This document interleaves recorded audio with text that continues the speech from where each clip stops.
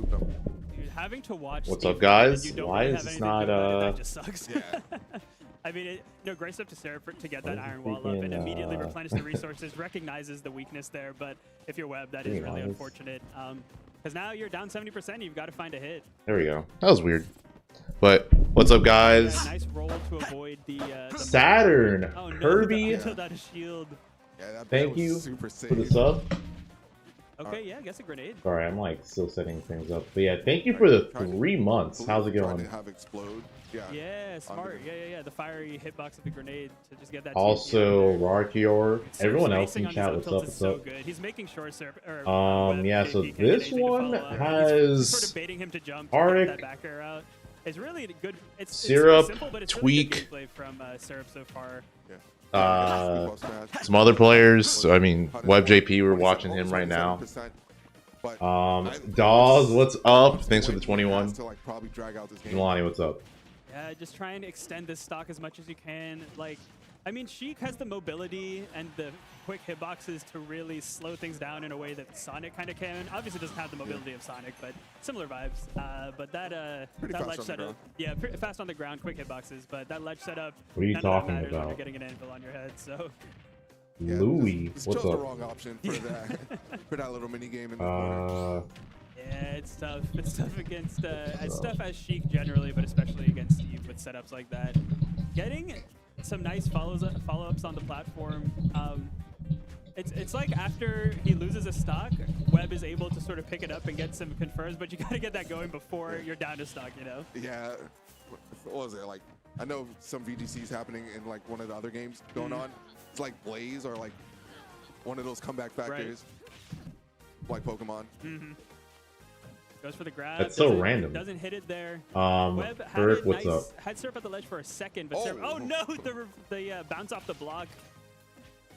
A little bit of bumper cars right there. Yeah, for sure. Okay, nice way. I was gonna say, you know, a lot of characters. What am I doing? I'm chilling. How about you? Minecart, but wisely goes under to get the up air. All right. Nice needles into bouncing fish. Let's look at 60%, this. You know, she can get this after a couple hits. You've just got to get Yeah. the hits, like we've been saying. And long, Knight with a 92. What is up, Knight? but Syrup would want to come in eventually. Only human. Yeah. Dude, Yeah, only human you're this getting is at like, 1 point. oh, that was Okay, close. I was nice gonna guy say, to avoid the backer, but you know, unfortunately, Webb has to they play get caught with so a good like future. Syrup's so well right now. He basically can't get hit. Those are the openings that Webb needs. And to- so far, that's been happening. It's like you were saying, like if you're behind the walls, you're safe. But the Yeah, like Bear kills here. He probably will die to dash attack near the ledge because of how light Sheik is. I should play it at sometime. Nice, Oh, he could live this, but can he? Okay, he had bouncing fish. Oh, he's dead. Oh, he missed. Great air dodge. I can't believe he missed that. I'm also surprised he just. I thought like up smash is easier to hit there for Steve. All right, 63% on. Oh, that's it. But, yeah. Yeah. Not 17 at turn. Yeah, good stuff. And how much time was left? Like a minute 20? That's true. Yeah, the timer was ticking. I didn't catch it, but it had slowed down a good bit. Your house to you, Jelani. Yeah, like 2 minutes at like that point. And then Webb took a stock. It was right here. Yeah, this was the Needles bouncing fish. Nice view reverse to catch the landing. If you can catch the Yo, landing, it's Peach, really thanks for good. It's dropping just by. You're watching Syrup's so good WrestleMania. at We'll avoiding enjoy the that. Situation where his landing needs to be caught. He's just so good at mixing up his options. You can also throw the anvil down below you, which is terrifying. Is Sheik two liars? She lacked the ability to kill. It's not as simple as just lacking one thing. Between the jabs. There's a lot of stuff. Someone's raging. Someone somewhere is raging. Yeah. You know who you are. Yeah, they just watched that and they're like, No. I told you. I told you. Steve's the problem. Oh yeah, that was so risky from Webb. Why'd he Webb go went for some that? Tricky recovery options That there. and the Just TNT setup. teleports right into the TNT. Just starts the game at 100% essentially after an explosive start from Syrup. And yeah, Syrup will get to like 100. He's like, all right, let's start swinging. Yeah. Why not? It's like I can swing now. Like Yeah. I got all my tools. Everything's in order. Let's play. All right, nice. Webb gets the back air. Webb definitely opting to, because she can kind of go for the vertical combos as well as the horizontal, and Webb opting for the horizontal to just push Steve Oh, that was nice. Another off the glass situation from Webb. Oh, unfortunate. Not able to get the drag down. I think he's short up. I wonder if he could have gotten it if he did full up air. Like, you know.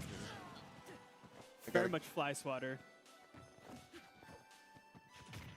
All right, back air. Nice, not enough though. Yeah, I was gonna say the planking. Oh, that was a bad bouncing fish. But the planking thing that Syrup, or I guess Steve's doing in general, it's not a good option against Sheik. That's why he stopped. Because Sheik could just grenade. Not one that you see killing often, but just as a reminder, that one kills too. Oh, that sucks. I'm surprised the grenade didn't hit there. Webb still trying to close out this stock. Miss input. I'm assuming probably try to like. Yeah, I mean, this is the time be reverse. Steve at minimal resources, but now Syrup, needles. You know, we've talked up his patient gameplay, but his aggro gameplay coming. Well, that should be it. That should do it though. Nice. Yeah, definitely will do it there. That confirm is so good with Sheik. Tipper down tilt just has like such a large window to confirm into like up air or just combo in general. You saw like the random burst before he even got the tools just to tack onto percent. It's like, yeah, right. Like you came too close. Let me just beat you up real quick. Yeah. It's so hard because you're trying to pick up on your opponent's rhythm, and Syrup is just switching it in an instant, making it really hard to deal with. Wow, that Elytra has no lag at the end. Yeah, no lag, super low to the ground. Oh, okay. Still living. Does not kill just yet, so we're at 100, at least on life, and does not get hit by the TNT somehow. Yeah. Some nerd. Explain what go. Yeah. Nerds assembled. And yeah, Syrup at the ledge, but makes it off, and now we're back at center, which is where Syrup has sort of had the benefit. Nice pickup from off the wall from Webb. Sheik is such a good character, I will say, at being able to make custom combos with the blocks that Steve can place just because of how fast our options are. Yeah, definitely free play mode. This isn't horrible. Like, up smash from Webb will for sure kill right now. He's able to like link. Yeah, those needles. If he hit those, that would have comboed an up smash. Ready for it, but just a shield. So you know, stalemate situation. There, we're back at center. Yeah. Webb doing a good job of just like mixing up Syrup with the movement. No pickaxe. Yeah, and doesn't have a second diamond, so doesn't want to like build tools. Oh no, jab. Jab, jab, down tilt. Save this for your last stock. You don't want if that's what he was going for. Maybe you just want the damage rapid jab. And then I'll smash out a shield. Yeah. Sheik's tilts, I think, are all unsafe enough so Steve can up smash it. Keeping Syrup back on the good reaction from Syrup. Wasn't in position to punish that whip grab. Yeah, a rare situation where you're catching Steve on the ground where you can punish. The Sheik jabs, a very fast move. I think frame 2, I could be wrong. Up tilt up there, really good stuff. How's it going, Rory? No, this is B+ tier. Confirmed, frame fast. And being longer, thank you. Sheik's side B's grenade, yes. Her side B's grenade. Picking his spots and avoiding Steve's. Oh, okay, that was scary. All right. I thought yeah, I thought Webb's gonna get cheesed. Does aggressive option to get out. Gives 50% back. Let's see. All right, clean 43, and we're still going.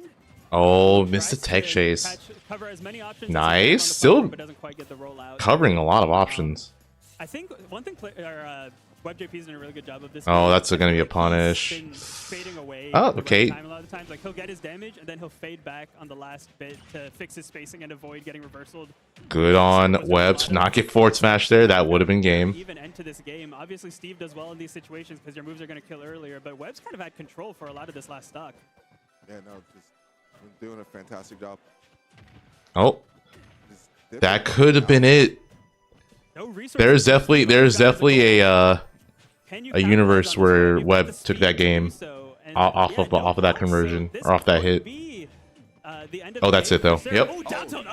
It was the end of game number 2 going to Webb. Okay, let's see what's happening here. Zomba Tarik. So that down tilt up smash, I think looking pretty dominant for Zomba so far. Room to get that diamond cutter up smash, one of the most aesthetically pleasing moves in the game. Yep, game 1 going to Zomba. And just knows you're just able to get that confirmed. You saw how quick you just went into it too. He knew, yeah. And as Sheik, and WebbJP is so good at this, and I feel like WebbJP the best Sheik in the world. I would say so. I'm going to say it. I'm going to say it too. We're in Tri-State. I'll say it. But I feel like results-wise, he is also seems to be the best at this point in time. And he's showing it right there because he's got the confirms on deck. And Sheik, you know, a character that has so many like combo routes, and it takes a lot to be aware of the best in every situation. Yeah. And Webb has been so far. We've got the funny jab thing, but only takes 56, thankfully, for WebbJP. Yeah, we got the TNT. Yeah. All right, got hit right back into it. Dude, the way that Steve, well, Syrup does a great job doing it, but Steve, as a character, generally forces you to jump and then has the enormous strong move to catch your jump once you jump over the hazard. It's really rough, and Syrup is so good at timing those. But we've got our most even. Oh, that was a good reaction from Syrup. Yeah, both players are just like beating each other up, essentially. You've seen like a good amount of combos come up from Syrup, like great strings come up from Webb. Okay, just hitting the TNT. But like that never works out for me. Oh yeah, guaranteed there. You always, I feel the same. You're like, yeah, let me bounce it over to him. Explosion, you're gone. Zoom in.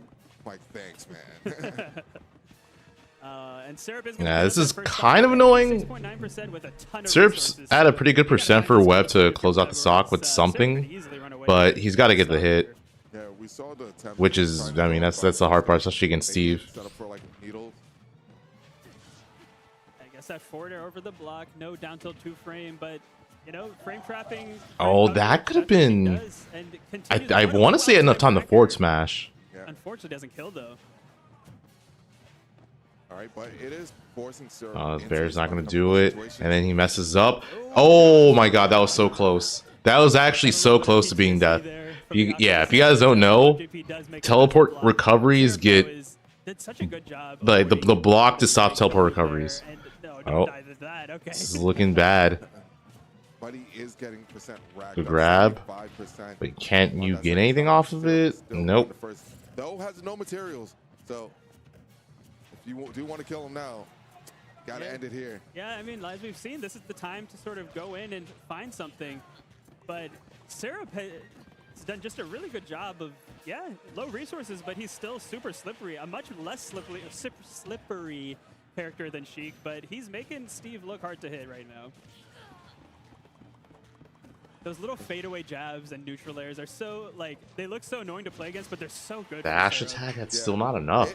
It's super hard because the fact that not many characters can just move and like attack at the same time, and the fact that Steve has that ability just makes him even more. Oh yeah, no, that definitely was a stock. That was just Webb like just picking.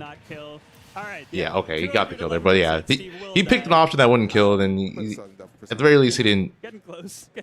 He killed from that. But 113 on just Webb. That's like one to two back airs. Yeah. And he's done a decent job playing from behind so far this set, mostly because he's mostly been having to play from behind, and I will say Webb's composure is super good. Yeah, that's one thing I definitely can give credit to Webb. One of the most composed people. Just if you give him a chance, he will take it. Oh, that could have been death. Oh, goes for the footstool. That could have been a footstool there. Maybe just wasn't ready for the footstool, but Webb with a new lease on life here. That Steve footstool or footstool out of shield probably gets the most off of it out of any character in the game, just because how good Anvil is. Oh my gosh, just throws the Anvil on the TNT. Why not? Yeah. Just mixing up the. Oh, that was such just a bad option from Webb. Yeah, truly just scared. He was worried about Syrup because like he didn't want to air dodge into him, but that was the only option he had. If you don't hit the pressure pad or whatever. At the very least, Webb going at the Syrup might have missed because he had the option to like neutral dodge or like directional dodge left. Definitely, someone knows the timer out there. Yeah, true. Like, it's not us. It's not us. Certainly not. If you that looked weird. Job. We unfortunately did that. No, that's death. I think that covers everything. I'm pretty sure. That's such a disgusting setup. That is such a disgusting setup. Yeah, shout out to Yana. He was like the first Steve I saw do that. And he like explained it to me. I'm like, oh, this is just broken. Raheem, what's up? It's so strong. And to his credit, I saved your marriage. How? Like you're basically. How in the world did I do that? And you're just throwing out that incredibly strong, incredibly huge Steve F smash. Yeah. I think the only thing you could do is like hit the tech and the neutral get up. Yeah.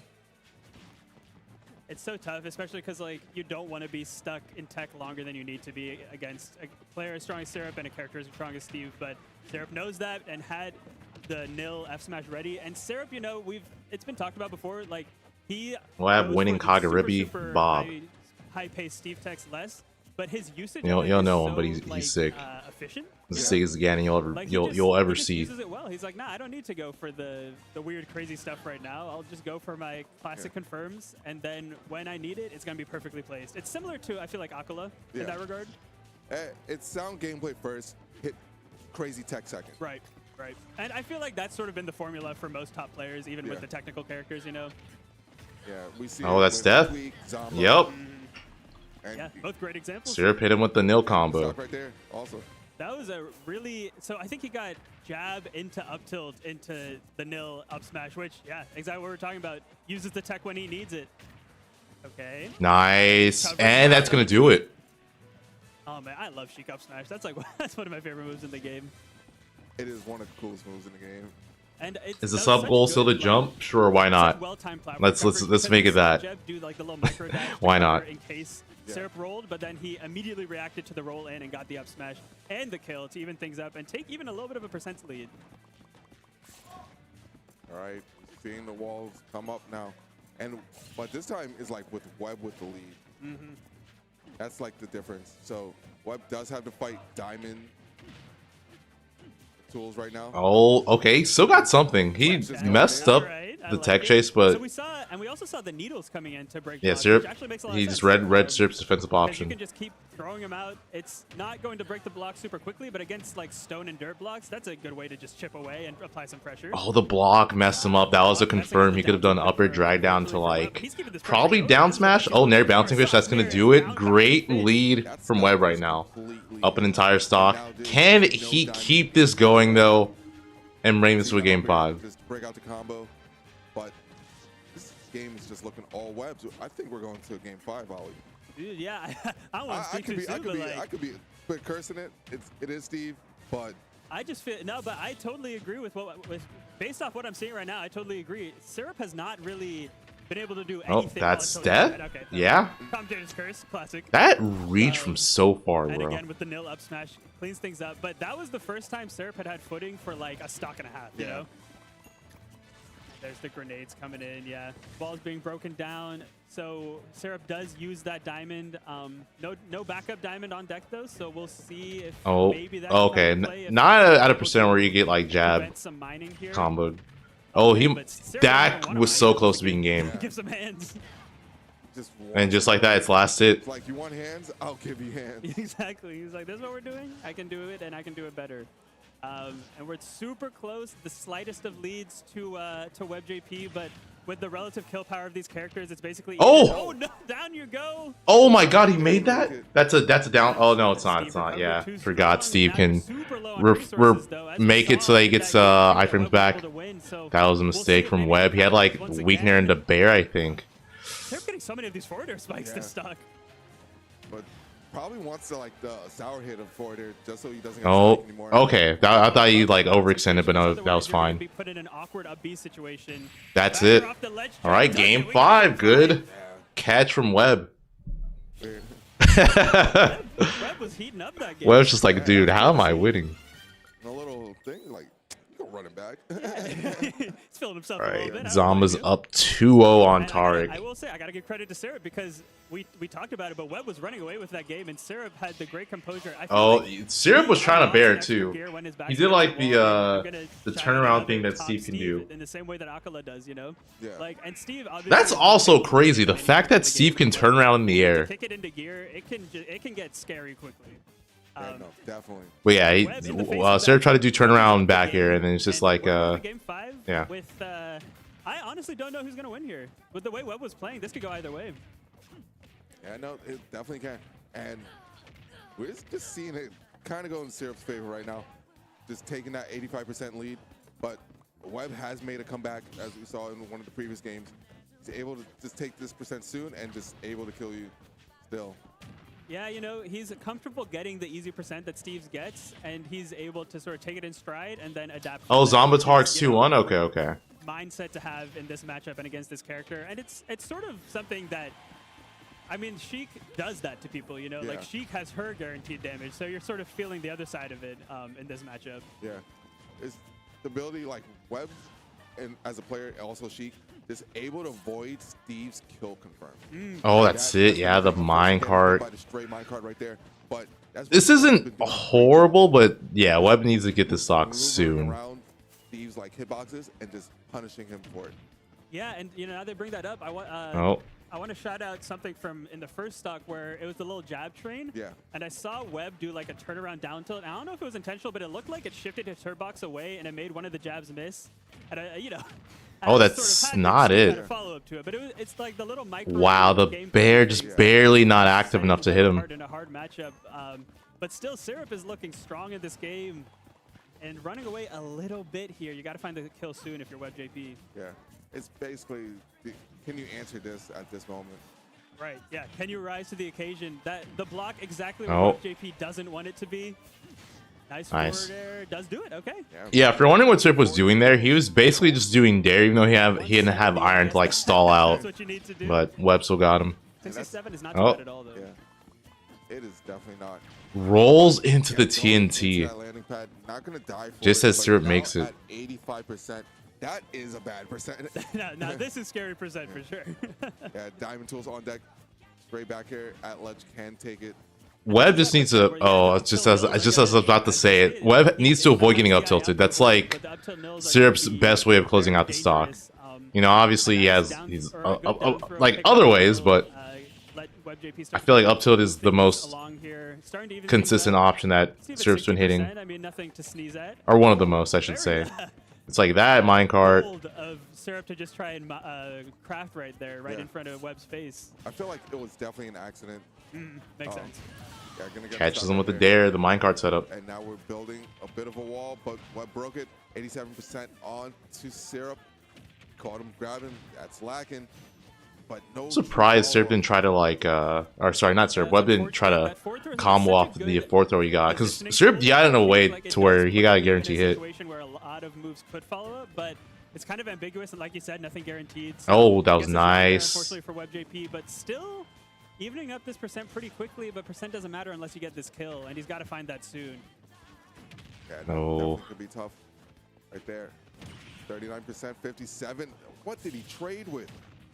Okay. Neil's bounce fish not gonna do it. Does not do it. Got to be feeling great if you're Syrup at 160, and now. Oh, and just like that, kill percent. Can't get up tilted. WebbJP is gonna really need to find this soon, and obviously she can do it from any percent. It just gets so hard. What a read from Syrup, and that's it. Okay, how is this going? Okay, Tarik's up.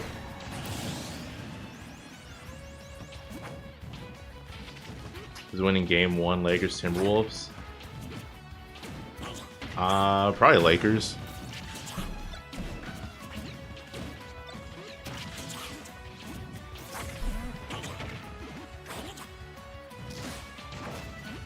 Feels like everything. Yeah, I mean, especially when Steve has diamond, like his damage output is just crazy. If he has diamond and gold, it's ridiculous.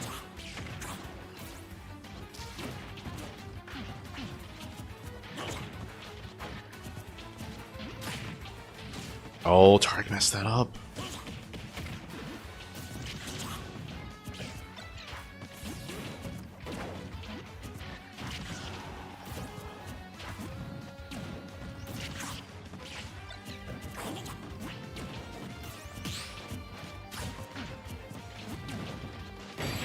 What? What? I'm pretty sure. Okay. I'm pretty sure what happened is Tarik forward tilted and it extended his hurt box and he poked his little froggy feet into the back air. Pretty sure that's what happened. That's still ridiculous though. Unfortunate way to lose. That is a very unfortunate way to lose. That is such an unfortunate way to lose. Oh, some updates in bracket. So the set we saw between Syrup and Webb was for top 8. The same thing for Zomba Tarik. So Zomba's in top 8 winners. He plays against Jackal. That's crazy. Never seen Jackal and Zomba play before. Wonder who's gonna win that. And then we get Syrup versus the winner of Tweek Dabuz. That is Tweek Dabuz is a tri-state classic. They normally have really close sets, really long sets as well. So that's gonna be a fun one to watch. Something we haven't seen in like a hot minute too.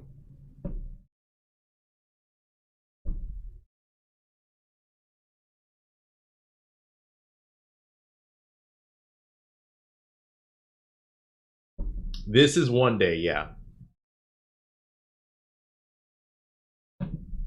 Okay, yeah, we're just. Or is there only one stream now? I guess so. These are both the same thing. Pause. Pause this just in case.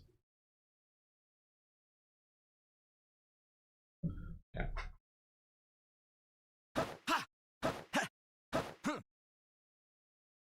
Dalnock, thank you for the 47 months using your Prime. Praying for Tilde and Tarik losers run. Oh, Tarik beat Tilde in winners. The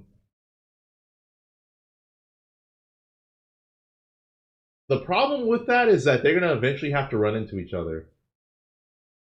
Let's see. Like, let's see what's the farthest they can get. Yeah, like if they both make top 8 winners, they're gonna play each other round 1 of top 8 losers. But yeah, so Tarik beat Tilde. Tilde is currently playing Jen. The winner plays Webb. Yeah. And I guess they're just waiting on. Oh, there it is.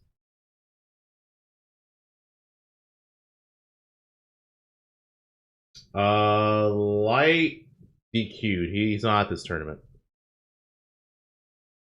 Fan Gone.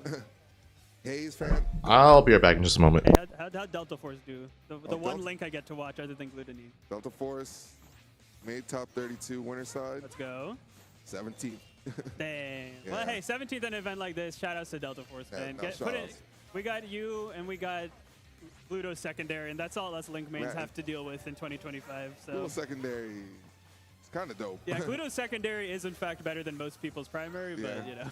I'm watching him play Link, and I'm like, why are you just doing this? No, he just does stuff. It's so funny watching his Link, man. Doesn't your hands hurt? Like, isn't that why he like? I remember like Gluto couldn't SDI. Right, yeah. But he's playing Link and doing all the combos. I'm like, what? You thought this was the solution? I know. Like, he's like, today I will learn bomb loops.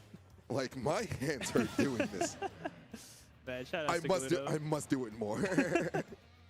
Oh man, yeah, but you know, hey, Gluto, another legend of the game, but these two legends are getting into it here. I'd imagine we'll see Rosa versus Diddy for the entire time. Potentially. Although, I mean, these two both do have some of the more Dabuz more so, but the Tweek Sephiroth is still real. Dabuz has the Min.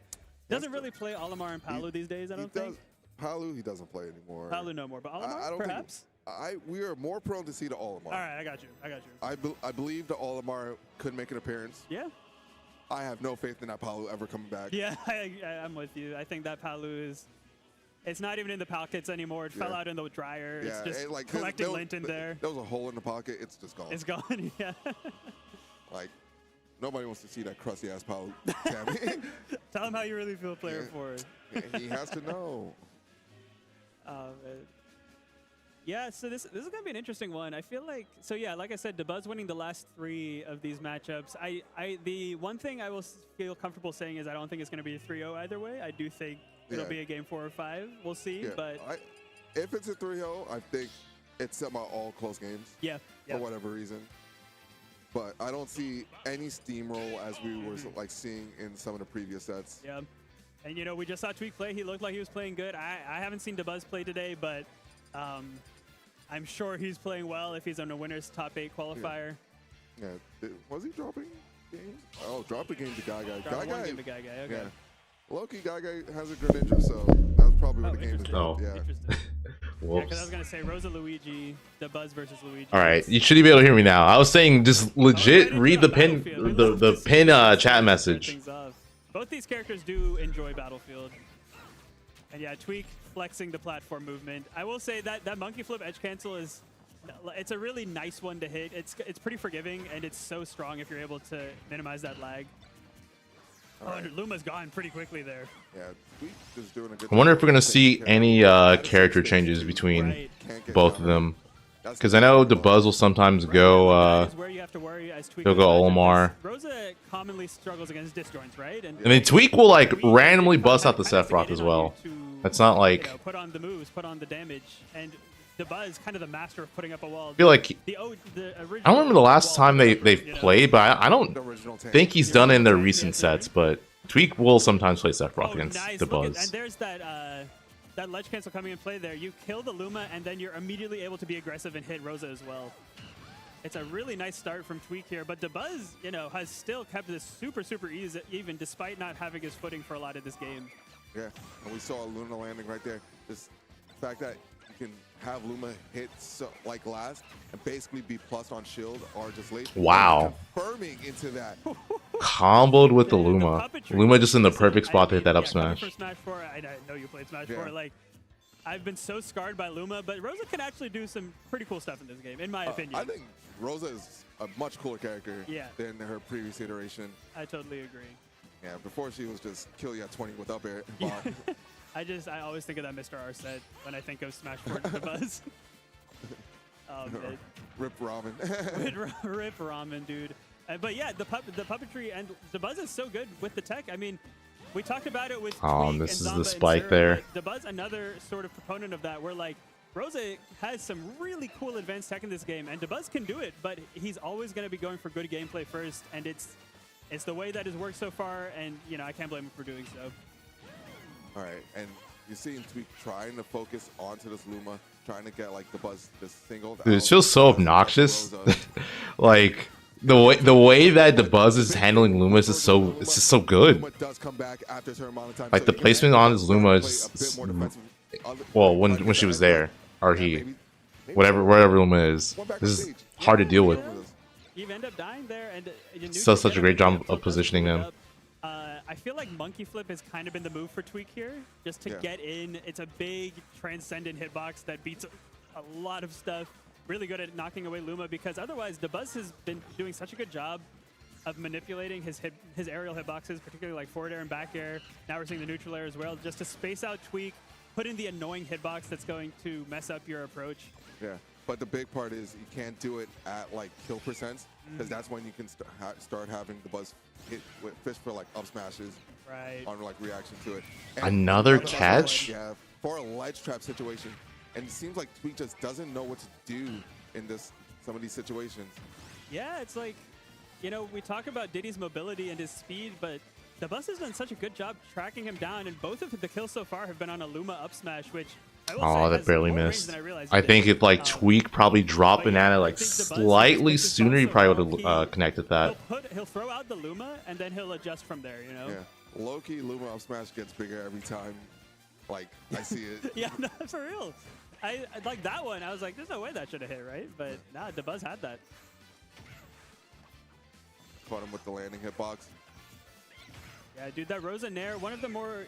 There's a lot of Nair archetypes in this game. Rosa, one of the more unique ones, I feel like, has some interesting hitboxes that are... It's good for spacing. It's really good for setting up the advanced tech. The desyncs, the lunar landings, etc. The analytic guys just love it. Yeah, absolutely. Oh, that was... There was I think if another the Buzz didn't dash, he Dabuz, probably would have but hit just that. in the wrong direction. Tweek trying to find something here. At 114, you're going to die to a lot, but at 115, so is Rosa. And once you've got Rosa, Oh, that should be it. Yep. Happen, you know? Yeah, Can like Tweek bring this back though? And now He's basically like one up smash away from losing this. trying to do like a specific Luma combo just to try to get the stock going. And there we go. Okay, he gets rid of Luma. A great start to this last stock for Tweek. Tries to find that dash attack, but Dabuz's spacing has been amazing this game. And yeah, uses the down B sort of magnet move to secure the banana, and now Dabuz is very content to hold on to it, although he dropped it at one point, so never mind. Dabuz is fishing for this up smash. Yeah, Oh, finally gets it though. 3 stocks, 3 Luma up smashes. Game 1 going to It's Dabuz. so tough because like he'll just put it. What he's been doing, and we'll see it in the replays, is he's cornering Tweek with it, you know? Yeah. Because Tweek, when he's coming out of the corner, like a lot of the times he was going to jump or he's going to monkey flip. And if you time the monkey flip right, then yes, that can get around it. But, you know, oftentimes he's doing that quick short hop first, and Dabuz is just on it with the up smash. Yeah, like right here. He had already cornered him, and then just sort of just doing that little walk forward to position the Luma correctly. And yeah, Tweek can't roll, can't jump, just gets hit there. Yeah, that is just ridiculous. Back through. Yeah, this was that second stock. This was a Tweek stock. Yeah, just the neutral get up tilt. Yeah. That's like a, you sort of sigh. You're like, Dabuz won the last time they played. Yeah. I don't know. This is the option I gotta choose. Yeah. Like, when was the last time they played? Still a credible option. I feel like it was like I'm at just gonna run it back with Luminosity Scarlet. Makes Big Moves or something, which was like Character switching. beginning of the year. Tweek has been playing. Okay, it was that, and then Dabuz did win. Okay, then yeah. The Buzz also on Rosa for most of the day. Right. I feel like, I mean, that was a close game, but it felt like Dabuz was mostly in control. Do you think we see a Sephiroth come out potentially? I wouldn't put it past him. I'm gonna go into most likely no. Yeah, I but agree. The percentage chance is there. Yeah. I feel like Tweek is pretty stick to his guns with Diddy these days, unless it's a really rough matchup. Yeah. Or just one that Sephiroth does particularly well in. If only we gaslit him into picking Sephiroth beforehand. True. Like we just talked about Tweek, like He's been on a roll against what Tweek. about Sephiroth? What about, do the Oh, he won the messaging. last 2 times they played. Subliminal messaging. Sephiroth. Play One Winged Angel in the Yeah. venue. What was it? The meme. Oh, what a catch. The meme That was close. Like where you showed the events beforehand, like when all those videos were coming out. Yep. Oh, Nice spike from Tweek. Just no did it. Sephiroth needed. No Sephiroth needed. It's confident. He's like, I know exactly how you're gonna come back. Getting sent straight to the depths there. And a lead for Tweek. We haven't seen Tweek with a lead thus far, so let's see how he handles it, you know? And No, that He sucks. was not handling it well. 4 stocks, 4 Luma up smashes. He just, And I'm pretty sure too when you get hit out of the he barrels, knows you where have Tweek's like gonna be. more knockback, or you take more man, knockback. Getting the jabs behind and facing the direction that Tweek's gonna go, that's such a rude setup for Dabuz, and doesn't get a ton off of it though. Oh yeah. Whacked. And normally with the monkey flip like grab being safe, just getting hit by Luma like off for like punishment for just grabbing him, Right. like makes it so difficult. Like you can't really grab Rosa because Luma's just always there to Right. like break it up. So Luma dying right there. So this would be the moment where you want to try doing those monkey flips and stuff. But the Buzz just now you see he's taking center stage and just heading back. And it's like, okay, I'm just gonna wait until my Luma's back. She's back. Time to engage once again. Dude, yeah, Dabuz plays the no Luma times so well. Yeah. He's doing those little neutral airs to sort of cover in front of him, then he'll turn around and jump away just to shift his hurt box away and also apply the opportunity for a back air potentially, because that Rosa back air hits super low to the ground if you get the landing hitbox. Oh, the banana saved him. I want to say that was the RNG. Is still alive right Because, now. yeah, that definitely But would have been after like taking up the air or lead, bear it's from not the much for the Buzz. most part. Yeah, no, definitely been doing a great job there. Just who will close out this stock first, I think will take the game. I totally agree, because Dabuz, well, I was about to say, Dabuz had been looking really strong. Wow, the range on that magnet is so big. Standing off stage and just sucking it towards him to eliminate the ledge trap situation, or eliminate banana Oh. from the ledge trap. Wow. That was a great catch. This is also a really good way from the Buzz. Yeah, called the air dodge. Said, you're definitely afraid of just me doing an immediate option. And that is the second time that has worked against. That's it? Yeah, wow. Great confirm. Banana landing up air into up air. Percent done. And just both players just in. I wonder knockout right now. if Luma messed that up Yeah, somehow. Trying to start something, and neither one gets anything huge. But that Diddy Kong dash attack, such a great combo tool. Hard DI out on the back throw from Tweek, and does make it back. Ooh, did not want to get alley-oop there. Yeah, you know, Tweek did take that second stock first, but Dabuz evened it up so quick that it's essentially a new game right here. Yeah, I know. It could just be either player's game. But Oh, yeah, I try to kill Luma, but Dabuz able to punish him before he can finish Luma off. Yeah, coming in clutch for Dabuz there. Okay, yeah, Tweek for a second looked like he was going to try and go under, but does just go to the ledge. Yeah, you got to find something for Tweek. He's just been boxed out for so long, just having to find these stray hits. Just, yeah, again, Dabuz is spacing. He knows where to be at the right time. He just keeps... Dabuz's control right now is so good. He just has Luma That being said, he is that kill percent. Down tilt smash will probably do it. Banana into smash attack will do it. Luma's gone. This is definitely Tweek's opportunity. And Dabuz knows that's why he's playing passive. Can you find something before Luma? How long can you... Okay, yeah, Luma's back. Yeah, the peanut pop gun isn't going to set anything up just yet. And now we're back in the corner. Dabuz dashing away just to get that Luma in front of him into center stage. Go, my child, you know, do my damage. Yeah. All right. Reset the positioning. We're going under. Oh, he messes that up? Yeah, that's tough. a rare mistake from Tweek. Yeah. He almost never messes up that recovery. But yeah, with that, 2-0 Dabuz right now. One more, and he will be in winner's top 8. Why did Dabuz look like he was in pain winning that? Why did he look like he was in pain? Just a second too early. It's, you know, it's the Diddy Kong recovery is so tricky because that just happens sometimes, you know. Yeah. That's a rare one. Don't see that from Tweek. Yeah, no, absolutely. Tweek's so but yeah, with the one more, and Dabuz takes it over Tweek again. Not the best time for an SD, you know. Yeah, no, there's never a good time for SD, but that's definitely not one of them. Yeah, hopefully if you're Tweek, you can shake that off and keep this set going because, you know, well, I said before that I didn't think it would be a 3-0, but Dabuz on the verge of one. But, you know, the player 4 prediction of 3 close games is still valid. Yeah. So.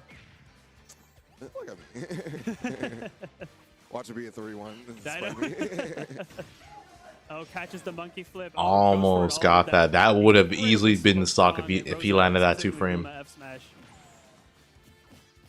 Dabuz going a little more aggro in this game, I feel like. Yeah, definitely trying to change up tempo. But that's also because they've both been playing for a bit, so now you're just more confident in like the habits of the other person on what they want to go for. So it's like, all right, I know you like to do this. Let me be more aggressive in like these spots where I know I can take advantage. Okay, gets up air, but not the strong hit. Catches the landing with up smash first stock going to Dabuz. Something that Dabuz is just doing a great job of, and it's like something that Luma is also just good at, is he's making it really hard for Tweek to capitalize with Banana. Like, and now if you're Tweek, you've got Rose at 80%, so like Tweek can't really get the normal setups he usually gets, or like he can't really even put Banana down that often to okay, gets the stock. No, he doesn't. But he can't really keep Banana down for that long, like as an obstacle, because the Buzz will take it, or like he'll have Luma destroy it. So it's just really hard for Tweek to utilize it as much as he normally does. Oh my god. And Dabuz running away with this right now. That high up air, the high hit on the neutral air into the up air, and then the Luma hit into the up air. Oh, what a catch. The upward angle forward smash.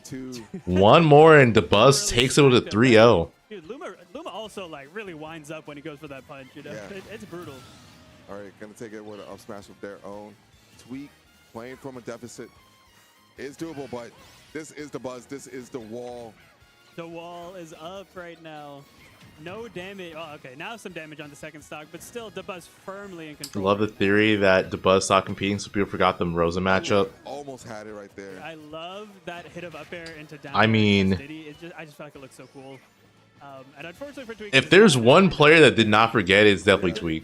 I think Rosa is tall and Dabuz this is good. This is good versus Tweek. Floatiness does make it kind of weird to combo her sometimes. Yeah, I feel you. And also the that was great. Dabuz is yeah, no, Dabuz has this. Dude, this is looking rough for Tweek. I just feel like he's trying to get in, and Dabuz has an answer every time. Yeah,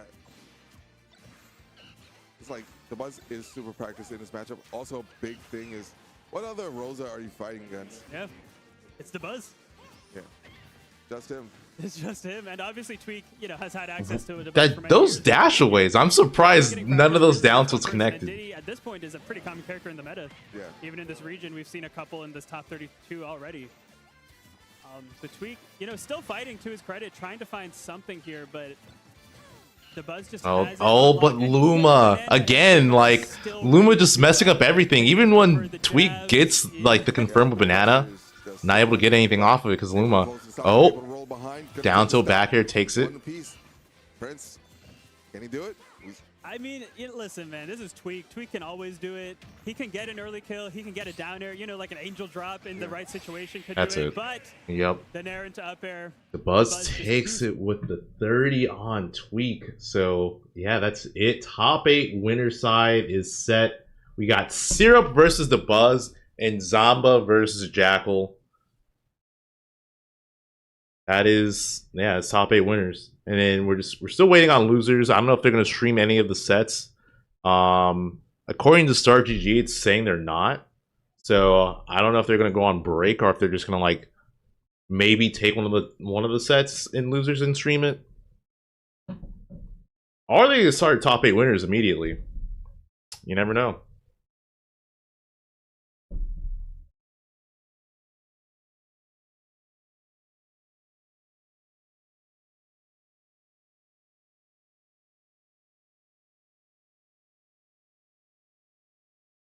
Why does he keep trying with the losing matchup? Because he wants to win with Diddy Kong. It's as simple as that.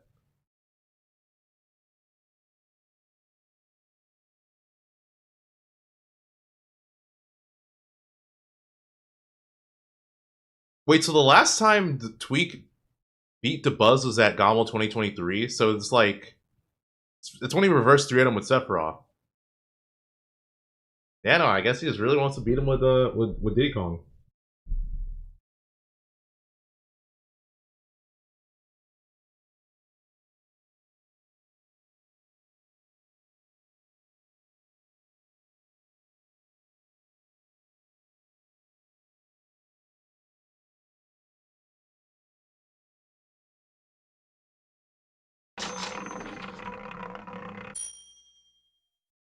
Anat, thanks for the 5. Hope I'm enjoying life. Am I gonna watch the Hatsune Miku movie?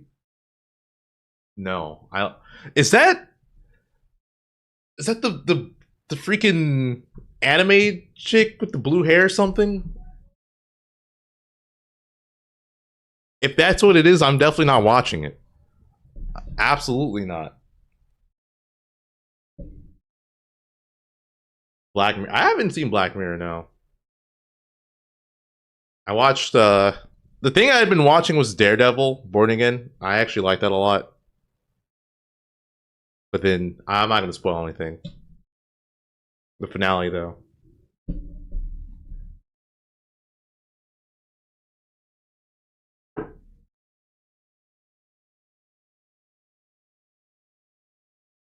Yeah, they are on break. Alright, while they're on break, chat, I need a favor. I need you guys to download operagx. It is literally a free web browser. It is the browser I am using right now. This is operagx. Download it for free. Use the stream element link. Again, it is absolutely free. It helps me out. Like, yeah, if you download it, it legit helps out me and the channel. So that would be awesome. Or you can also sub using Twitch Prime if you have Twitch Prime or Amazon Prime. Yeah.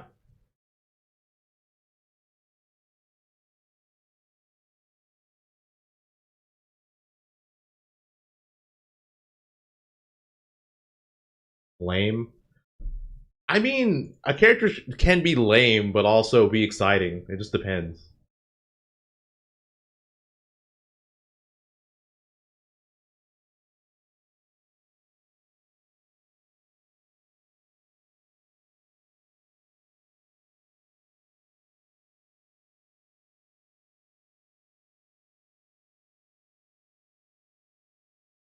would recommend Severance.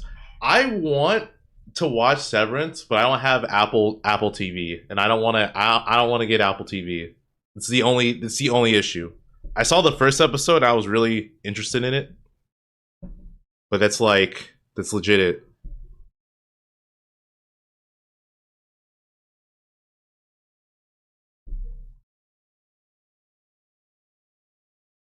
You already have operagx? Yo, it's all good. If you already have operagx downloaded, then obviously you have it. But if you don't and you want to help support the channel, download it. Free trial. Someone also told me that, and I'm like, do I want a free trial for Apple TV? Do I want to pirate it?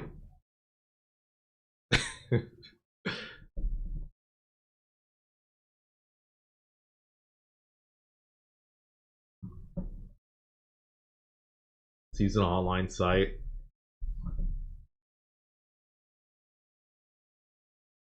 Dude, I'm too lazy. There's I'd rather just have the streaming service than do that. I'm not gonna lie.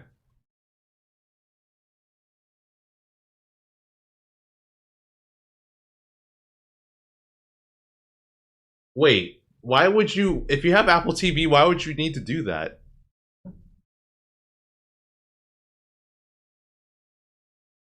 Because the yeah, I mean, I wouldn't have any issues with the quality, pretty sure.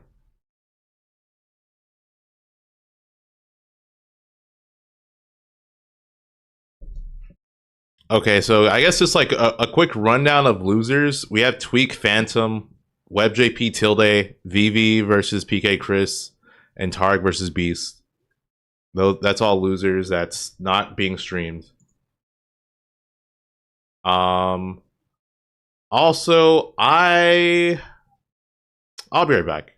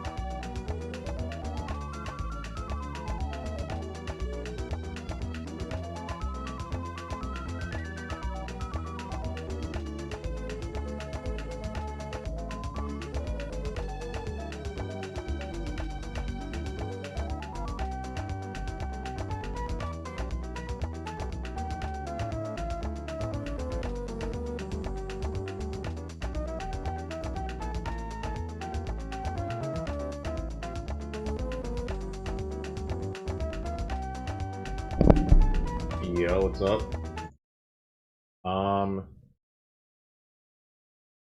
Yeah, so I'm pretty sure there's something wrong with their stream because I checked on like my phone and it's like the stream also looks like that. So I think they might be having internet issues or something like that.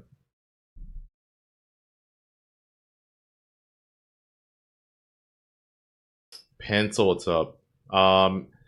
Yeah, I was just like I just started on top 32.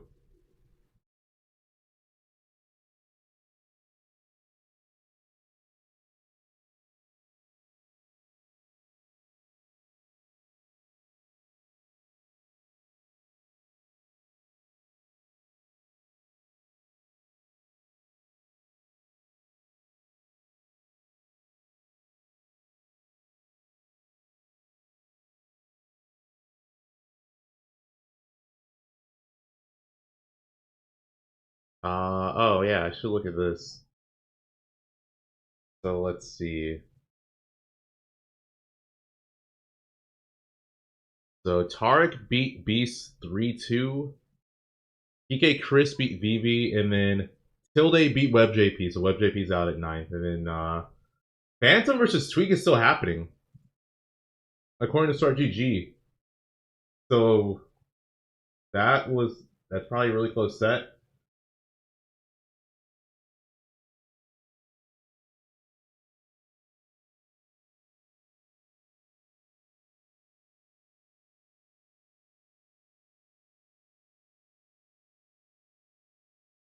Is there an alt character I've never played in bracket?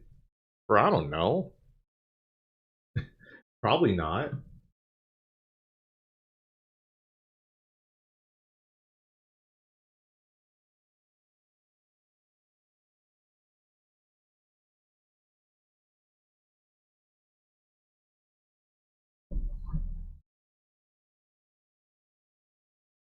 Yeah, the tragic 9th.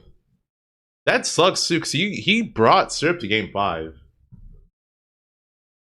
Yeah, he was able to bring Syrup to game 5, but he just couldn't close that out.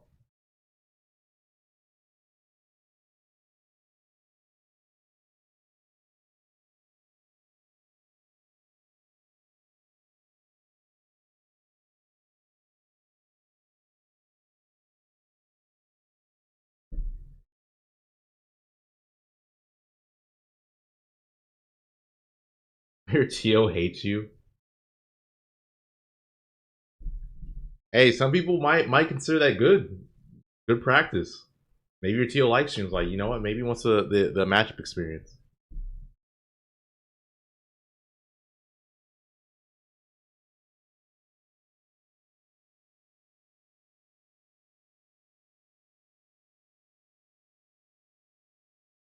They're starting off with winners. So Dabuz, Syrup.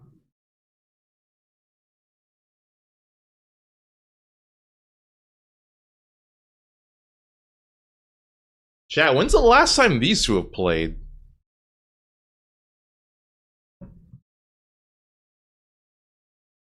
I'm assuming it's been like a moment. At least I don't think Dabuz has played Syrup again since he's been like since he leveled up, right? Ray, how's it going? Last time Cirque 3. That's a long time ago.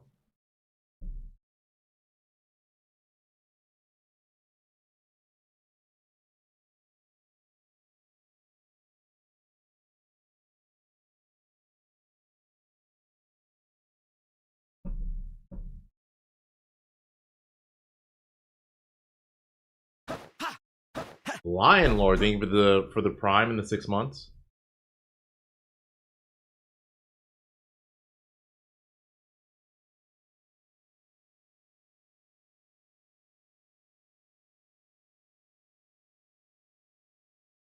And though they played at Gommel, I feel like they probably played each other at a local before that. I feel like Syrup goes to a good amount of local events, and then I feel like the Buzz randomly does.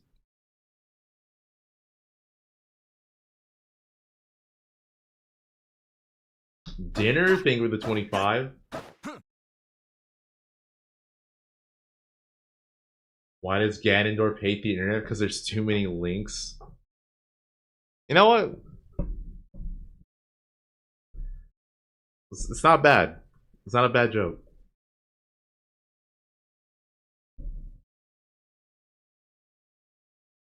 Pencil? I don't know.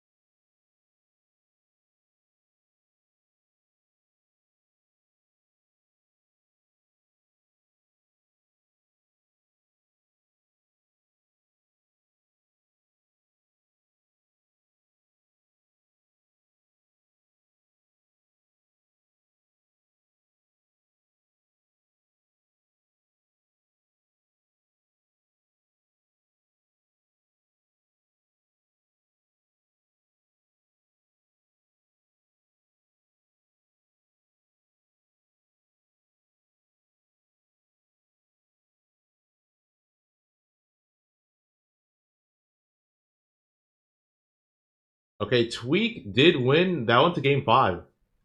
Yeah, Phantom Tweek went to game 5. Oh, Dabuz going min. So yeah, loser side top 8 is gonna be Tilde versus Tweek and Tarik versus PK Chris.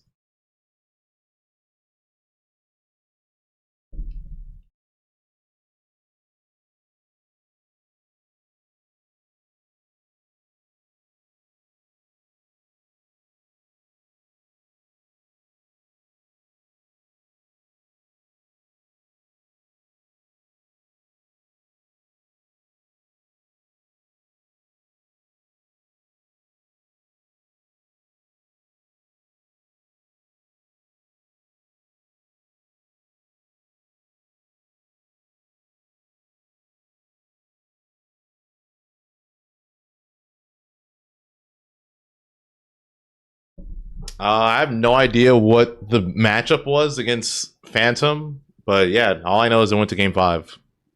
According to Start GG.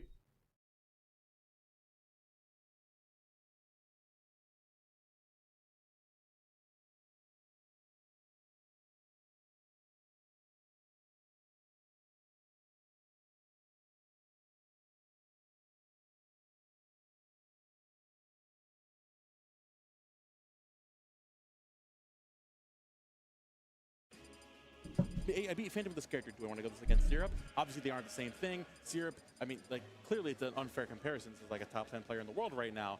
But it's still, like, these guys are practicing together all the time. They're in the same crew. There's definitely some kind of confidence to be taken from that. Oh, Phantom plays DK and Steve. I'm assuming he probably went Steve then if he does play Steve. Idea to take going into the set. With all that in mind, who the freak is Dabuz going to play right now? Who's he going to play the entire set? Does he switch off? Who knows? I don't know. Does he 3-0? Does he win the event without only dropping a game to Guy? That would be. That'd be the. Does Rosa lose to Steve or something? Yeah. I mean, that shouldn't be that surprising. It's Steve. My favorite unranked, unsponsored. I think out of all Dabuz's characters, Min probably does the best. I think he might try Olimar, or I guess Alf, because he plays Alf. If you're watching, get this guy out of here. Let's see how it goes. Let's see how this goes. Into the first game, and instantly, Syrup does not want to give Dabuz any amount of consistent space, because if you do so, something like this happens. Dabuz honestly carrying that ledge very well with the Ram so far. Going to catch the drop down from ledge as well, bouncing off of that crafting table. Like you mentioned, making some good space early on. Syrup kind of struggling a bit to get those materials up early on as Dabuz is covering that space, but still going to find a decent bit of chunk of 50% right there, making a 2-bit wall and then jumping over it to zigzag through the arms. Gonna be a big nice, that snatch out of shield. That was also a good call out, but I feel like Dabuz should have saved it for like a percent where he would have killed Syrup. Yeah, approaching from those 45-degree angles is something that Dabuz really needs to focus on covering and focus on how to keep Syrup away from some of Steve's more obvious but very strong approach options, whether it be minecart high or just a straight up roll in. things can get very dangerous very quickly if you let Steve get from range 2 to range 0. Right? Oh, that was a really, really big push off. It allows Steve to get just enough time to mine to have a diamond for next stock. Okay, first stock on Dabuz. Now you can instantly get to this crafting, but no, you can't. Nice push off from Dabuz. The preemptive run down, the push off the crafting of Dabuz is playing this matchup 2-3 right now. Gonna find that anti-air, gonna find another one with the up smash.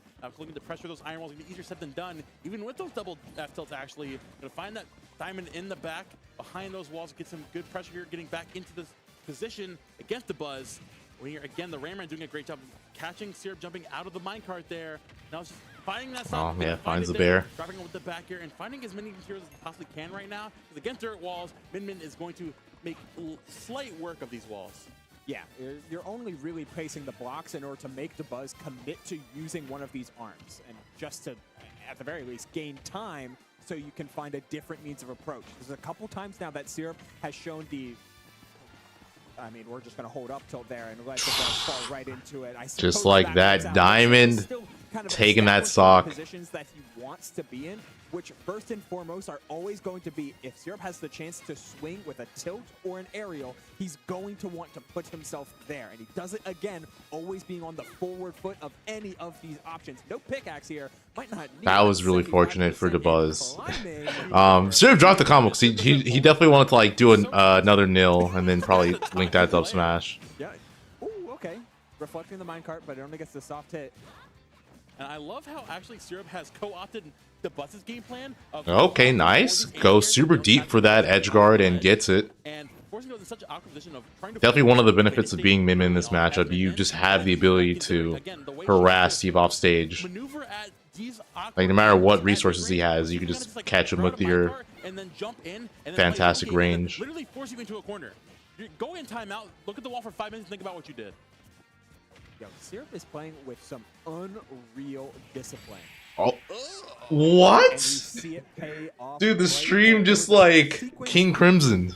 Almost to the end of that game. But yeah, with that, basically Syrup takes game 1. Dabuz's face with only one block as a barricade, and just knowing that Dabuz was Maestro probably himself safe and secure in center stage, rather than committing to any of the arm smashes. Yeah, it's always just arm tilt. Okay, that's what happened. Tilt, jump away, and if you're only worried of seeing the arm tilts, then you never have to worry about Dragon Laser, and you can play a little bit closer or not relinquish that space. Oh, so Dabuz is switching, but who is he switching to? Oh, yep, there it is. Approach options and change up his control options. I'm surprised because like game 1 wasn't that bad. It felt doable as Min, but it was so much of a dividend that Dabuz felt yeah, so behind in the I will say out of Dabuz's lineup, Min is easily his worst character, so it makes sense. The opposite issue now, where you're saying you're able to opt for those F smashes given the pressure he's been putting on with the Min F tilts. Now, for all of them are going to be opting for a lot more of those smash attacks, but now given you have a lot less of that range to play with, you're going to be trying to pressure those walls. And Steve at ledge here, for those Pikmin tosses, now Syrup can try to force Dabuz to play more of the close range game, and when you get over aggressive, you try to jump over the walls, and you find one wrong option one time, something like that. If that was like any other pickaxe, I think the Jab would have sent farther and would have found a stock right there. But yeah, Syrup is on the prowl for something a little bit ridiculous here. Yeah, you're trading out a lot of different advantages that we were talking about. The way to scrap and the ability to scrap in general is a whole lot higher. That was so cheeky. Syrup might be toxic. Those double purples, okay. Drop the storyline. Syrup, we need to ban. Oh, that's unfortunate. Dabuz not able to punish the forward smash. Yeah, Dabuz is just having so much of a harder time dealing with these larger wall setups now, like forced to get up close and personal with them in order to use like a forward air. Nice first stock with the purple bear. Presence in the mid range instead of saying mid to long range, you get to play range 1 at a really prominent level. By range 1 for all my Tekken players in the chat, that is 1 or 2 character ranks away. That's what I mean by like character range. Range 1, 2. I didn't know that. That's a good thing that I'll never play Tekken, but like I'll keep it in mind. Actually, I might. Who knows? Anyways. Maybe not right now. That was close. Yeah, I was gonna say, I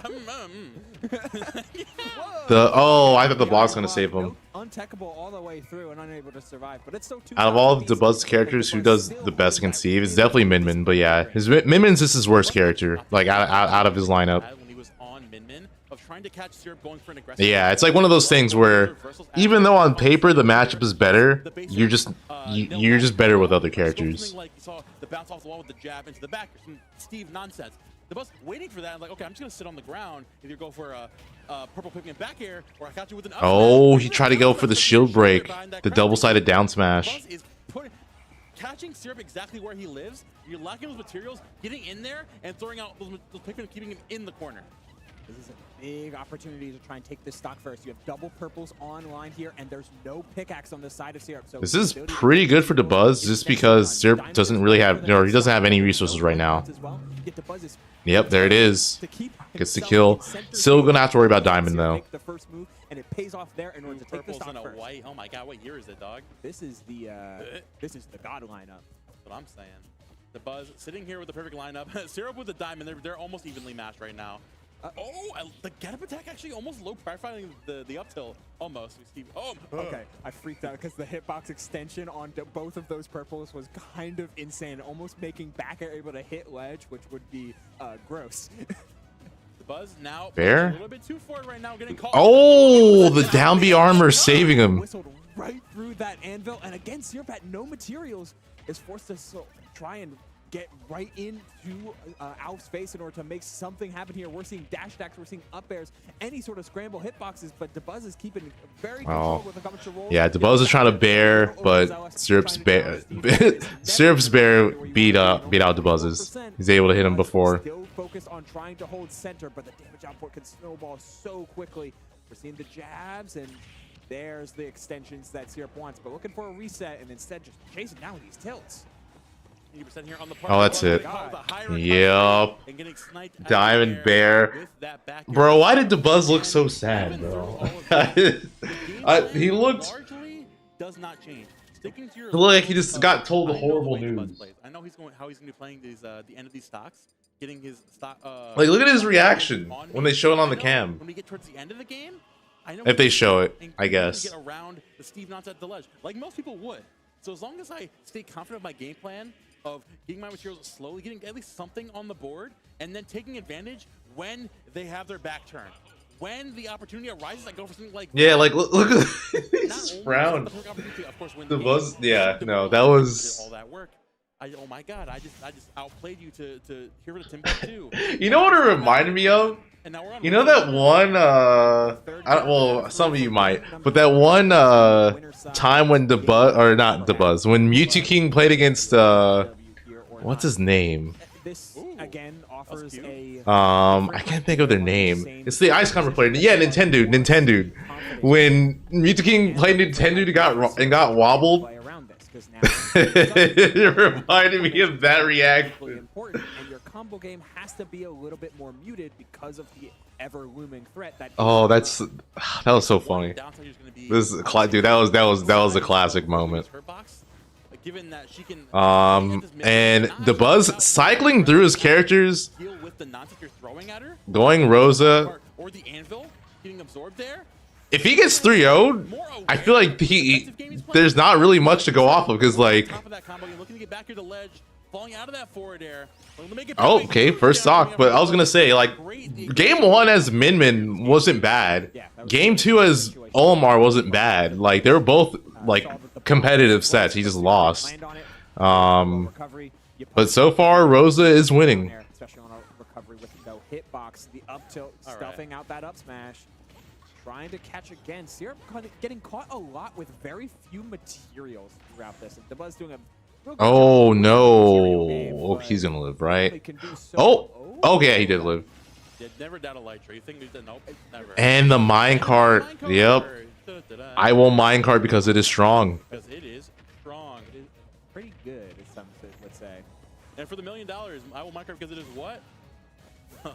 Switching to the Luma there. Wow, that was a good ledge cancel. In neutral. Okay. Yeah, I love how Syrup is now playing more aggressive to get the Luma out of there. I mean, that's the you ask someone for Luna, Rosaline Luna counterplay. How do you deal with this character? Kill Luma. Get her out of here. Hit the baby. I'm not gonna repeat that. Nice, good regular get up punish. Big F smash to catch that normal get up. Dabuz in firm control of this game, but things can fly by the wayside for Rosaline Luma so quickly. How? Parry, but you're gonna get Oh my god, that almost did it. I was gonna say, how long can Dabuz hold on to this lead though? That saved him. The block, yeah, the block wall saved him there. Right now, Syrup holding steady. That's gonna do it, yeah, and just like that, pretty even. 7%, not really much to make up. Plenty of time to mine those resources. Luma displacement is going to be huge here in order to keep Syrup from mining too much. Again, Dabuz wants to keep winning the resource war here if he's going to keep trying to play in the mid and range. Luma was desync, so Luma would not have been able to save Dabuz there, but Syrup dropped the combo. Into play, and that's exactly what Syrup is trying to flex here. You know what he's looking for right there. He's looking for I know what you are. Looking to get out of the corner there. No pickaxe, like you mentioned. Pressure getting the Luma out. This is a good spot to be in as Dabuz, because Syrup doesn't have the pickaxe and has no resources. So this is amazing. Dabuz has to keep up the pressure while also being safe, of course. But if he could do it, he should be able to take this game. This is a really bad spot as Syrup. And you're looking to get back there with the up special. Rolling out of there, trying to get out of the situation. Just punching Luma. Oh my god, taking her lunch money. Yeah, needed to get Luma out of there so you have some semblance of Syrup. Oh no. Okay, up till Bear. I was gonna say Syrup might be going for like a nil combo or nil up smash. Doesn't even need it. Doesn't even need it. Diamond forward smash for the win. Yeah, Dabuz just like did a really high. He did like such a high and unsafe forward air. Then Syrup's like, oh yeah, GG, shake my hand. That was a horrible decision. That one was doable. Dabuz gave him that game. Like that was just a really bad fair.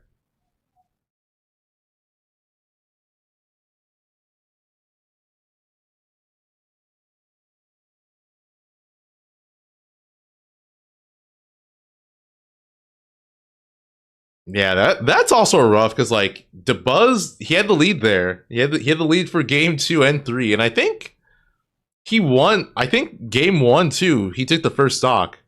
It's like every game he like got the first stock and just lost.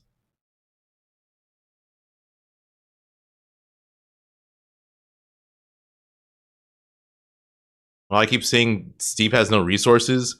If you look under or above the character portrait, you can see the resources Steve has, which determines what moves they can do or if they could place blocks. So if that thing is completely empty, they can't place blocks, they can't do side B, down air. So yeah, he had no resources.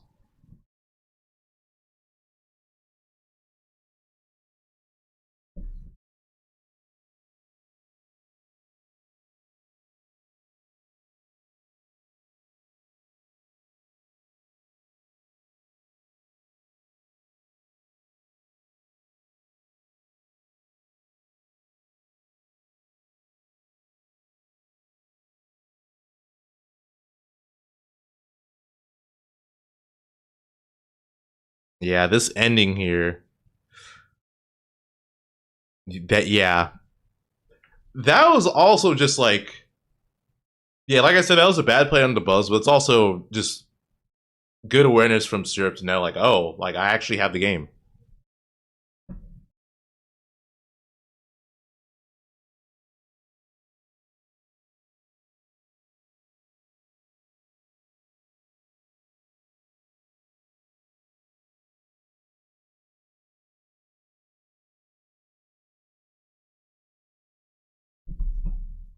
Steve should only have 1 diamond per game.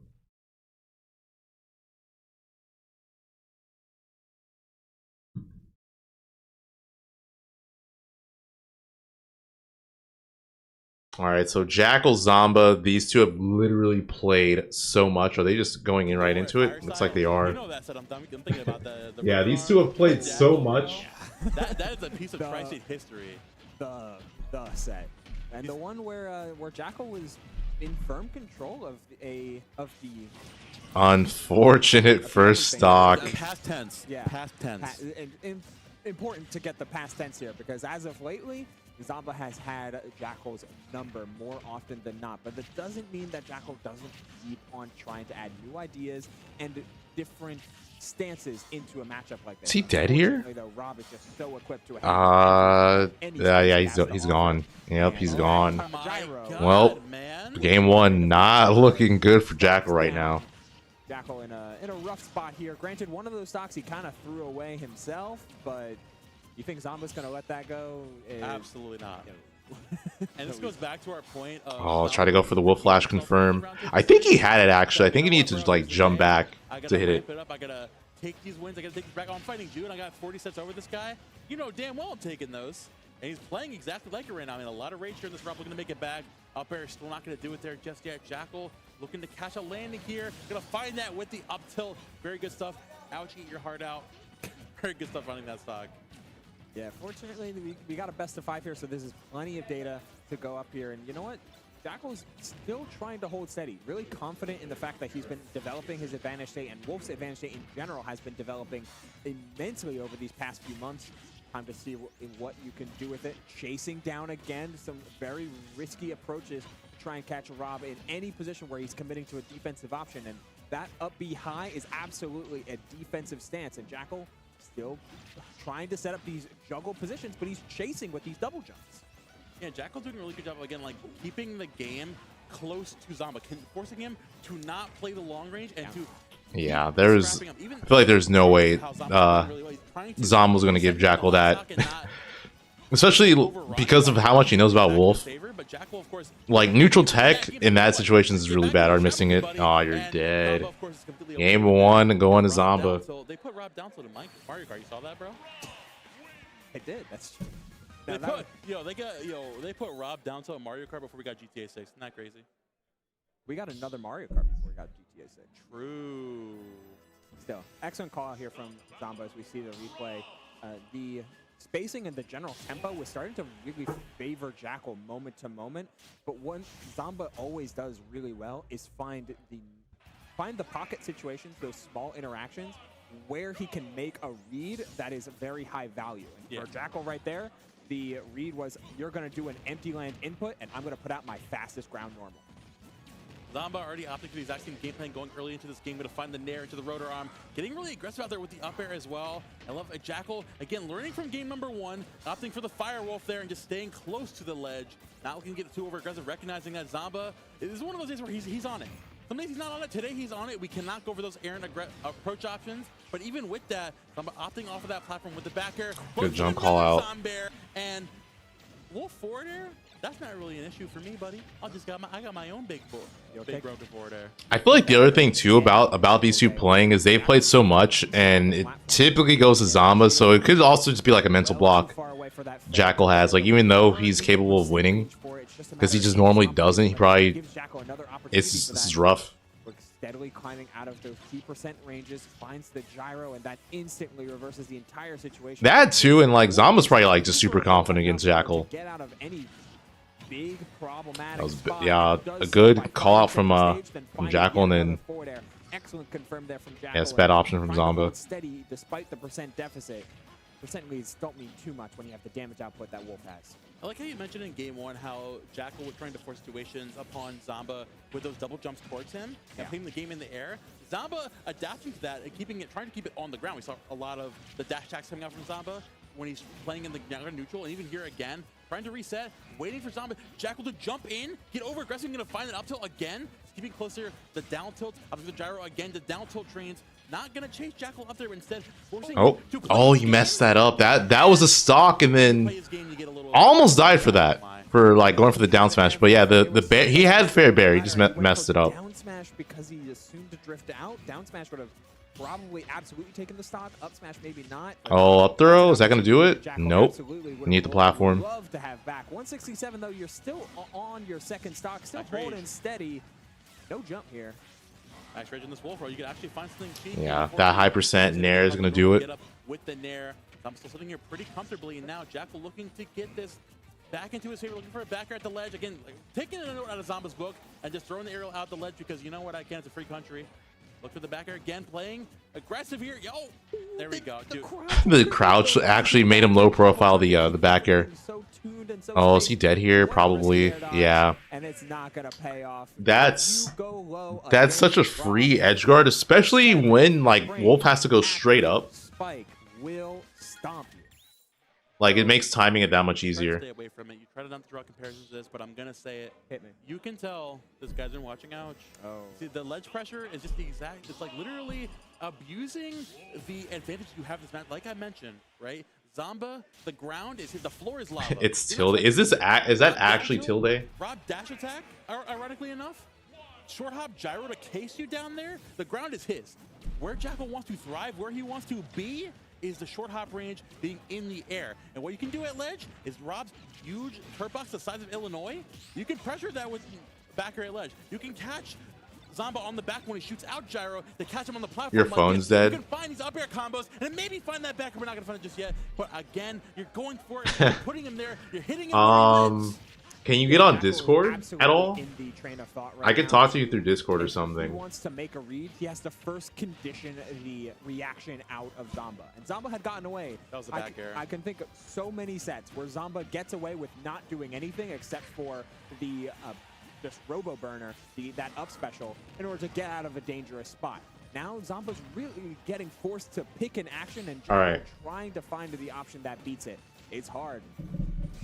Rob has an insanely good disadvantage state, but with every game, Jackal gets a little bit closer and a little bit stronger. Will wanted the tech roll in. Instead, we're just playing safe. A double roll from Zomba, but we're back in center stage. And I'll be right back, chat. gets down with the nair. We saw the startup of up tilt come out from Zomba. He wanted the anti-air. I can find that one though. An off throw probably take here. Yeah, that is going to do it. Even with a little bit of rage. I'm taking that for the end. The Brain 3 looking much closer here on the side of Jackal in adapting, trying to condition Zomba like to play into his hands. Now they have seen Zomba Zerch hop here off of the ledge, looking to get some pressure again on the normal get up. Jackal looking to take advantage of chasing him away, taking up that gyro. But again, Zomba's ever existing presence of just like forcing himself to play his game. I will still up tilt, and that time you get called out for it. You want to be so aggressive? You want to be so stubborn? I can deal with stubborn. And unfortunately, yeah, he'll do something like that too. Kinda enclose, a nice little jump back in order to get double fair, but the shine combo whiffs, some solid DI. No rage on this Rob as well, so you got enough time until this That was very a beautiful point. burner boost. Oh my. Covering with the nair, you don't have, but you have enough in order to make it back. Zomba getting very aggressive off stage there, and it doesn't matter if Jackal was able to make it back because you got into throw kill percent range. That's all that you're looking for. When you have that sense of inevitability, it makes it so difficult to play around all of these different ranges. Solid combos, scrapping out of any sort of conversion here, but Momo, we're just seeing Jackal throw basically every single advantageous mix-up at the wall, and Zomba is right every single time. Nothing is sticking, bro. Zomba playing it so well. Again, like we talk about how Jackal's trying to command the air game. By all means, is Zomba a pushover in the air, bro? Like, he can definitely face you up there, especially given the amount of anti-airs he's pulling out. It's like, you know, if you want to try to push this again, I'm going to catch your short hop, jump in again, and I'm going to up tilt you. You can up tilt you what? Again. I'm going to do it again. Once more. He's armed and dangerous. Yeah. I made the joke. There it is. Again. Again. Once another. One more time. Every short hop nair is a Loki clone. Can I get Stop an Loki encore? cloning. Stop short hop nairing into his up tilt. Yeah, that's brutal. There goes my Rebel jokes with the block. There you go.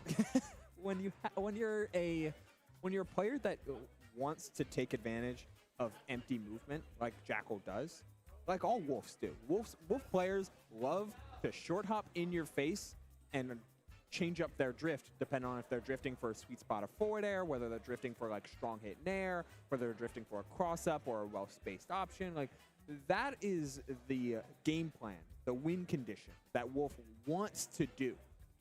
And Zomba was never scared of it because he was always ready for whether it be reaction, read, or anticipation, or whatever sort of game sense terminology you want to put onto it. Zomba was always ready to anti-air every single empty landing, forcing Jackal to just rising aerial or play at spacings where there was no confirms. All right, I'm back. Zero. Based off of off these replays, I'm assuming Zomba 3-0'd. yeah, so Tilde just randomly hit me up for like advice versus Tweek. So I just like got on a call, like just gave him some tips. Yeah, that was actually Tilde. But yeah, so let's see how that goes. Also, if you want coaching from me, you can hit me up on my business email, which is like linked on my YouTube and Twitch, or literally like all my social media has my email. So if you want to hit me up for coaching, I do coach like other people. But yeah, I was surprised. I did not think that was actually him.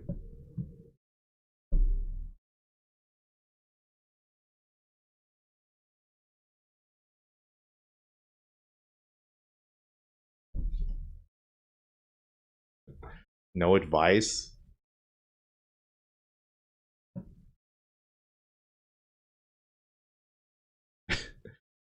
How bad? I think Falco Diddy Kong is one of Falco's worst. Is one of Falco's worst matchups. I think it's like,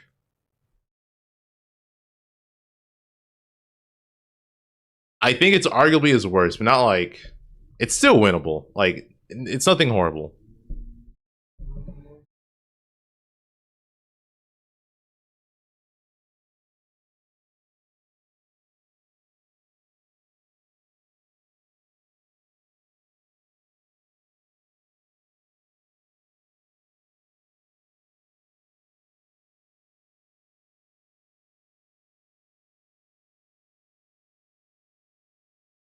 Diddy, Luigi, Bayo, Falco. Out of those three you mentioned, I think Diddy Kong is the only losing one. I don't think Falco loses to Luigi or Bayo.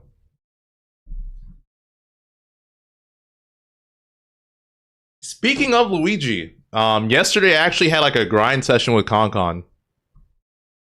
I was yeah. I've actually been playing, like, practicing a lot offline recently. I've been playing with like Con, Charlie, Nico, Mr. E, Nexus. It's been fun. Would Tilde play Fox? He could. Tilde's Fox is really good. I mean, he freaking won 50 in a row online with him. So he could try it, but I don't know. Could just be one of those things where even though matchup is better, like Falco's is easily his best character, you know? Some presentations, like he is always in contention for those top rungs of placements on. Con still plays, yeah. He's gonna be at Level Up Expo next weekend, but always ends up finding his way into the deepest part of bracket. You would think, honestly, these two, the way their paths barely diverge, they haven't played in a long time. Actually, haven't been too long the last time they played. The last time they played was at the Throne 2. Back a minute ago. Yeah, I mean, like compared to the rest of the players here, honestly, like 5 months ain't that bad.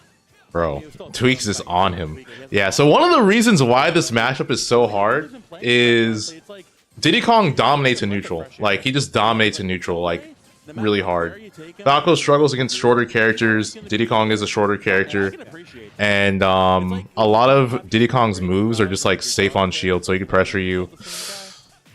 I thought that was up smash. But he could pressure you and stuff like that. Oh my god, I should go and see my dog.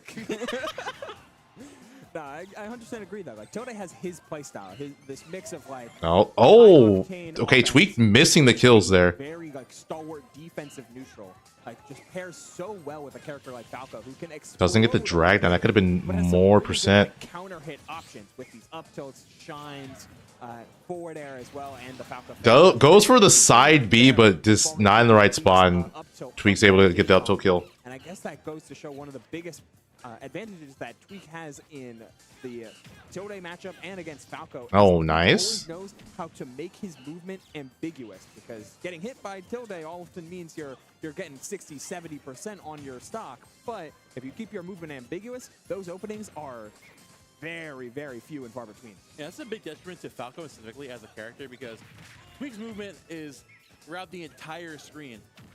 Falco's coverage is up, He's very The Japanese tournament tonight? No, I'm definitely not gonna be watching those. Column he puts up, albeit it's just a column. Or if you can play the vertical game, if you can again keep the banana in hand and opt for more of your movement.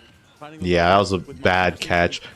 Oh, that would have been a stock, but I was gonna say, if you're gonna catch Diddy Kong's banana, you got a Z catch so you don't get the air dodge. If we see Tilde opt for more of this grounded game, we could see some more of this bring his momentum and bring us back into his favor. Yeah, he's playing off of Tweek's off block strings really well. Like, we're seeing a lot of early jumps in order to get out of danger and anticipating that Tweek is going to go for a lot of like monkey flip down tilt or dash attack down tilt. And he's punishing those hard. The 23% here is just low enough to, or just high enough rather, in order to get some really big scoops if you can find them. I'm surprised he went for down throw because he had a guaranteed combo with up throw. Nah, I can't think of anything.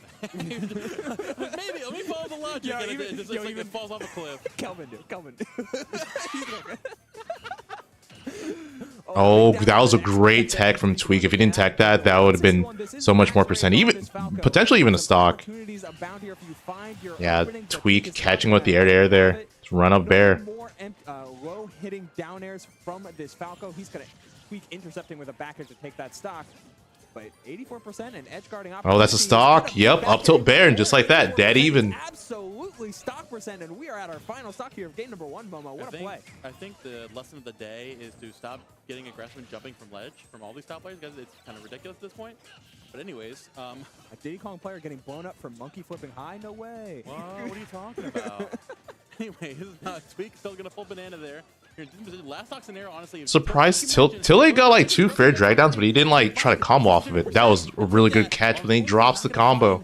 The down air into the back air just yet. Gonna catch that phantom again with the up air. You're dropping down. We'll have that banana in hand. Oh, he has no jump. Yeah, that could be it. Honestly, no. like sitting here at ledge. Falco is open season here for this. Actually gonna find the banana catch with the forward air. We wait for Tweek to react there. Not gonna find that Delta up smash just yet. Tilde still trying to pressure this shield, but Tweek looking as unbothered as ever. Oh, a big dash attack, not only to grab the banana, but also to intercept. Oh, low profile's the monkey flip there. After the landing forward air, perfectly maneuvering around all of these different options, trying to continuously represent this reflector, stuffing out the monkey flip. We find a back air. Oh, that could be it. Another forward air. The single I'm surprised. I think he could have up tilted again. The banana, is he dead here? No, not yet. Grab connect 145. Can Tweek end off this with an edge guard? No, the double jump was saved. Excellent plays here by Tilde, who is holding steady despite being cornered time and time again. That roll on was dangerous. Oh my god! Oh my god, that was so close. We're surviving through thick and thin and through fire and flames, and yet. Oh, that's it. That's it. I can't believe that worked. Game 1 going to Tilde. I'm so surprised Tweek fell for that. Requires you to live dangerously, apparently, as Tilde bets it all on. But yeah, game 1 going to Tilde with the side B bear. Yeah, Tilde goes for the fair, then just side B's on. And why did that work, bro? That's a true confirm, by the way. That is true. And the last Tilde can't believe it, dude. Because that's that option that Tilde went for was like, it was not a good option. It worked. Because Tweek just messed up. But we take those. Sometimes the options that shouldn't work. In this set right now is his really good use of like straight up textbook Diddy Kong counterplay of like playing neutral with the reflector. Make sure he cannot toss banana from mid stage whatsoever. And honestly, not only that, the reflector is also there to impede on the monkey flip movement. You try to monkey flip into that, you're getting knocked back. Tilde is now suddenly playing a pseudo zoner right now. And you know what Diddy Kong does not like those zoners. Yeah, a zoner with some real heavy upside on any hit. You were talking about Falco's typical burst range being primarily vertical over horizontal with that cone, or that column rather, but Tilde is using whatever buttons he can to extend that column as far as possible. Typically the reflector, but you're mixing in the phantasm, you're mixing in the lasers, and you're mixing in some run-in nairs to keep every part of Tweek guessing. There's no way that shield poked, right? Oh, maybe a little bit less ambiguous. Granted, the percent deficit is still in, or the percent lead is still. I think in that situation too, when you reflect the banana from Diddy, the most consistent option is the side B. Probably covers all of like Diddy's get up options. Nice, and almost killed him there. So definitely need to be careful when keeping that in mind. Opting for those lasers and the reflector again from ledge. But Tweek still playing there patiently. Good catch from Tweek. It's the bear. Keeping the reflector in mind. Gonna go for that back air instead. Again, Tweek recognizing how Tilde is comfortable playing this matchup right now, and looking to it. That was so close to being a stock. That would have been disgusting. That would have been actually really sick. Okay, the banana has been reflected, so not playing into it as the monkey foot grab connects and utilizing the banana, but still finding the punish. Up angled F tilt. That was beautiful. Ah, good catch. Caught him in the air with the up smash. Tilde never letting Tweek dance on his shield with any of these banana conversions or these like pseudo-safe setups. Always trying to find the gaps, whether they be with nairs or up smashes or anything in between. Tilde is not letting Tweek move how he wants, and that's always going to create patterns. And if Tilde can create patterns, he can find reads. And that's going to be the difference maker in not only in game one, but the entire set. I'm loving how Tweek is now adapting by placing, instead of keeping the banana in hand at ledge, you know it's not going to work. You're going to find a banana head toss at ledge. Reflector is constantly out. Keeping it in center stage to catch the Phantasm high. So you don't have to worry about catching Phantasm, because if he does Phantasm, you're getting caught in center stage by the banana. So oh, yeah, bad. Catching him drop to the platform. And it's like so scary to just land in front of Diddy Kong, because especially when he has banana. This idea of how to play around Tilde's erratic movement from ledge. Yeah, not only the erratic movement from ledge, but also the erratic movement downward, right? We saw it was a simple banana out of shield into up smash, but it just goes to show how Tweek is slowly starting to get a beat on Tilde's timings. And those reads are going to become a lot fewer and further between if Tweek does have a beat on how Tilde likes to approach. Like with that Phantasm approach again. But oh, that was on the platform, so you're not going to get the almost really good. Good up out of shield. That was also smart, because Tweek didn't know if he got crossed up or not, so he just did up out of shield because it covers both sides. What you know about that?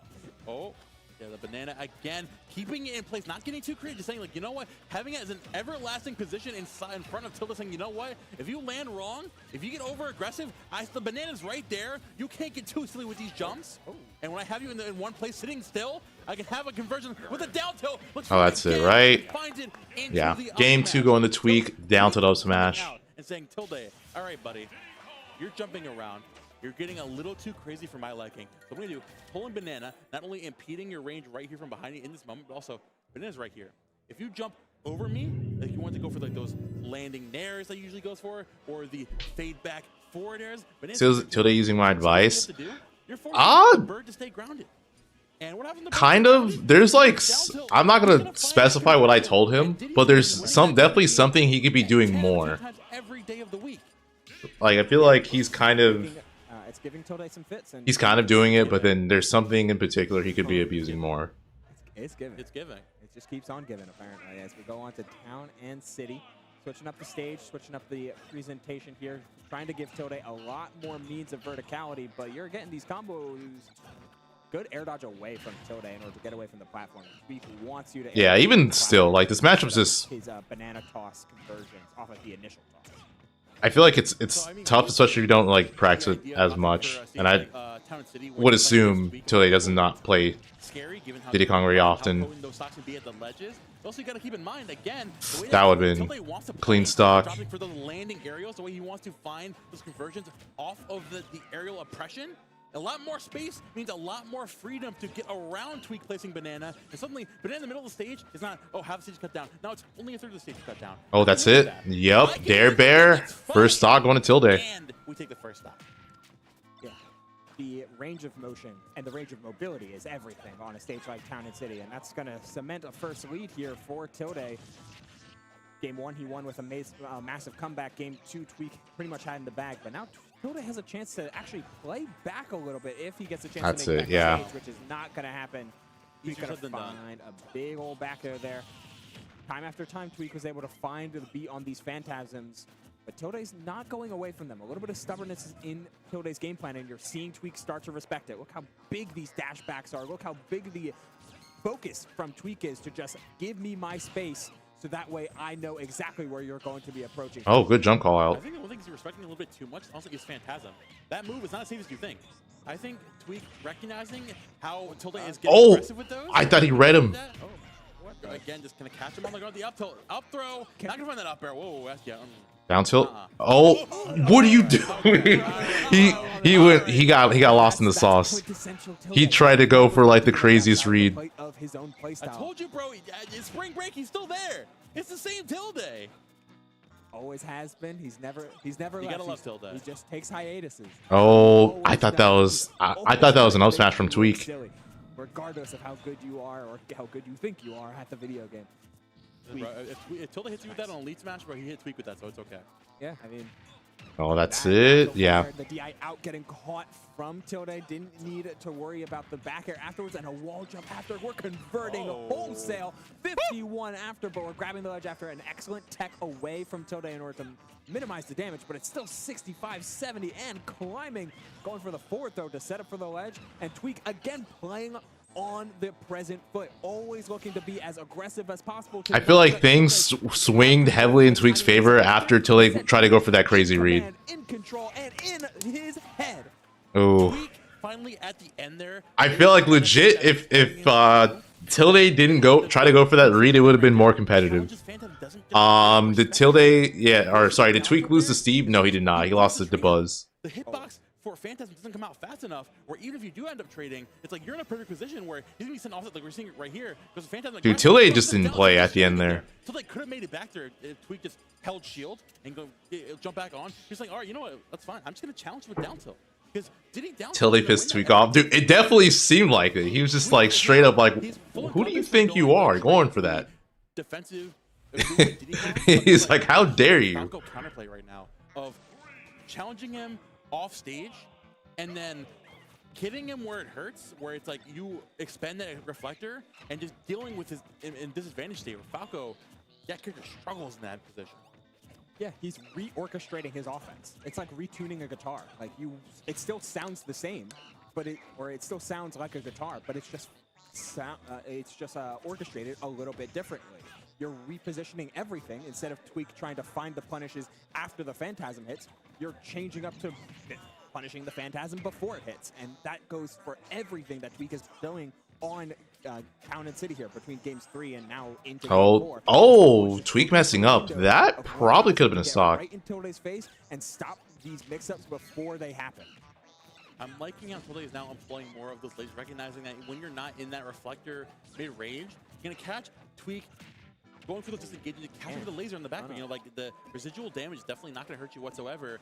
Going to catch him jumping back there from ledge. Again, the Firebird, very aggressive right there, but still going to catch him. After that, Monk not going to find too much off of that, even with the banana in hand. Tilde looking to make some good I'm surprised Tweek just didn't get hit at all. Make some space there with that laser. With the fire that was such a risky recovery. Okay, lost the stock. Banana up tilt. So smart, though. Excellent way to get out of a dangerous spot, but it just it's a negative on hit. And Tweek knows. Like wanting the down throw. Guy's so toxic. Yo, Jersey is so toxic, Jersey's bro. Toxic, not gonna lie. Can't believe this, bro. Trying for the straight down recovery from the Firebird in order to get to ledge, but of the out of shield, we're just stuffing Tilde every time he starts to get going. Tweek answers with a response of his own. Tilde now ruining the day. He wanted to play more of the space game and give Tweek more space, recognizing Tweek plays in that position every single day. He recognizing that. Yeah, no, this is going heavily in Tweek's favor right now. Up till Bear got it there. Like that, weaving through the platform, you can actually find a space for clarity away from the banana, or you can call that with the up smash. It's tough, right? Diddy's confirm game is so good, and typically Falco's ways of staying safe are largely not just exclusively by frame data, but also by spacing. These giant back airs, these giant neutral airs, like these buttons that are very deceptively hard to punish because you're just drifting away or drifting in midair. But Banana shuts all of that down. Banana is effectively an infinite range punish tool as long as Tilde ends with a landing. Oh my god. You know, if he hit that would have been disgusting. We can try to cook up bro in the back air at ledge. I mean, honestly, you're still playing Falco on Town and City, bro. You could get belligerent right now. I think that's what you have to do right now. We're seeing Tilde. He's going for Tilde stuff.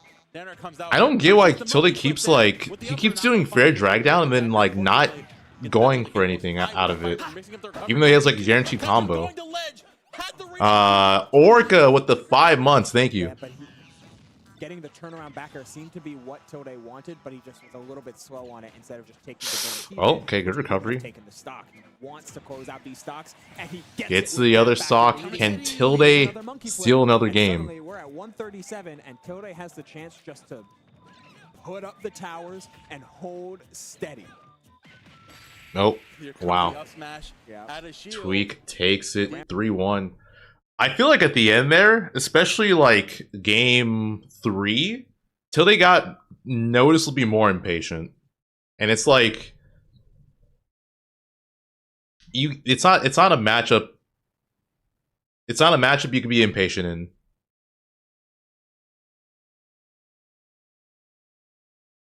Maybe he's not reacting. For the fair drag down, you have so much time to react to it though. So I doubt it. I think he's just like trying to do a hard read. Tarik's, yeah, I don't know why Tarik's there, but he is there. But yeah, the next set we're gonna see is gonna be Tarik, PK, Chris. So Greninja versus Ness.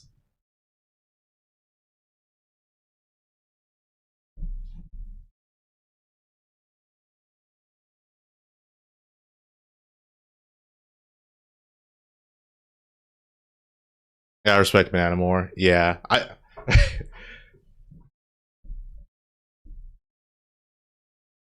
Tweek is yeah telling Tilde. I'm assuming they're trying to talk about the matchup, but I feel like at the end Tilde just lost his patience, and it's like this is a matchup you can't be impatient in. Glenn with the $3 dono, thank you. Yo, Francisco with the $30. Not, bro, gambling again. Past alert, thanks to you and your chat. I was able to quit gambling. By the way, I took your advice and invested the last 100 on the Warriors to win the whole thing. 100 to win 2,200. My investment pays off. I will give you 5%. Yo, I mean, you're still gambling, but you know what? You won something. So good stuff to you. Thank you for the $30 dono, bro.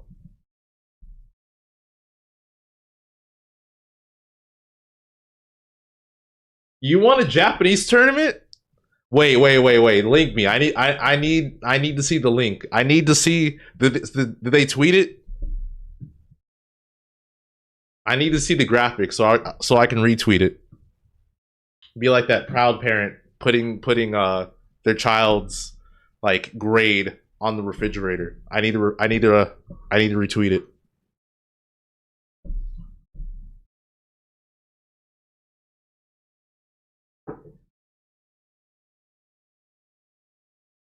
Also, this is super random. This is super random. But yesterday, I went to McDonald's and like got some chicken nuggets, and I got like the nether sauce from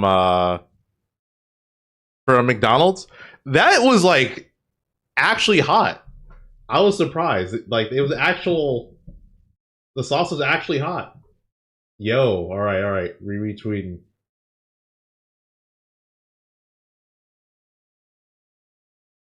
Good stuff, bro.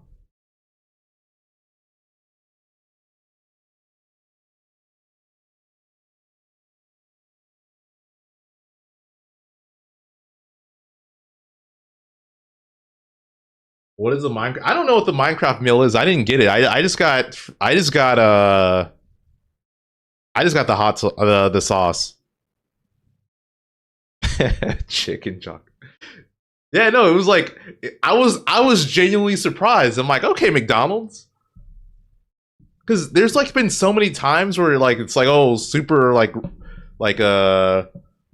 ghost pepper like Reaper sauce, and it's like it's not hot at all. But no, this one was actually hot.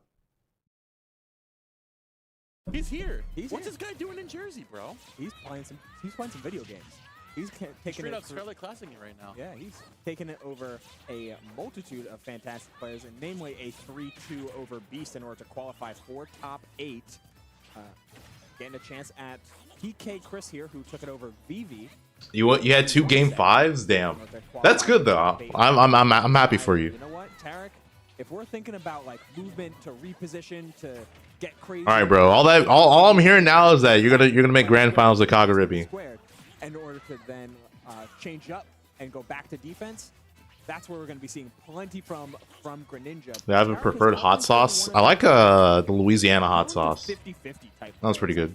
Like we're going to be seeing a heavy difference between whether Tarik is on the ground versus his full hop double jump game plan, which is always going to be, are you ready for nair timing or fair timing? And are you ready for nair punish or fair punish? Because either one can lead to some devastating results if you're wrong. Tarik is looking to absolutely establish his will over PK Chris right now. It's looking like an unstoppable object versus an immovable object, bro, because like Chris employing Valentina? the plan of I feel like I've had that one before, but I like can't remember how it tastes. Tried and true Nest game plan of just like holding the short hop distance and throwing out all the disjoints he can, forcing Greninja to play in this awkward position of reactionary every single time, which albeit isn't really good to go off for the entire set, because given if you give PK Chris the floor to strike first, especially with all this rage, you know he can find the sneaky arrow, something like this. Oh, you're dead? Yeah. That was just, he's overextended and lost his stock for that. Tarik to use the Hydro Pump to try and displace the PK Thunder, but no. So far, okay, he got stock there. I was gonna say, so far it just seems like Tarik just doesn't know the timing yet of like how PK Chris is recovering, or like mixing up his recovery. Why'd I think he was gonna kill him off of that? On the other side to how Tarik seems to want to. Tarik wants to play with timings and 2 or 3 specific options: back air, nair, and forward air. When it comes to his aerial game plan, at least. PK Chris is just throwing everything in the kitchen sink at the wall. We're seeing nairs, rising fairs, falling nairs, rising up airs, down tilts. Prove him wrong, bro. Strides, prove him wrong. Cut down this frog's This is biblically accurate Ness. That's how this character was meant to be. You're supposed to in make the ways sure, of Wi-Fi. You're always supposed to make sure that your hitboxes are impeding anything that Up smash, is that gonna kill? Oh yeah, no, he's gone. Greninja's got some real good empty movement with that full hop, double jump. One of the best full hops and best double jumps in the game. Get all the way around that into just a simple fast fall down tilt. And you know the one of the main things that Strides. All I'm gonna say is I believe. Shorty characters is the mid-range disjoints, and that's exactly what Greninja's arrows that Tarik is opting for. Okay, nothing bad happened, but Tarik definitely overextended there, but he didn't take any damage for it. The space that PK Chris is taking, and now while Tarik is shifting in and out and waiting for PK Chris to kind of like come off it, you know, like relax a little bit, buddy. It's like, okay, now I can jump back down, catch you on the back foot with my fadeaway aerial, and then oh, that looks so funny. I've seen that multiple times, but it just still looks so funny. And the hand was pretty damn obvious. He has a really bad poker face. This matchup is like, brother, you're gonna go. Who is? I think it's Gact. Gact is so good at this matchup. Like he'll still recover even though he can stay with Hydro Pump. It's the craziest thing. By all means, you're gonna take it. You know. Yeah, when you're presenting that, that's going all in with a pretty low stack. It's like, oh, he's just going all in with everything. Like we can call this, and absolutely it got called. And having a really good way to edge guard Ness consistently without having to deal with the PK Rocket just removes so much risk out of anything. And edge guarding Ness is already something that every character can do. 100%. Here we go. Opting into this game number 2. I'm loving how Tarik actually getting a little more aggressive here, recognizing that, you know what, PK Chris is starting to slow down, recognizing the threat that I bring. So you know what, I'm going to turn it back up. Oh my God, really? Back down, because PK Chris is kind of got it like that. Yeah. People tend to forget, bro. They don't know when they go against PK Chris that like, oh, he's gonna nair bot me. Oh, by any, I'm gonna run him down. Oh, wait, what are you doing? Like, put that PK Thunder away. Oh, that's not it. Yeah, it just happened. Oh, never mind. PK Chris messed up his recovery. Really tough angle to hit there. Definitely should have made that back. Go right back to the game plan that you want to be in, which is converting here. Oh, that was a clean sequence from Tarik, even though he didn't get finish it off the way he wanted, but that was still good damage. He's not been focused, and it's not been trying to always put himself into a position where he can up tilt or up air or find all of these conversions. But every time he finds a scramble, he's then playing the anticipated, I know PK Chris likes to approach with aerials or likes to come down with a PK fire. Let me put it on an up tilt here. Let me put out a dragon up air or a back air to stuff out this consistent response and take advantage of PK Chris's autopilot. Fortunately for Chris, though, he's been playing around that pretty well, but getting clipped by a couple up airs, trying to chase down Tarik, not gonna find any sort of conversion. Oh, that's it. Yep. Nair fair. That was real. Nair timing changed up from the forward air.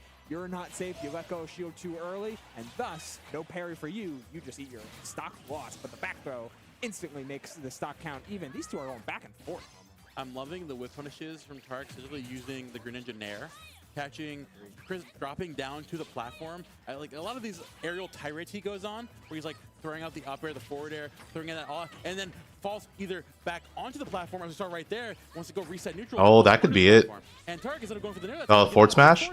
What? You know what? All right, man. That would have been really cute, but you should have just up beat. Was that a miss input or like? Why didn't he just forward smash? I feel like that was like the easiest option to like hit PK Chris with. Looking back and forth, trying to keep up with that mid-range. Water Shuriken doing a ton when it comes to the full screen gameplay. It allows Tarik to control those massive spacings, while also mixing in these full-on brazen dash attacks that we see him going for. Playing super distant, wanted to catch, but no dice. Again, Tarik, you can just see the amount of control that Tarik has over this matchup. Meanwhile, PK Chris is trying to find and weave in the... Oh, he didn't run enough. Tarik still controls the neutral. Wow, speaking of danger, I feel like that had to have been a miss input. There's no way he missed a forward smash there. Great off the stage, but the Oh, back air whiff, so get up attack. Okay, I'm like, don't just don't just get up into it after looking at it for so long. Oh, he missed input. That was definitely supposed to be back air. I think that could have been game. Tarik not gonna find, looking for a forward to catch. PK Chris on his own back foot goes the back air, not gonna take it just yet. Taking back to ledge. Look, do we find anything aggressive? Just not gonna go. Ideally, go for the back air, not gonna find the dash attack either. Oh, he didn't full hop. He got the macro. PK Chris, start. Sour spot bear's not gonna kill. back air ended up connecting though, and the weird He got the sour spot of up smash. but not quite the center, so it's Hydro pump? off stage Oh. instead, but we're getting one shuriken and Wow. the displacement of the hydro Wow, pump. clean edge guard from Tarik. Tarik 2-0 making him. sure that whenever PK Chris is that deep off stage, especially on the last stock, he's making sure to threaten that. But there are many times when Tarik just holds back off stage, always wants to let PK Chris load into that false sense of security rather than use it exclusively as the matchup win condition. It's always. Am I getting the Switch 2 day one? I honestly don't know. The only game I would want to play so far is the Donkey Kong game, and that's not going to come out until like July. A lot. Like even there's a lot. He's catching him, landing on the platforms. He's whip punishing those aerials. Where where Chris is employing that aggression. When off stage, like you said, he's just kind of like backing off and letting him take a lot of advantage. Oh my, that was so close to being a stock. Like this against Ness, you need to take advantage of that character. All right, well, PK Chris gets first stock still. By all means, he's gonna take that all the way to the bank. And then some. Oh, I love the attempt there from Tarik, wanting a huge timing mix-up with that falling nair on the get-up, but no dice here, and PK Chris is allowed just to run with this lead, 47%, and we're getting every sort of nest thing that imaginable between these rising up airs, between the PK Rock, PK Thunder Trails, the down tilt chains. Like everything is stacking up PK Chris for this game number 3, and it really needs to because he is on survival game right now. If he wants to try and keep going in this bracket, he's got to reverse sweep Tarik and then some. I feel like PK Chris was expecting Tarik to like SCI out of that like faster, so he just didn't do anything. Oh, that was really good. That should be a stock. Yep. Just barely missing the ledge there.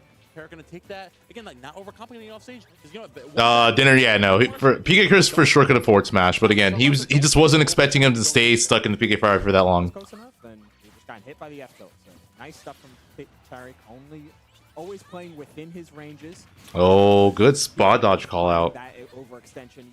You want to try and mix up from off stage. You always got to be careful when you do so. Meanwhile, Tarik finds one back air, finds the second. A forward smash because he understood the range. Not going to let him go. And that phantom footstool was insane from PK Chris. Absolutely life-saving because there was very, very low resources and Tarik prone for taking the stock without it. Now Tarik looking to catch PK Chris, going back into the flow chart, taking advantage. They're going to run another up air, up tilt, falling out of the up air because this character sucks. Greninja's not working. That grab back air going to catch him. He's dropping from the ledge.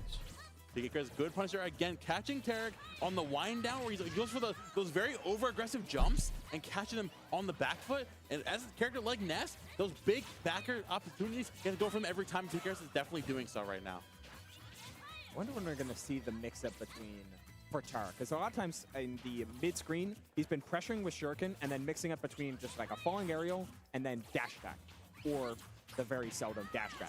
Oh, doesn't get the confirm there. Because the mix-up between all of that, probably misinputted. Probably wanted it looks the same as dash attack, but neutral a B. very different launch angle and can throw off that your DI to confirm into something big. Tarik still playing off of these down tilt setups, trying to play as close to the chest as possible. Oh, is that it? PK Yep, Chris that is is not gonna game let number him get 3 there going to As Chris. the up air chases down Tarik and takes a game for PK Chris, getting himself on the board. You know what you do when someone's entire game plan is revolving around with punishing you, when you get out of your safe gameplay loop of throwing out your aerials and keeping yourself relatively safe on the platform? What's that? You know, you Ninja or mix it Sheik up, sweet spot you up get smash stronger. even I feel like more it's safe. Sheik's, Throughout but the I'm not aerial loops, and then entirely you throw sure. in the fade back PK fire. To cover the jump back from the platform, you catch Tarik gonna go to punish you there. Oh, wait a minute, I got the PK fire. Suddenly, you're getting back in the blender. You catch, oh, you back on set, you go for a spot dodge to avoid my aerials. Oh, wait a minute, I'm holding up smash, I'm gonna catch your spot dodge. It's PK Chris. November. Go. Thank you for the 2 months of your prime. Appreciate it. That was almost a stock. If he does, Tarik is gonna take that and run with it. So you're saying he needs to get stupid squared. He needs to get stupid cubed. Oh yeah, so the winner of this set plays the Buzz, by the way. The buttons, the and I the need the attributes derivative to of use stupid. Find me the anti-derivative of stupid right now. the Jesus Christ. You're good, buddy. This is now calculus B. Oh, I almost failed that. God bless. Good thing we're casting Smash Brothers. Yeah. Aha. Anyways, Calculus dash 2 is, attack. calc Greninja 2 dash is in attack. calc. Okay. That's it. Yep, down to up smash.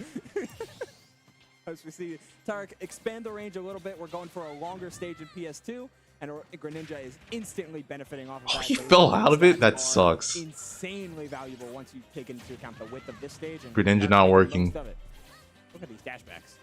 Yeah, playing outside that range. Now recognizing Pikachu's range went from just his aerials to his aerials plus an extra like double length. So just playing outside that length in the dashback range and reacting accordingly. Gonna find another ladder combo, triple up air. Knocked out by that nair. Chris trying to find a backer to get Tarik out of here. Watch again playing that range, forcing PK Chris to overextend and take advantage when he does so. That was so scary. But the up air's still gonna do it there. I don't know how Tarik was able to find the way out of that situation time and time again, but at death percent against Ness, swinging aerials against you and to able to not get hit until the very last one. He had that read. Yeah. He had that read. He only got like barely got hit by the end of that PK Thunder. That's crazy. PK, again, like PK Chris, he has the right ideas in mind. It's the fact of just like holding held back by the limitations of his game plan idea of like Ness can't cover the whole stage. So you know what Greninja's gonna do? He can cover the whole stage with that little bit, that water shuriken. And you gotta get over. You're losing. You need to jump forward and get back into the mix. By all means, Greninja, I'll run in there at dash check. I'll run in there out down tilt. I'm fine. It's you who need to get out here and make a play. I just need to play Greninja and react. And this is how you beat that type of playstyle. Tarik is strongly. Just about to say they're like struggling to hit each other, but yeah, Tarik gets the jab there. Just gonna walk him down. Like hold your position steady, but know that you're confident once Tarik gets within your range with these back airs. And Oh, there it PK is. fires, but just Caught the a little PK bit too much fire in lag with fair. Perfectly spaced there from Tarik, changing up just in the. Also, nick of time. grounded PK fire is like way more lag than you expect. Tank-style gameplay and the mix-ups are starting to land. Double up smash, knowing that PK Chris is prone to swing. Oh, and catching. Almost able to get Oh, a huge he reward can out of that, jump but instead back. this is Tarik Goes for finding a forward different smash. recovery route, but you get all of your resources back, and that's what's most important. Doing a high recovery again, getting all those resources back and then some, because we're back at neutral. And we're seeing just what Tarik has planned here in order to close down this stock. Another dash attack to try and catch a landing, but PK Chris that time with the punish. I think one of the first times in this set, Tarik is playing straight up confident. Not reactionary, just straight up like, you know what? I'm utilizing my aura. I'm walking you down to play around the ledge and the platform. That's a good word, bro. Don't let brain rot take you over. And utilizing that, and now forcing PK Chris again onto the back foot with all this rage here. You have to make a play off stage. Not going to find that one. Of course, you're on Legends Greninja as Ness. Going to find that jump on. Not going to take stock just yet, but chasing you all the way out there. Chris needs Oh, to get down. gets off smash, but not the sweet spot. You need to get on the ground this instant. That's it, And right? Don't Yeah. get on the ground this instant. and Alright, you're takes gone. it 3-1. You got forward air. That's tough. Coleslaw, what's up? Happy Easter to you as well. Yeah, so Dabuz versus Tarik. Buzz versus Tarik, and the other half of losers is Jackal versus Tweek.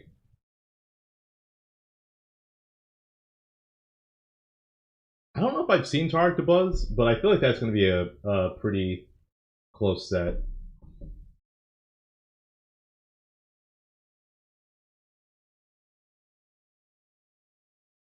And then Tweek Jackal. That matchup typically goes to Tweek, but Jackal's taken sets off of Tweek before, so see if he can do it again.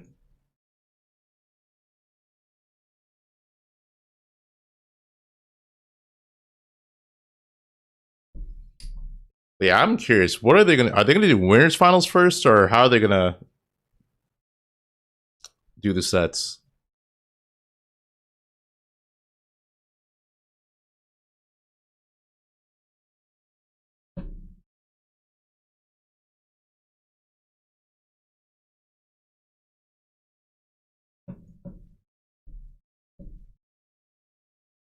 Yeah, there's a possibility too we get a run back of Tweek Dabuz. Because yeah, if you guys don't know, Tweek was sent to losers by Dabuz. He got 3-0'd by him. It's looking very possible.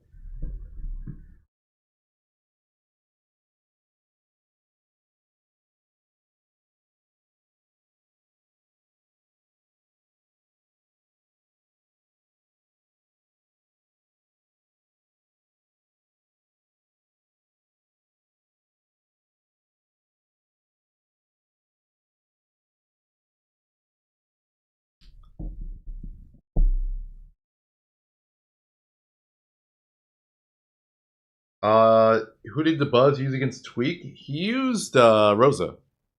Yeah, he went all Rosa.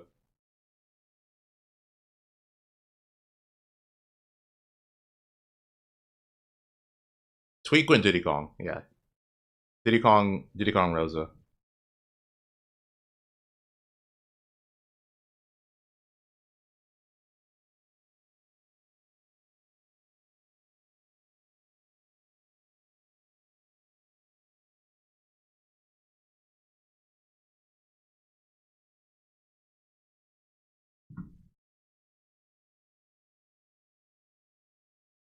Okay, looks like we're getting Jackal Tweek.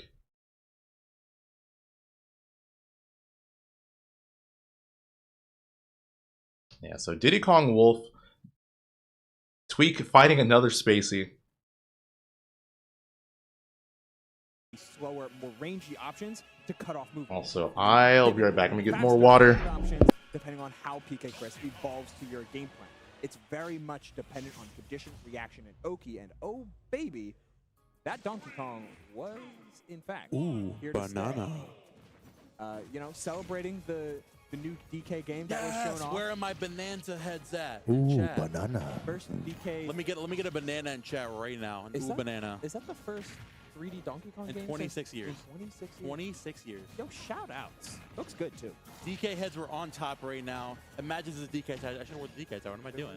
I'm trolling. Anyways, honestly, yeah, obviously this is Tweek playing DK because of the whatever he's trolling. Albeit this matchup isn't that bad for Donkey Kong. And Tweek's Donkey Kong's still pretty good. Like, We got Noodle at home, bro. one of the people that drives him around is Noodle. He spends a lot of time talking to him, like, and always ends up playing this character even just as a pocket. While the Diddy Kong is the breadwinner, Donkey Kong absolutely not out of practice. But I think I can confidently say Jackal is probably the best Wolf player in the world at the DK matchup.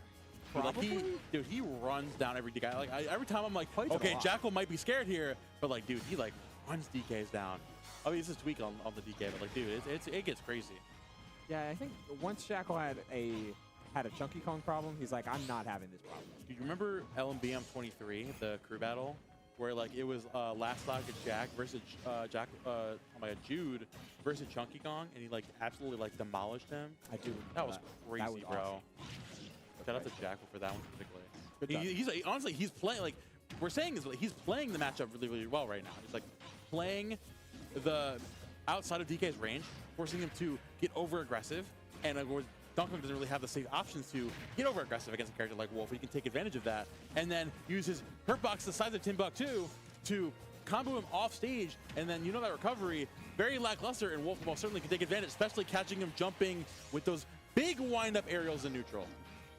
Yeah, Donkey Kong's entire ethos is honestly the quintessential grappler. It's like if you respect him too much, he benefits, and if you don't respect him enough, he benefits. You have to find this perfect amount of reckless aggression and careful consideration in order to make sure that the grappler feels. Bro, he went Donkey Kong. Unfortunately for Wolf, sometimes you fall into that game. Oh my god. I mean, it makes sense. This is like even last stock of this is definitely a matchup that Jackal does not like, and it's also a pretty good matchup for DK. Setups on fast fallers, but It's like you're absolutely right in the fact that Jackal is trying his best to play at this perfect amount, perfect range. And perfect it's like an arguably even matchup, Lock in. and like that's scary Nice down throw into dash attack there. Good pressure the up. to fight Donkey Kong in an Up throw even from there, matchup. gonna find 50% on Jack. Honestly, like I think we're around the Like he's dead. That's actually Oh, you find a he grab, actually should have been dead though. Does he go to PDKO? Let's find out. He can't get grabbed. You know what? Who knows? Easier than that. It's definitely like it's a muscle memory thing. He's outside the window. What? Grab will still kill because he's throw him off stage. 92% on Wolf. So, I mean, Oh, he has no jump. He's gonna chase him in bear. Tweek messed up. Chose to prioritize the corner pressure. Why give up a good position? Yeah. Like, I 100% get it, but at 89% here, you are threatening any sort of option for that Wolf has on ledge to close out. What a call out! Yep. Call out with that up air, and game number 1 goes to Tweek. Jump call out Sleep on the to close out game 1 for Tweek. It's always in the pocket, ready to go. My bad, Jude. Sorry, I gassed up his DK counterplay a little bit too much, and oof. I have to take the fall for that one. Albeit he was He's employing playing good DK counterplay. He's playing It's it just well. like, dude, it's like Tweeks, like surprise Tweek options. Like, yes, that was a Tweek option. Like, who's gonna up right there? You guy's a menace. But yeah, that matchup is You put baby in the corner, yada yada. Like I and, said, like, he starts pulling out the crazy it's a scary match for Wolf. You can lose your stock very early. To call out a jump, doing it while Neutral is also like surprisingly difficult. like a coverage option, Off stage is rough. No, that was a wall ride. Or can be rough. I'm going to jump here, and I'm going to headbutt you to oblivion. Game number 2.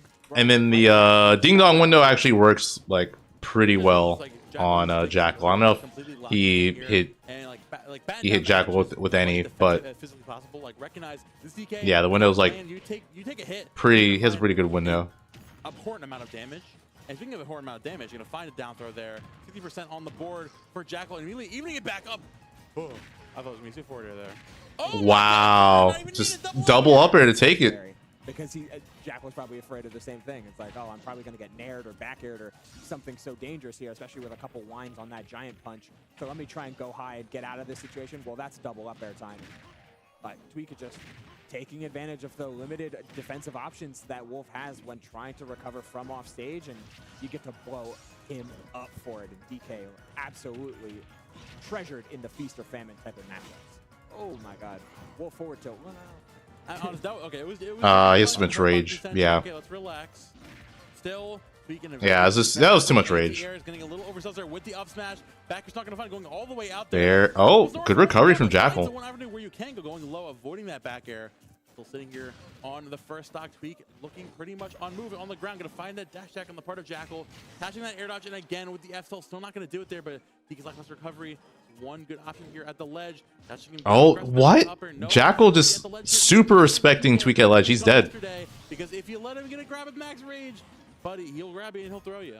Yeah, it's gonna hurt. This is what I was talking about earlier. When you're playing against grapplers, not only playing it away from them makes a lot of sense. You don't want to get caught with any of those grabs. It's scary. It's dangerous. The amount of snowballing potential that Tweek has with his DK is absolutely up there. But you can't also just try and play back 100% of the time, because then we can just start making these reckless abandoned plays like those jump callouts, like this platform coverage, that grab. That might be the sickest I've ever seen in my life. Oh my God. If Tweek pummeled, I'm pretty sure he would have killed Jackal Ding Dong. That was crazy. But I feel like Tweek's is trying to. Here comes the he's going for the disrespect. Aerial spinning Kong out of shields. Shout out Chunky Kong for that one. Gonna catch a good out of shield option. Gonna frame 7 coming out. Deal with that on Wolf, pressuring your shield. Dash not gonna catch that tech in place. Oh, that could be it. Go for the spike. Oh no, it goes for 2 frame. Going a little overzealous there with that down, and that might just be it for how she's playing. Oh, that's it. Overshoot there with the Fire Wolf. That's gonna be the cargo throw into the forward. Yeah, I feel like in that situation, Jackal should have gone for the edge guard. Like, there wasn't really much Tweek could have done to mix up his recovery. Donkey Kong against Spaceys. Like, I don't know. Tweek is such a he's such a Momo fan. He's like, oh, Momo's on commentary. I gotta go DK. I took out Phantom. I'm a And then right here, I'm pretty sure if Tweek pummeled and then Ding Dong, he would have killed him. Like, it would have been guaranteed. I've never met Tarik. I can't say that. My bad. That would have been sick. One of those weirdos. Nepotism aside. And yeah, the down smash We're is making the jokes, but genuinely, this isn't too much commitment on that. No, it's not. Like DK. You're seeing like the way that Tweek is. Not only Tweek plays this where the DK versus Wolf matchup where you have the disjoints to catch Wolf overextending and catch him like with the dashbacks, catching and utilize those grabs to catch him with his lackluster disadvantage state. But also, this is Tweek on this where he's really good at just like knowing when you're going to jump and get over aggressive. Like you said, those preemptive up airs, those preemptive anti-airs in general with those grabs. It's like that's a recipe for disaster. That we're covering everything, and this is just That was close. What DK needs to They were do close. is, They're both gotta close to get losing their beat up a little stock. bit. Yes, your neutral Oh, is good. okay, Yes, still alive. Wolf is incredibly safe, and finding the windows may be a little bit more difficult when you have to contest Wolf in a full screen. Oh, scenario. you're But dead. Eventually, Yep. if you get the percent lead, especially if you have the stock lead, Wolf has to surrender a lot of the advantages he has in this matchup just to try and, win the game. Yeah. And DK is going to take advantage of that tenfold with every opportunity, every grab, every down tilt, every opening that he finds. It goes crazy against a character like Wolf, who just eats so many punishes. He even tried +3, by the way. Yeah, yep. He tried to play the plus frames, but nice awareness from Jackal on the matchup. He still knows the matchup well. It's real hard to play into, especially when you're playing against one of the best while doing it. Like you remember how he's playing against Zomba, right? Where he's like playing a lot more forward, playing at the short hop range with the forward airs. He can't do that against DK. Nope. Dude, I wonder if Tweek's gonna try DK against the Buzz. Aerial spinning Kong out of shield. That's how I know this DK is practiced. That's Curious. You cannot just straight up Probably not. know the tech behind that. And I saw Chunky Kong the other day in Tweek's replies asking if they're going to show him DK tech. I see that, buddy. I'm picking up what you're putting down. Shout out to Chunky Kong. Big F tilt there. Going to take it finally. Second stock here, the part of Jackal. Honestly, I think the only thing you really can do here is maybe just need to like up the ante and employ more of that aggression. I mean, obviously, it's easier than done against Donkey Kong, but like, you need to make up the difference somehow, right? Yeah, this is the type of positions where once you get a hit, things can change, and you have to try and take that for a mile and make an offensive read. But you have 4.5 minutes. You are perfectly within reason to not try and rush things, because if you do, that Donkey Kong eats you alive and spits you out. Case in point. Yeah. One more. Oh, not missing the second down tilt, the second F tilt rather, but finding one more. Ooh, yeah, read the Wolf Flash. Your hurt box travels before the hitbox, and don't snap ledge. That is free reign for any spike, and Donkey Kong certainly has one. Tweek one stock away from taking this 3-0 with the DK. Back air into Denzel coming out. Jackal. All right, Jackal, don't get giant You're punched. going to find the double up air into the F tilt. To catch Tweek here at ledge. Don't let it happen to you. Forward air, but the roll behind going to get you back. Giant punch still charging to definitely have a get out of jail free card to get out of disadvantage here against Jackal. Forward up air coming out, looking to keep yourself alive here on this stock. A down speed coming out as well. Tweek looking to get out of disadvantage state, but Jackal now finally putting him back in a better position. Doing a great job of dealing with Donkey Kong, keeping him in the place where he's not that great. Yeah, this has been Good evasion. massively beneficial for Jackal to try and make his way back into this game. Nice Wolf Flash call out. That was really good. All right, that's a All right, this is still possible. You took the stock on Donkey Kong with Rage, which is absolutely terrifying. But also, if you get a big read like that, there's some momentum in your sails, and momentum can change everything. A couple spot dodges to get by, grabbing the DK and finding the down throw dash attack. Seeing the roll, covering with Nair, covered multiple options with that Nair, and then fully spaced out. Oh, he's dead. Wait, does he know? Oh, you missed it. That was, yeah, that's Tweek just messing up. But he had it on lock. Jackal coming out. Jackal needs to make something happen here at the ledge. This instant goes for the F smash. Had the right idea. Goes for an up smash on the part of Tweek. Tweek looking to keep Jackal on the ropes here. The exact same thing. Down the backers at ledge. Going to find the over-aggressive end of attack with another forward throw. Jackal looking to find him. Catching again. Trying to jump with the Nair. On the third time, they're dropping on with the Nair, just barely avoiding the back here. The reverser coming out. The part of Tweek not going to find anything off of that. Firewolf just in no punish. Oh, that could have been it. Going for the grab. Not going to find anything off of that just yet. Spacer, Tilde's not going to overextend here. Donkey Kong with Rage still serious. Good jump call, but doesn't get the sweet spot of Bear, so it's not gonna kill. I think Tweek jumped like every time for like the last few, at least like last 5 times he'd be at ledge. Like, yeah, Jackal just needs to call out with like back air or something. He's dead. Oh, never mind, Tweek. Probably expected Jackal to mash out faster. That's it. Game number 3 going to Jackal with the clutch up tilt. I'm surprised at like how little Jackal's going for like Bear at ledge, because like that's just such a good ledge trapping option, especially the opponent's jumping as much as Tweek is. Held a controlled game state on this longer stage of PS2, and it worked out like a charm. One empty landing into the up tilt, excellently played from Jackal to take a game. A shake of the head, but he's still in this set. Craziest thing there is I'm like decently confident that max range Tweek's throwing for content. I think just cargo back throw with a jump off the platform would have done it. So I think Tweek, and that might have been a panic option in the moment. It might have been, obviously it's like the down throw, you know, trying to get him away from you as possible. But I forgot about cargo back throw. You might have been cargo, that was the Momo back in the day, bro. I hit many a fool with the cargo back throw on the PS2 platform. Don't play with me, dog. Anyways, bring it back to PS2. Tweek's still on DK, unmoved, not going to the other DK. Unfazed. I mean, the DK has looked good, and if you're going to call out any of these empty landings with grab, you feel pretty good about it. 41% and a full charge on that giant punch. So there is, yeah, any sort of air dodge, any sort of dangerous opportunity there for Jackal could have been met with that giant punch, but he's going to spend some of these resources and take them all could I not been up air? Or up smash, actually? On this ledge, Nair sending forward. Waiting for an aggressive option for Jackal. Went to go cast a jump, but Jackal finally learning to recognize, okay, you know what? Tweek's expecting those high recoveries, those high jumps, so I have to keep it on the ground for a little bit. Unfortunately, when you stay on the ground... Okay, not dead yet. No, that should be it. He's go on Bear or something. See why they put the fence up. He's going to absolutely tear you to shreds. That's the stock. Jackal could have made that back, by the way. He's got the wrong angle. He's standing right there. Jackal kind of forced to go for these tricky recovery routes, or absolutely these risky ones. Sometimes you're just not going to make it back when Wolf is... DK is threatening these 2 frames, and not even 2 frames, with the F tilt and down tilt and all these ranged, disjointed options. Looking to play patiently here again. Tweek sitting here with the advantage and just waiting for... Nice, good Bear. Unfortunately, you got to remember, Wolf is still pretty... It's the great thing about Wolf's airspeed. He just like, as soon as he's in the air, he can just make it. Oh, shine combos. Big damage coming out, finally coming to life here in this game 4. Too little, too late? I don't think so. This is the perfect time to up the ante with the pressure on this monkey. Up throw into the forward air, 89%. Oh, okay, barely didn't die there. Keeping that pressure alive. And doesn't get the Bear. Barely missed it. Don't want to risk your stock, but that was a huge opportunity that Jackal had to goes by the wayside. No up smash, out of shield on that dash attack.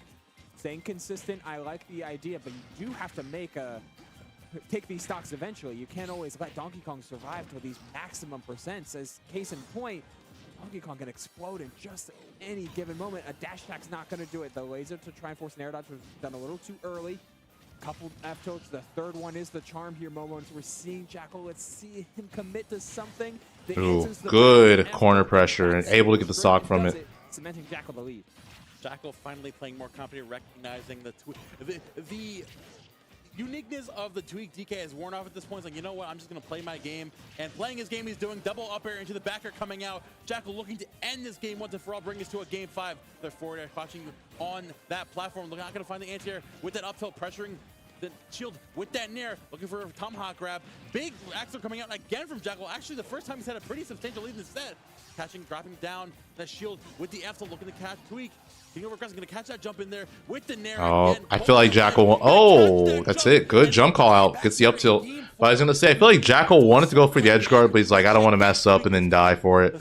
But we're going to game 5. Jump catch, and it's winding down with Jackal doing the exact same thing. Jackal just abusing how horrendous DK's disadvantages. Really bad.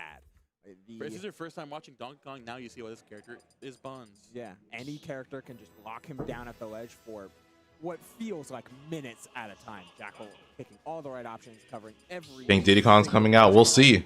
We will see. I thought maybe he was going Diddy Kong, but honestly, I respect it. Committing to the Diddy Kong. I know. No, he's sticking it out with the DK. Change the alt though. Typically puts Wolf as Default against Diddy Kong, so maybe this is just practice. Maybe this is just, hey, I'm playing against my good buddy Jackal, and I'm gonna go DK. Who knows? I'm employing this DK tech I learned, aerial spinning Kong out of shield. You know what? Where a better place to learn that? Bringing us to Town and City, I definitely love this pick here. As a DK counter, as a prior cheeser, you know, a wise man once told me, no one has ever picked Town and City with good intentions, and that rings true to this day. Rock wall moment. Haha! Oh, okay. yep. And that could be it. Or just the cargo down throw to try and set up that exact situation. It was just a little bit off timed with the down air, but he's still covering. Tweek, his ledge trapping fundamentals are still absolutely there. He read the jump air dodge down. He just is a little bit too late on pulling the trigger on the option after. And excellent timing in order to find the platform. He saw the background stop, which means he knew the platforms were going to be coming in shortly after. Ooh. Now waiting slowly but surely for Jackal fishing for this bear kill. The last bear he connected could have killed if he got the sweet spot. Parry on that back air at ledge as well. Jackal, we go back to game one. Oh, there it is. I am so surprised Tweek's trying to shield grab auto cancel back here. That move is so safe.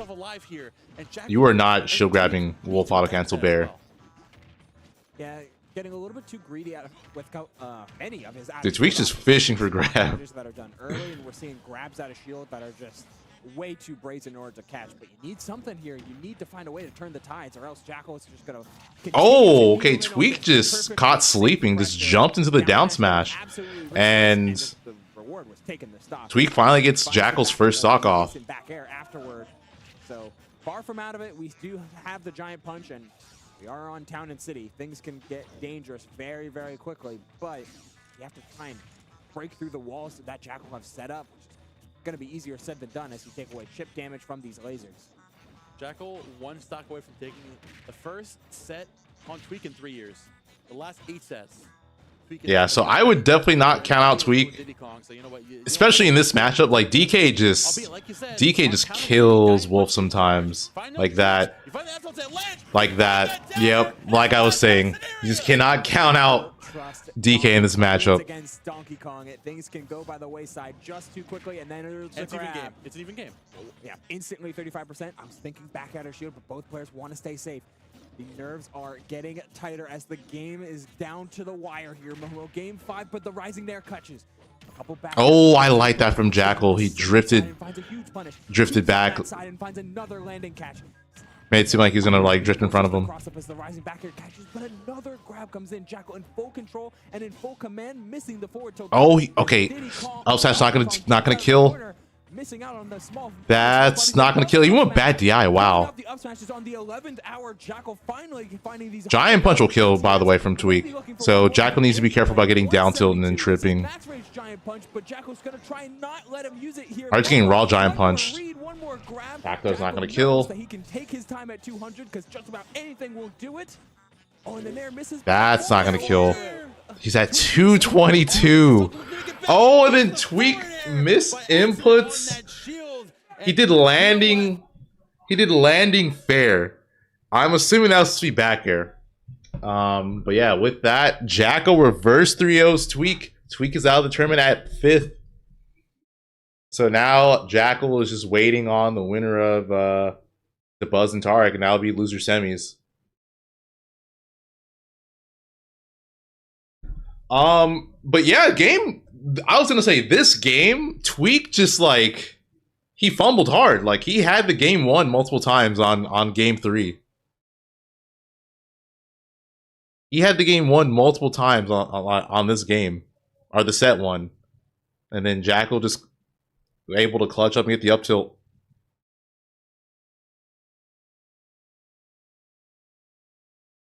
Something I'm surprised about too is like Tweek never tried to edge guard Jackal in those spots when he got like the 2-frame F tilt. Because you just like 2-frame F tilt Wolf and then you just like chase him and bear or something, bear and air. Not really much he could do if he doesn't, especially if he doesn't have his double jump.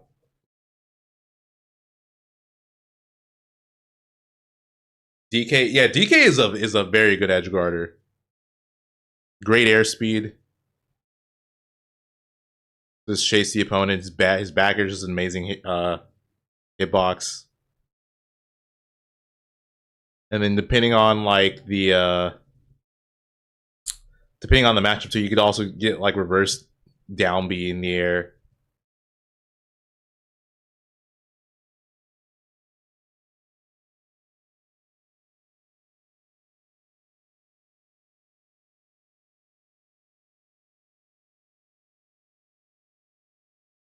Gretzky, what's up?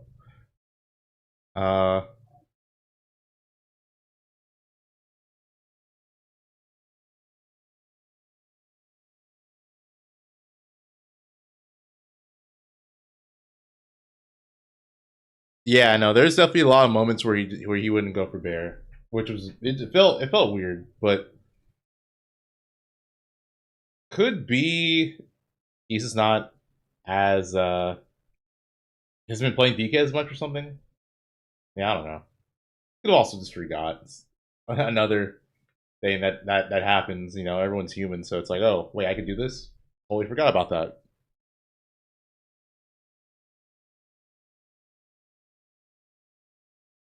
But yeah, so next set should be Dabuz Tarik. I'm curious, is Dabuz going to go Rosa or Olimar? If I'm not mistaken, Tarik's beaten Shuton's Olimar, so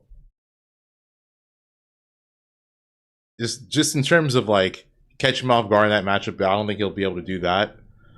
And then Tarik also has experience versus Rosa. Obviously, it's not like Dabuz is the Rosa, but Tarik does have experience against Rosa because there's pretty good Rosa players in Europe. I'm sure he's played at least once.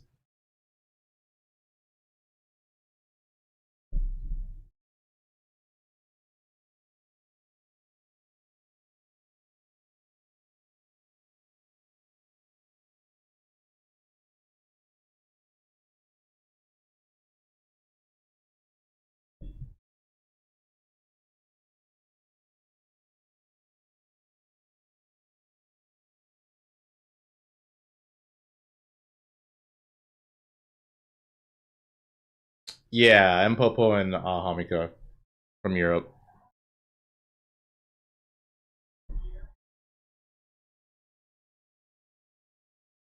Knocking me back. Oh, wait, what do I do about this? Oh, I focus a little bit down. Oh, wait a minute. Now you're forced to play outside of your normal comfort level with the Greninja instead of playing reactionary like we mentioned Tarik plays earlier. Instead of now, I gotta play aggressive first. Get Luma out of there, then I can play my game. But also, playing reactionary means that I'll play into the 10-second Luma timer. So it's all like playing against the clock and the game fighting you in this matchup, albeit there's a win condition. There's a way to do it.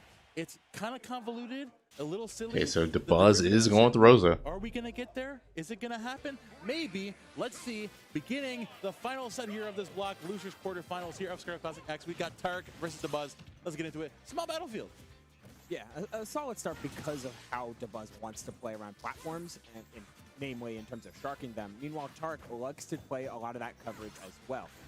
The difference here what's going to be is how often is Dabuz like playing on top of platforms, on top of the other major mechanic here. How often is Luma displaced? Displaced Luma has kind of become the future and now the current metagame of Rosalina, which makes it all the more easy to try and focus down the Rosalina or to focus down the Luma, depending on Tarik's priorities. He's getting ledge trapped while he's edge guarding. You see that? Yeah, it was hilarious. This game is so silly. Puppet characters, man, they change the dynamic all across the board, especially one as free flow as Luma is. Definitely. I mean, we're seeing Dabuz doing a great job so far. Again, playing the grounded game, forcing Tarik to overshoot. He's getting aggressive, getting active. Like, okay, I need to put the pressure on this Rosalina now. Jump in there for the forward air. Good catch from Dabuz. First stock going to him with up smash. And take the first stock going into the part of Dabuz. And again, Tarik trying to turn up, take the Luma. When there's a moment of reprieve, you had a little bit of. It's so important to just like but man, you overshoot there. Know how to deal with Luma in this matchup. 40% for your troubles. Is that worth it? Because Luma is just going to be so obnoxious. It's hard to say because you do like no matter who you're playing as. And by make stuff happen, you need to get Mr. Johnson away from Luma as much as possible. Oh, wow, that displaced Luma was so far away with Dabuz in perfect control over all of this. Looking for Nairs to cover, but a nice delay from Tarik. I think honestly, Oh, see, like I said, Luma's gonna be obnoxious. This is just a pest. Ruin the potential stock that Tarik could have gotten with the up smash. Tarik burning one of his resources, so then you could set up a down air, but Tarik delayed his recovery so well that it forced Dabuz into double committing to these Nairs. So now we can then cover with. How bad was the buzz versus Syrup? It wasn't bad at all. Like every stock was like or every game was competitive. He just switched after losing. Oh yeah, I like the idea of the counter. Unfortunately, just missing the mark on that. Gonna hit with that fat down air. Yes. Up 3 stocks to 1 here. Dabuz playing this very well so far. Now Tarik, I think the biggest adaptation I guess he can make here is like kind of play around Dabuz's expectations for you to approach his shield. Like, a lot of times he'll like see Tarik run in and then like anticipate the dash attack, anticipate something, and albeit it works out most of the time. Tarik, I think we can mix up with that. Just like going for like a grab of sort. Albeit it's a lot easier said than done. Given Luma's there, but you don't have to have like grab combos. Albeit just like look at displace Rosalina, get her out of your face, and then finally gets the stock. All right, well, at the very least, this should be good data for Tarik on how to like approach Dabuz for the next match. Yeah, this is so far this is looking like a dominant game 1. I'm sorry to tell you, that's not true. I'm sorry. She's not playing. It was a better joke in my head. She's not playing the way that Greninja wants her to play. Because Luma is so ever present, it creates holes in pressure where Tarik typically doesn't have them. It forces a different line of thinking that Tarik's not used to thinking about because Greninja's flowchart is usually pretty safe when executed correctly.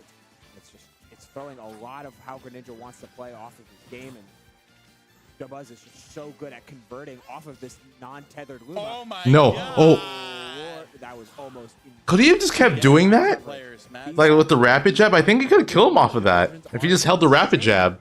Because Luma was going to keep falling, it looked like. On the platform just yet. Tarik looking to hold strong here and like getting Luma out of there, making space. The doubles combo coming out, looking to catch him. An aggressive from the ledge there. The backer not going to connect just yet. Luma's still hanging on.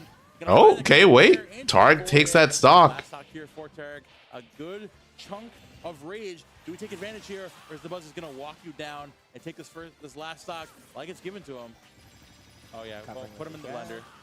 But it was Rosalina jab. It's not going to close out the stock. Rosalina jab way less powerful, but Luma jab is certainly on the table here at 166. Luma up tilt as well. Basically, most of Luma's inputs should close down the stock.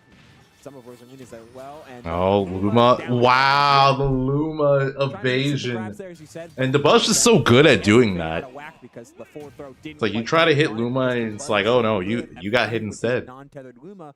He knows what hits that he's going to take that is going to leave his Luma open for the whiff punish. Now, I do have to bring it up because it is an option that Tarik has. He does have a practiced Kazuya. Is this a play here? It's a tough ask because Dabuz always plays with a good sense of stage control and defensive priorities. So it may not be. But if the Greninja is really, really not working out... Another double fist bump, bro. What's the buzz? He does walk into Greninja. Okay. All right. I mean, at least you're on something where you definitely... I feel like he's at least thinking about it. He's definitely there. Bringing us to a smaller stage like Hollow Bastion, I definitely like this idea here from Tarik, considering, again, how, like you keep mentioning, the untethered Luna movement. The way you... Playing around... if you go to a smaller stage, you have much more confined space to do your Rosalina shenanigans, and that gives Tarik the opportunity to now play the aggressive game he wants and get Luma off the table. You can play the game. Yeah, Greninja can just jump up so high that a non-tethered Luma is just left in no man's land. Meanwhile, you get to play around with Rosalina's floaty movement and juggle this character for a good long while, and then once you get done with your juggle, you play into the fact that you can instantly get rid of Luma. And oh, that was close. Excellent recovery route, but an even better coverage there from Dabuz. Luma instantly spawning back some excellent. How did that fair miss? Look, it looked like he hit it, like he hit Rosa, but I guess she like low profiled it. No, that's another big part of a lot of Greninja's punish game. If you're not afraid of Greninja grabbing you, then I mean, just holding shield is Again, Dabuz is so good at utilizing Luma. It's making it hard to kill her. Like right there, Dabuz is able to reversal Tarik because he tried to get rid of Luma. Dabuz, the way he operates in Smash, Oh my god, really?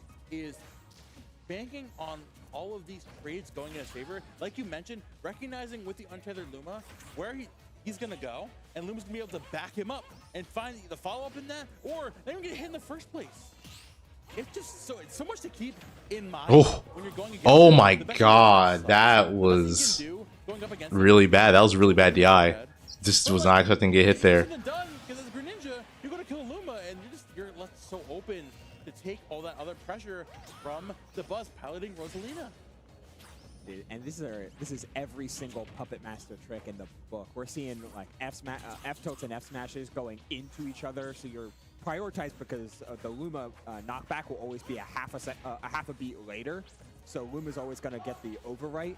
But if you're looking at Rosalina, you're going to DI for Rosalina and then get caught by the Luma throwing a wrench into your works, and everything's just awry, askew, and very different from how you want it to be. Tarik down a whole stock here. Looking to get aggressive here. Luma's off the table, would definitely try and take advantage. Catching on the platform, not going to dash attack either. Dabuz playing very passively again, waiting for Luma to come back.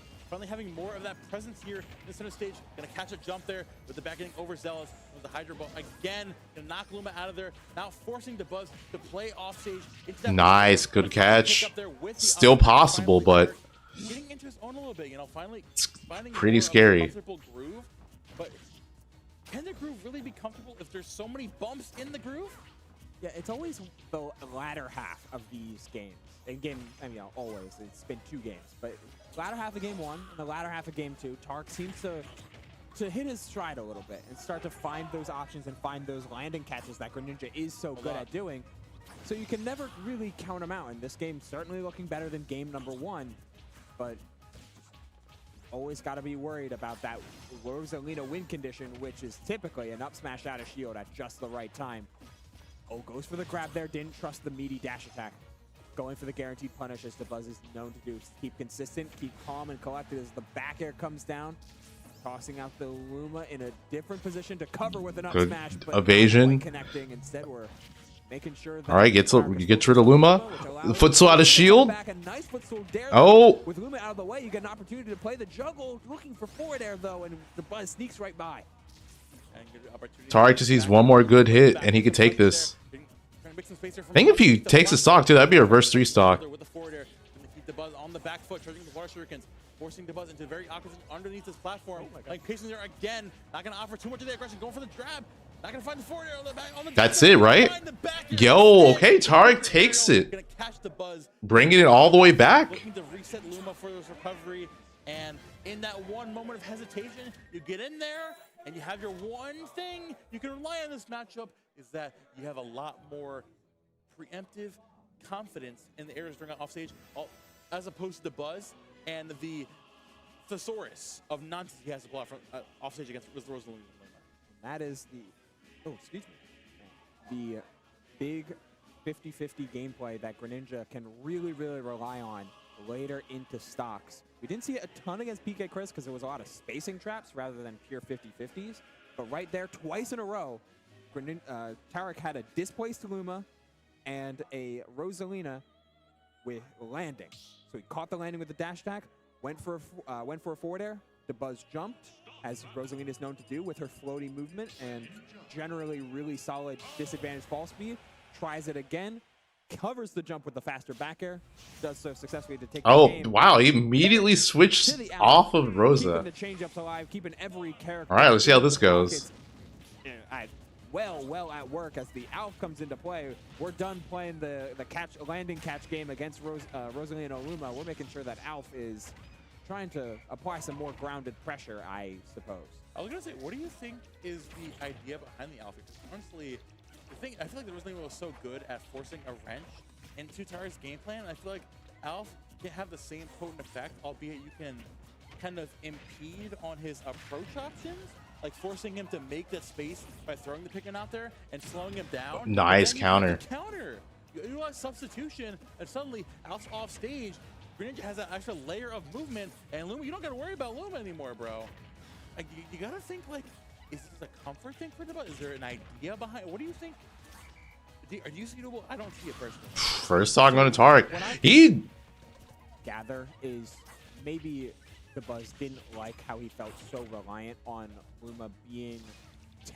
Yes, like I said, Tarik was able to beat Shuton in this matchup, so he's one of the few European players that's pretty good at fighting Olimar. With the fact that he still has the mid-range control with Pikmin Toss, but he's not as susceptible to all these different landing catches that Tarik has been showing off and flexing his offensive prowess.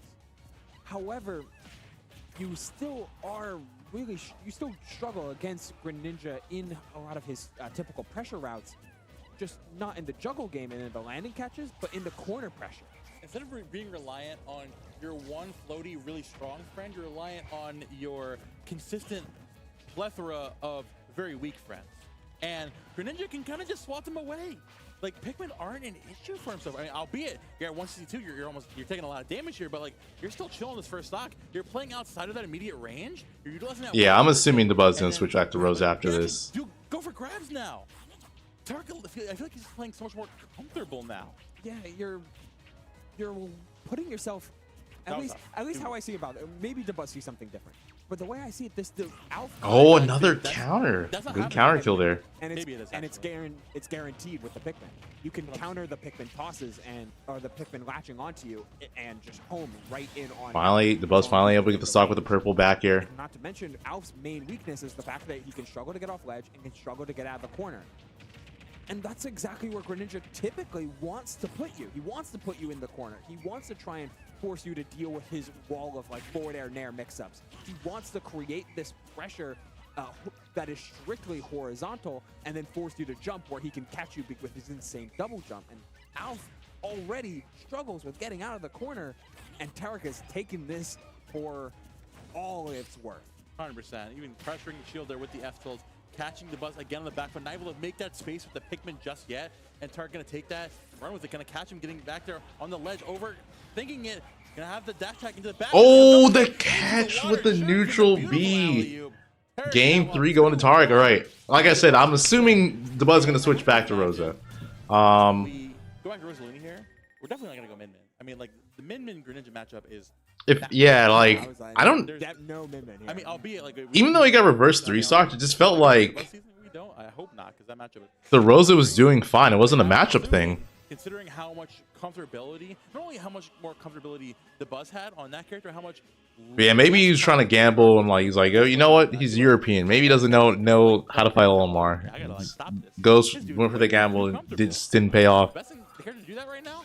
Yeah, he's going back to Rosa. Yeah, the Rosalina looks much more comfortable and much more of just a thorn in the side of Tarik's offense. Once the Alf floodgates were opened, it's like, oh, I'm remove all impediments to me doing what I want to do are gone.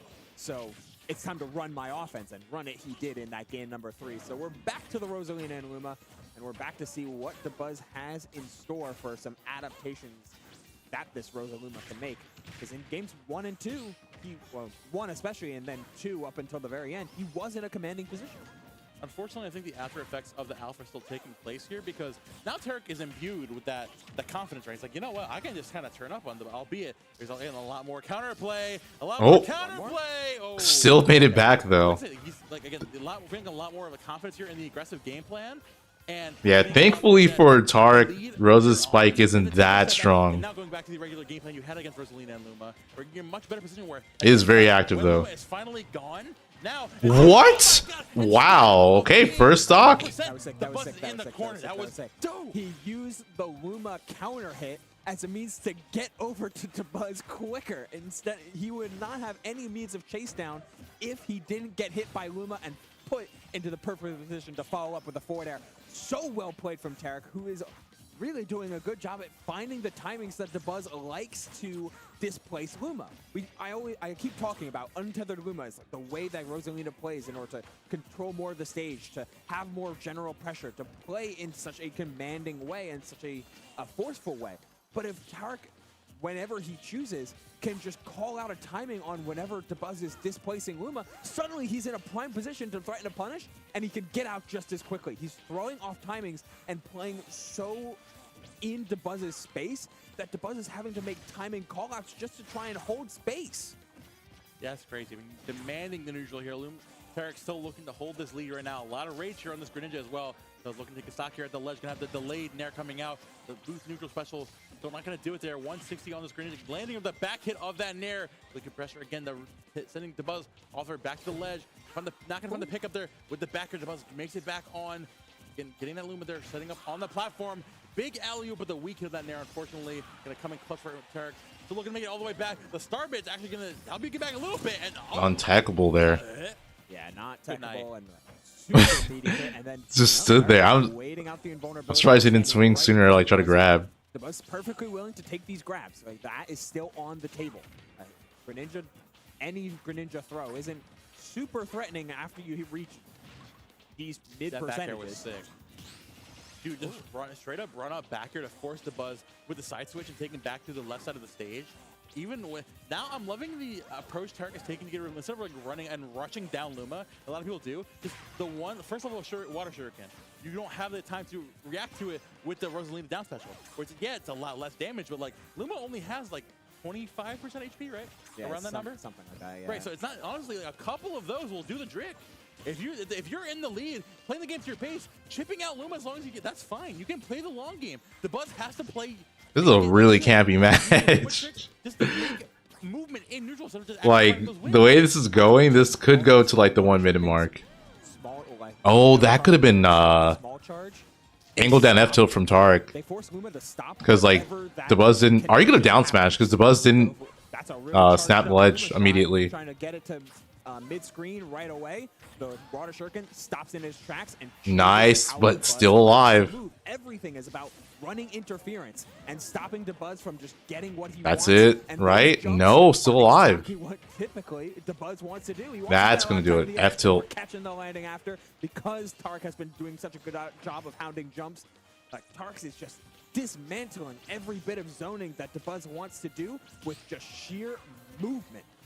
Dabuz was totally reliant on Tarik having to play balls to the wall, running down this Luma and trying to force him back in a awkward situation. Tarik taking that, like, you know what? I'll just do that first immediately before you have time to react. Now I'm winning.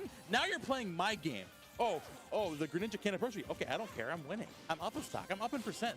What does that matter to me? Now Rosalina has to approach. It goes from I can't approach. Oh, that's so much damage from rapid jabs. And Dabuz trying to snipe him with the fair there, but not able to get it. Certainly more opportune now after that massive jab train. Getting caught between Rosalina and Luma jab can there up smash. It's going to do it. The opportunities are there. A huge opening and the classic win conditions that Rosalina has to offer. That up smash out of shield takes no prisoners, regardless if it's Rosa or Luma hitting it, or especially both. The opportunities are there. The windows is getting much larger as another landing catch with Luma. But slowly bringing this back. Oh, it's even now. He has the lead. Has suddenly swung here, Momo.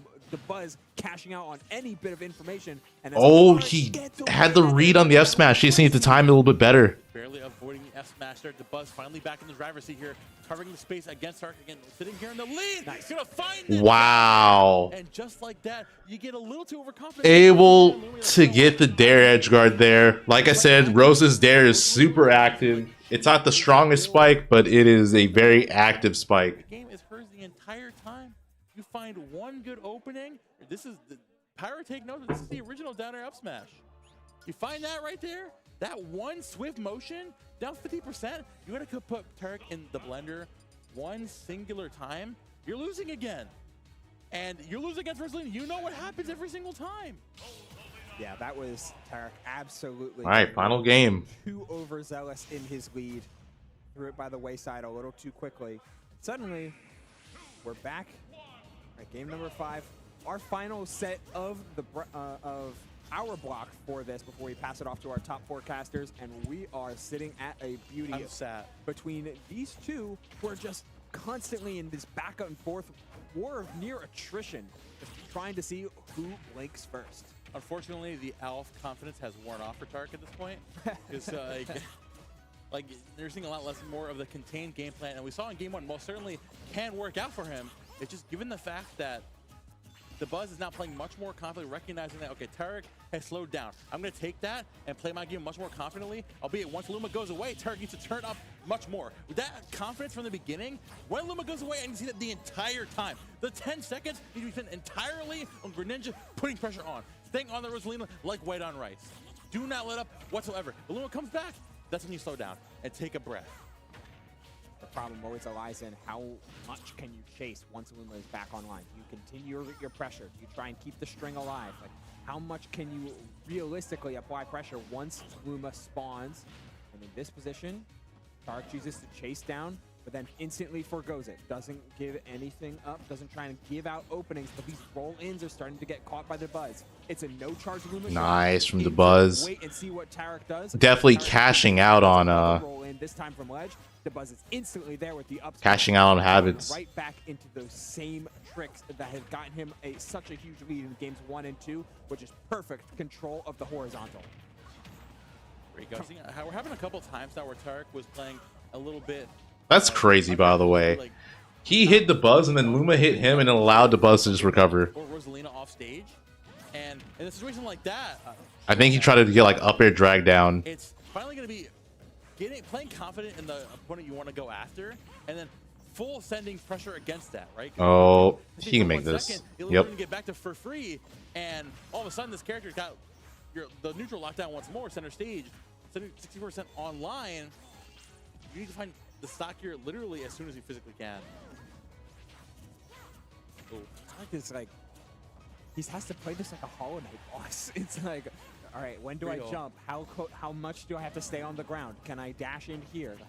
Where are the windows where I can apply just even a little bit of pressure? And it's all that for one hit. Bro, it's like the one phase of the Kronos fight in Hades 2, where he's got the little totems, and like the star bits are like the time things that shut you Dabuz down. is making it You can't so avoid hard to take off this stock. God, sorry, I'm still tilted from that fight. You're kidding me. He had the fair. He had the fair. He just like He gets it. he's missed. He's playing. It's playing against a actual fortress, both of mental and physical solitude. It's hard to get in on it, and it's hard to try and break down the perfect. Oh, is that gonna movements kill? Dabuz approaches with, because No, as not soon as yet. You try and assume you know some of these timings and understand these tempos. That's when he runs in and grabs you. Tries it again there, but missing ever so slightly. But we're at danger of lapping percentage at 167, still holding on to this stock. It doesn't matter how light Rosalina is if you just can't get close to her. Finally gets a stock with up throw. Grab is able to do it with the up throw. But at 150, 160 now, the forward throw and everything in between. Jab, trying to get the jab 3 conversion off of the Luma, but no dice. Oh yeah, we gotta turn up here at the ledge. Max rage here on this grenade. You need to make this count. I want to see Tarik go for like a Hail Mary dare spike off stage. Up again. Tarik is, this is the aggression at the end of the stock, forcing Dabuz into the awkward position in center stage. Gonna whiff that up smash, just barely avoiding that through the cracks, going for another. Oh, we try to do the broken Greninja pivot grab, or use it. Who overshoots a little bit. Dabuz getting aggressive here, and Tarik still holding strong, avoiding this, threading the needle every single time. And that Forward throw should is kill here. probably gonna do it there. Yeah, Yep. it is. Just enough. And I mean, at 193, you're kind of expecting any hit to do it, and that one certainly did. Down a whole stock here, but Tarik has, we've seen the comeback happen before. Tarik finding just the right number of opportunities, just the right call-outs as Dabuz gets back to being a little too comfortable jumping from ledge and in neutral time and time again, but we capture the dash attack, 81%, going deep for it, needs one more back air, catches the launch star, maybe has one opportunity to find a back air, doesn't catch Rosalina, but catches something more valuable, that being the Luma. Now you got 10 seconds of opportunity, but Dabuz goes We need to aggressive stock here. now. This 10 seconds, we need to stock right now, or else Tarik's gonna be in a really bad position. Looking for, gonna find him down. So Luma makes it back just in time. Tarik losing the opportunity, needs to find it as soon as he possibly can. Dabuz gonna rack his damage up, bring this all the way to the bank. So much pressure here on the center platform. The Starbucks again racking the damage slowly, but Oh, try to. big back for putting. I feel like the idea wasn't bad, but he just did it at the wrong He time. needs to find a hair on this Rosalina, but Dabuz is not gonna let it happen. Yeah, Tarik trying not to commit to any of these roll-ins that had been getting away with and getting punished for in this game number 5.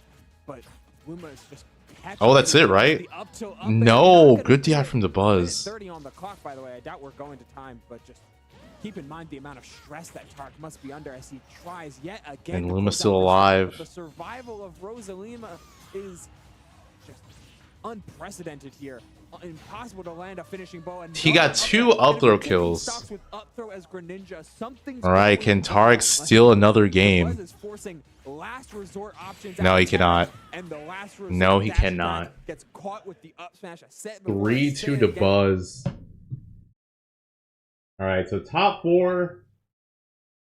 Jackal, Dabuz, and then Syrup Zomba. So they're probably going to get into Syrup Zomba. Maybe they're going to take a break. We'll find out. That was a long set, though.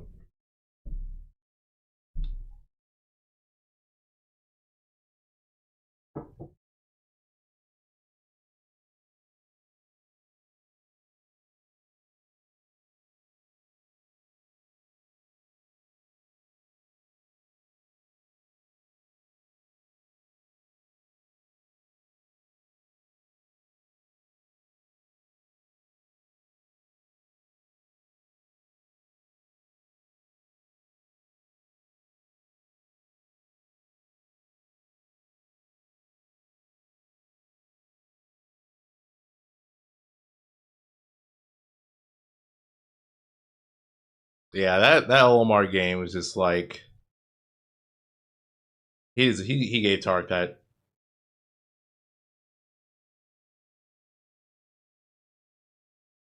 Yeah, this was also unfortunate. That was crazy. But I was gonna say that was unfortunate for Tarik. He had such a great lead, but at the same time, he also made like a really big comeback against Dabuz in the set.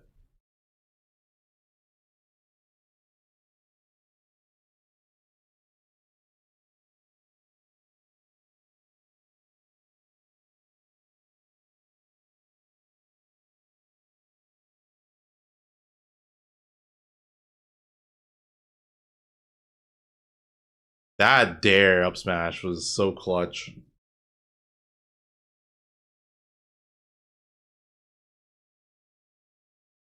And then that.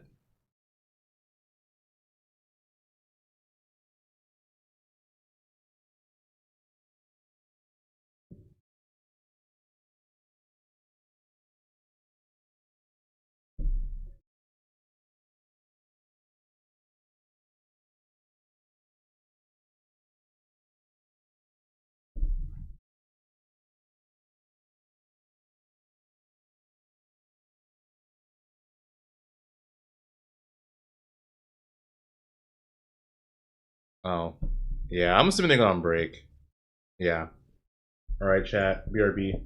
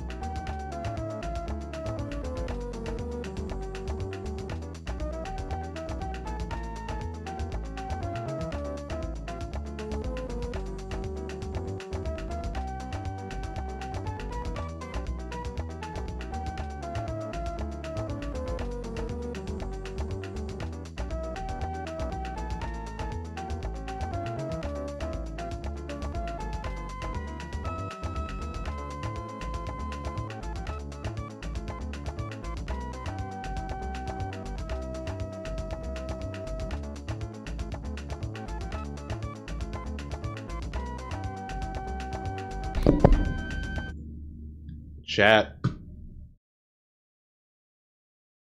The Lakers are getting cooked right now. They're actually getting destroyed. But winners finals.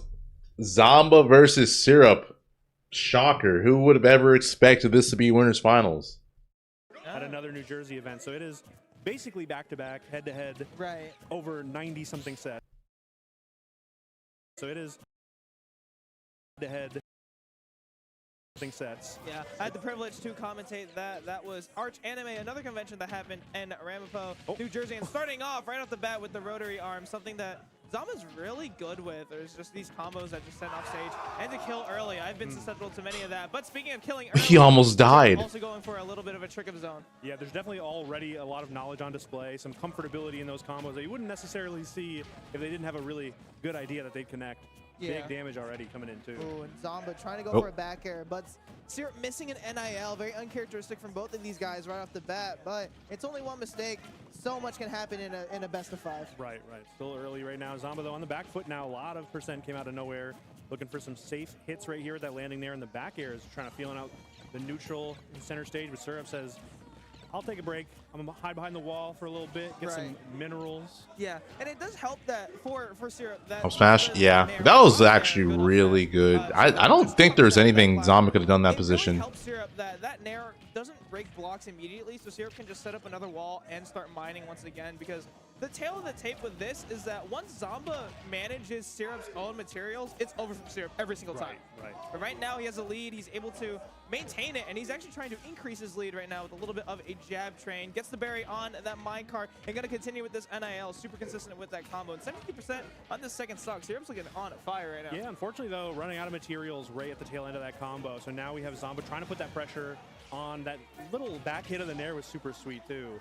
But the minecarts are getting scouted out. Oh wow, that was a great catch. That was like such a big hit at the end too. Yeah, and I can respect Syrup for tip of the trying to hitbox. mix up with the elytra, like going up high on the little arch, but Zomba just ready for that. A really big multi-hit hitbox like rotary arms. Just gonna catch everything. But Syrup has replenished most of his materials, maybe not all of it, but enough to keep Zomba on, his toes. Right, yeah, you just need a couple of wood, couple of dirt, and all of a sudden you're right back to it. It gives you just enough time to get, the diamond tools especially, which help a ton in that situation. So right now, back to center stage. Zomba, big opener here, though. Yeah, huge up tilts into the up air. Classic combos coming out from Rob. Trying to just get some more damage with this gyro. Something that Syrup is going to look for is maybe these jumps, trying to go for these Z-drop nairs to break these blocks and maybe get a back air or something, even a minecart for that matter. And he's trying to just wait for Zomba to land, gets the tech, unable to get the up tilt. Zomba not closing out the stock. Nice up smash out of shield. Close it out that time with the up smash, and Syrup once again up. I was gonna say, I feel like in the spots where Syrup knows Zomba's gonna land the platform in there, you could just up smash that. And then that happened twice where you could have just taken the stock that way. You can really keep Steve in the corners we're seeing here, but Oh, is he dead here? No. Good SDI. Really smart landing up air by Zomba. Not only if it hit, it would have led up to so many different things, but he was actually able to escape anything that Syrup went for. Even an up tilt wasn't enough to be able to catch him. So Zomba trying to play safe as much as possible, but safe can only get you so far. The double down smash. Basically another 50-50 coming out right there from Zomba. I love the comedic timing of that. Just off the block, right back into another down smash. And now we have those sort of low HP blocks to work with. Minecart is huge right there. They get Syrup out of the corner. Not really a lot of materials, though, on the bar. We have some pretty good tools to work with. But No, there it is. As I said, he just catches the landing with the up smash. He didn't do it on the... I guess he wasn't exactly on the platform, but he was near it. Looking for those jumps, either with back air, even up smash like we see that magma block, gonna scoop and reach super far. Zomba understanding it now, just mixing up his recoveries, going up high with the afterburner, trying to approach somehow, just wants to get an approach with a laser or a gyro, just send Syrup in the air into disadvantage potentially. What a swing off of the anvil forward smash. It's so low cooldown. Oh wow, that killed. Game 1 going to Syrup. And it was like gold fair.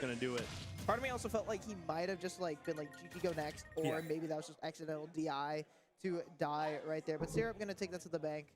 On the banks. What's up, pizza? I'm live on Twitch. I'm live on both Twitch and YouTube. Even though he was brought down to last stock and around mid percentage, Syrup had a really commanding lead there and just kind of kept that flow throughout that first game. Yeah, I mean, Zomba did find some really good opportunities to try and even it up in those moments of low material. Yeah, for anyone who was asking for what nil means, it stands for no impact plan. Basically, you just for Steve when he jumps, if he puts block at the right time, he basically just he'll land the block with no lag. Like literally just did right there. Well, we're gonna say that.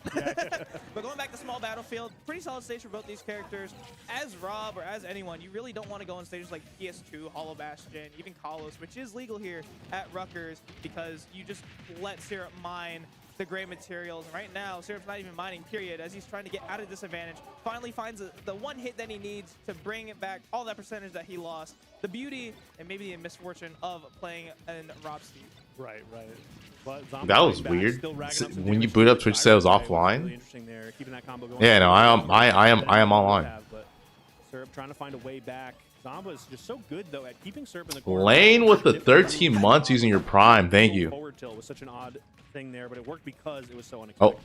oh, he fell out of it, and he died for it. First stock going to Zomba, yeah. Zomba just doing a good job of SEIing and making it harder for Syrup to get those kill combos. Because now he needs to focus on mining. Not only that, but try to get this comeback, mount something. Right now, Zomba's not letting any of that happen. Looking for a down air, potentially trying to mix up something really good. Oh, that's it. Yep, 3 stocks to 1 now. Or what a turn of tables right now for Zomba. Yeah, the momentum has shifted drastically. Like you said, that lead matters so much, and we're seeing exactly why now. Syrup just on the back foot, and Zomba keeps putting the pressure on. And these Zomba is destroying Syrup this game. And we're seeing exactly Jesus. how much of a difference it makes. Oh, what the heck was that? Yeah, trying to go for it. Maybe the Oh. short right there. Trying to read something, but he might be illiterate. I get the idea. Zomba has been jumping a lot, which is why that up smash would have been good, but... Restock for game 2. Steamroll in game 2, and Zomba looking a little frustrated that that game 1 even had to happen that way. Yeah, I mean, going back to small battlefield is pretty risky, especially when you lose, but Zomba... Also, did the commentator say he was trying to read something? He might be illiterate. Was able to make it a 3-stock against Syrup. That's actually a wild line. So, we could expect a stage swap here from Syrup. I think so. I think so. We'll see where we end up going, though, as we lock back in for the next game. I'm loving what we're seeing right now. Like I said, throughout the 90 sets they've played, it's been so back and forth, so it's only poetic that even in this set alone, the games are back and forth. We are going to go to Kalos, as you mentioned, pretty good stage in some certain aspects for Steve, but maybe... Okay, I guess they're not going to this stage, or Syrup's like, I don't want this ult. Music as well, bringing me some interesting memories. Okay, he just didn't want a JV, I guess. That's fair, yeah. Let's give it up. What? They got a lightsaber in there? This is Yeast? A lightsaber? Yeast holding the lightsaber? Oh, yeah. Yeast brought a lightsaber. Oh, okay. That's for some reason explaining it that way makes it normal to me. Yeah. Like, oh, Yeast brought it. That makes sense. Yeah, checks out. Of all people, yeah, that would be Okay, Yeast. yeah. It's also with metal. 2 games already? Yeah, dude. Steve versus Rob, I feel like at the top level is a very quick matchup. Same character, maybe skin change. Steve can't really camp Rob that well. Whatever that Steve costume is, but it is back on Kalos. We're getting into it. There is the classic strategy, but I like that little mix-up there. We saw a quick turnaround from Syrup. Go to the corner, but then immediately come back and kind of mix up the timing a little bit for Zomba.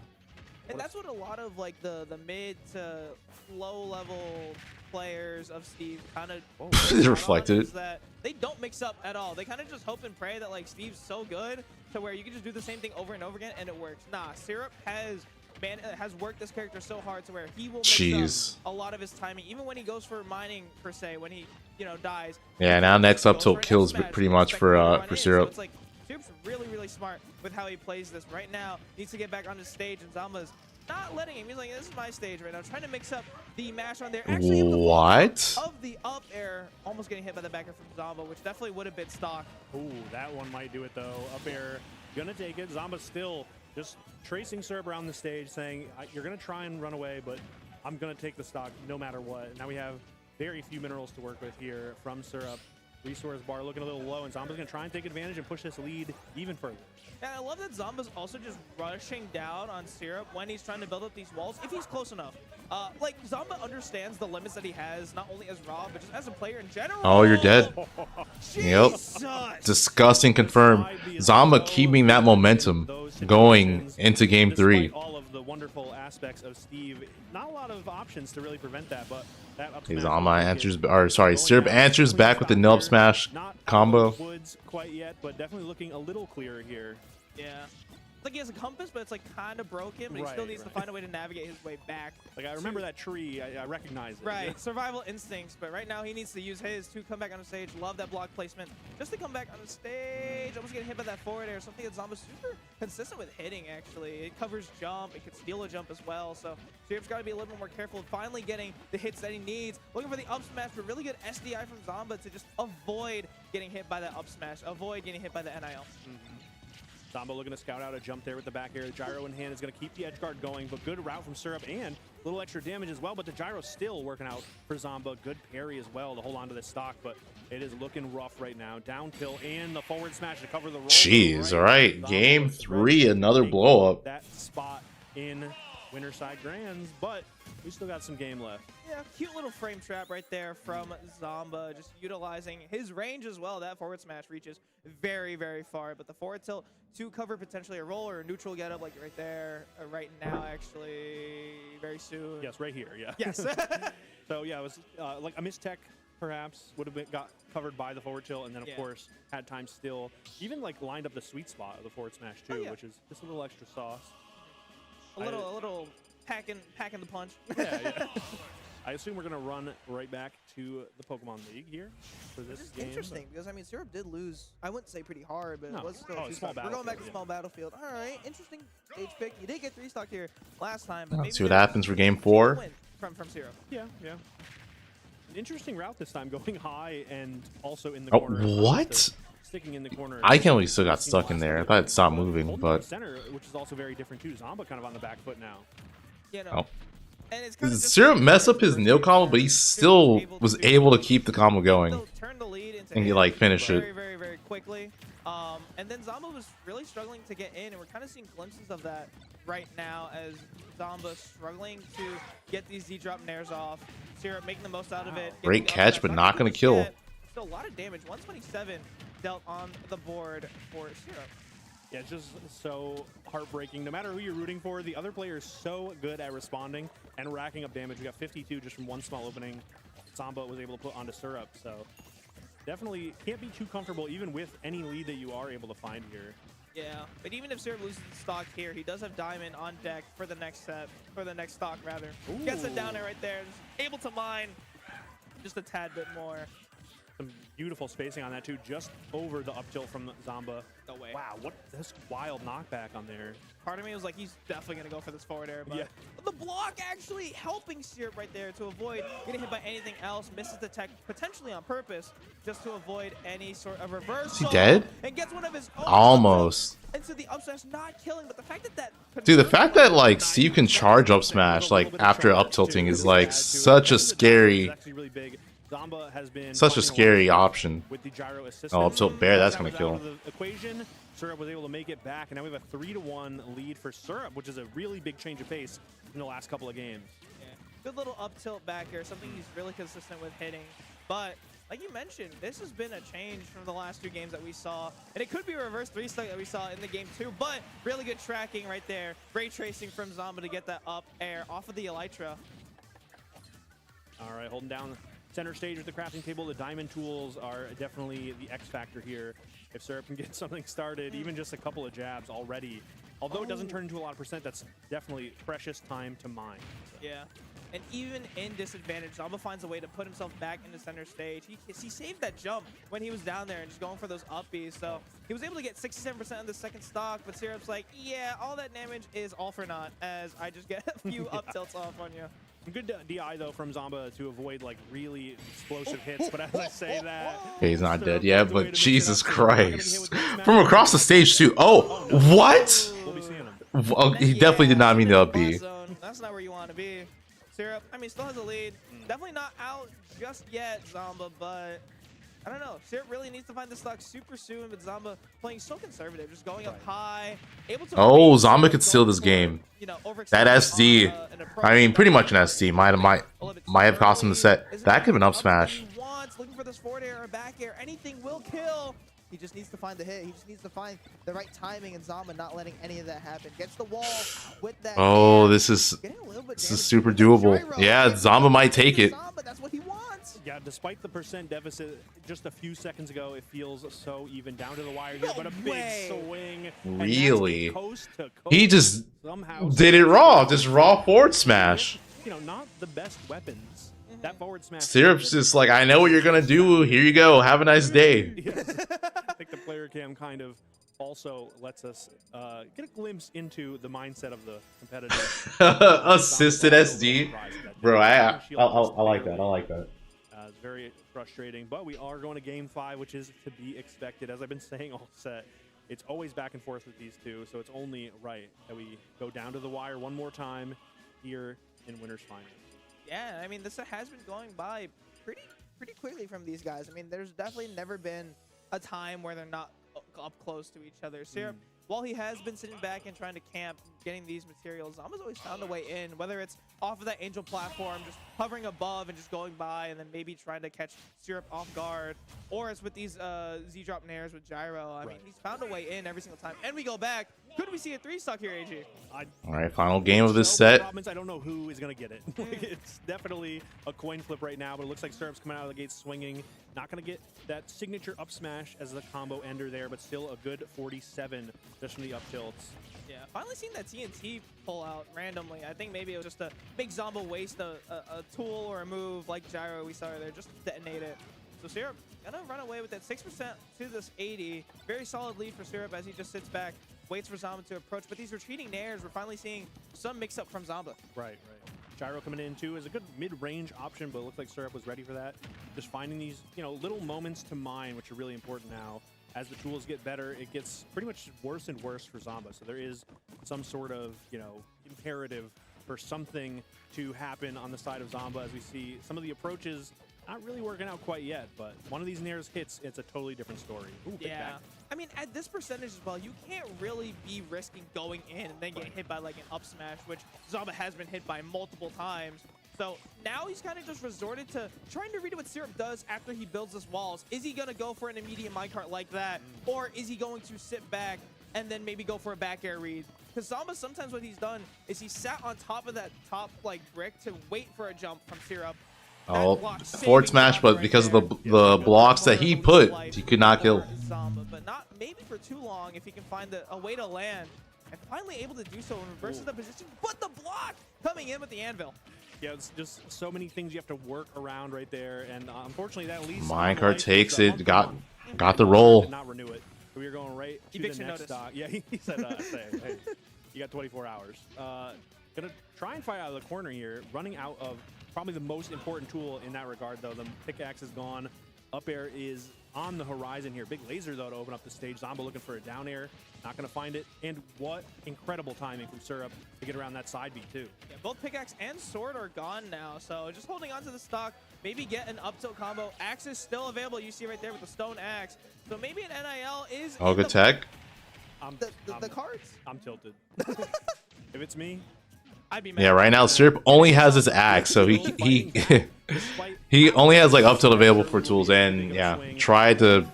I wonder why he tried to up smash there. Because of that situation, Syrup was Or maybe it was a misinput. Run away with that lead as we had seen previously, and not a lot of materials to work with either. The diamond tools can help that. That's if Zomba lets off of the gas. Right now, it's not looking like that's the case.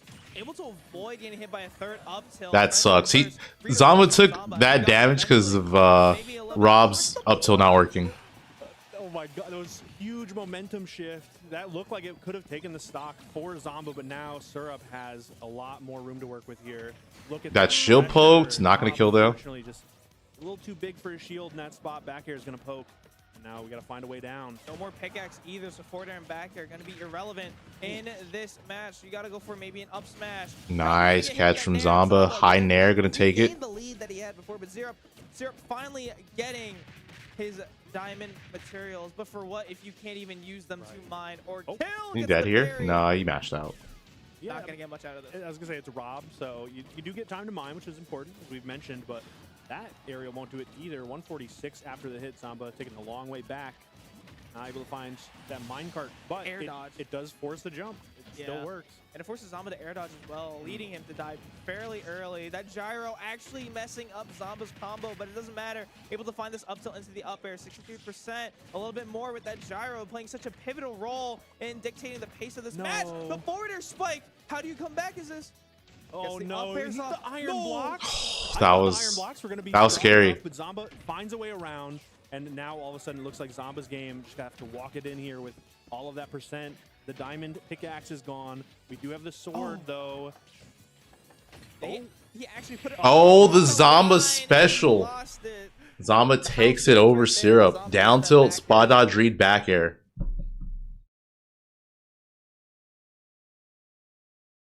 Yeah, so now Zomba sitting in grand finals, Syrup in losers finals. He's waiting on the winner of Jackal Dabuz.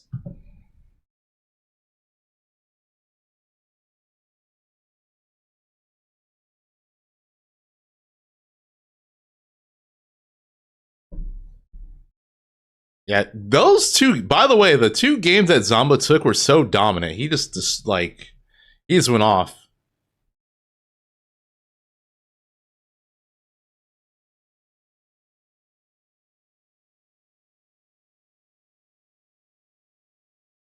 What happened to Light? He didn't go to the tournament.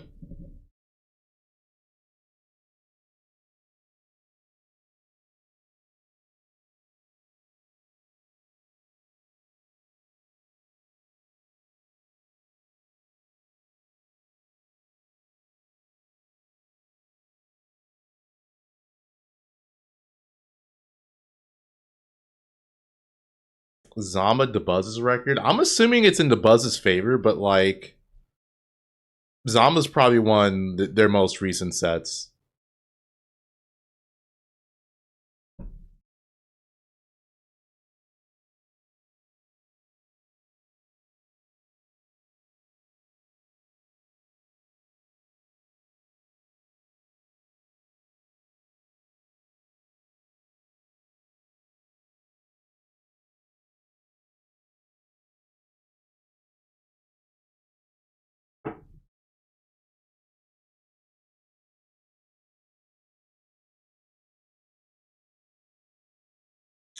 Zomba's record on Syrup is 9-5, his favor this season alone.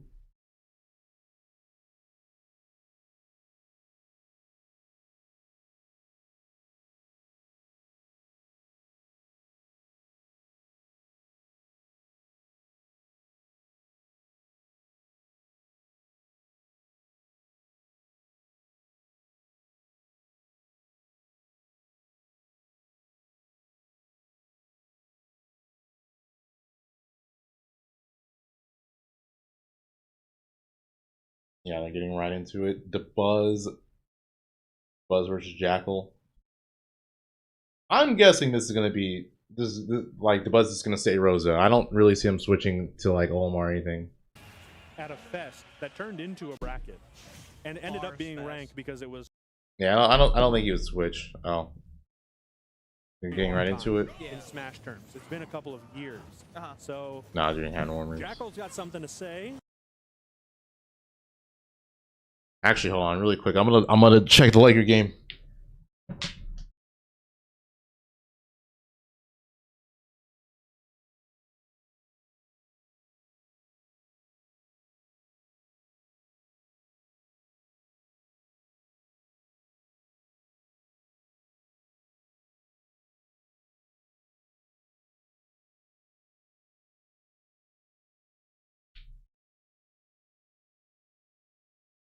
Bro, it's still going pretty bad. It's 94-75.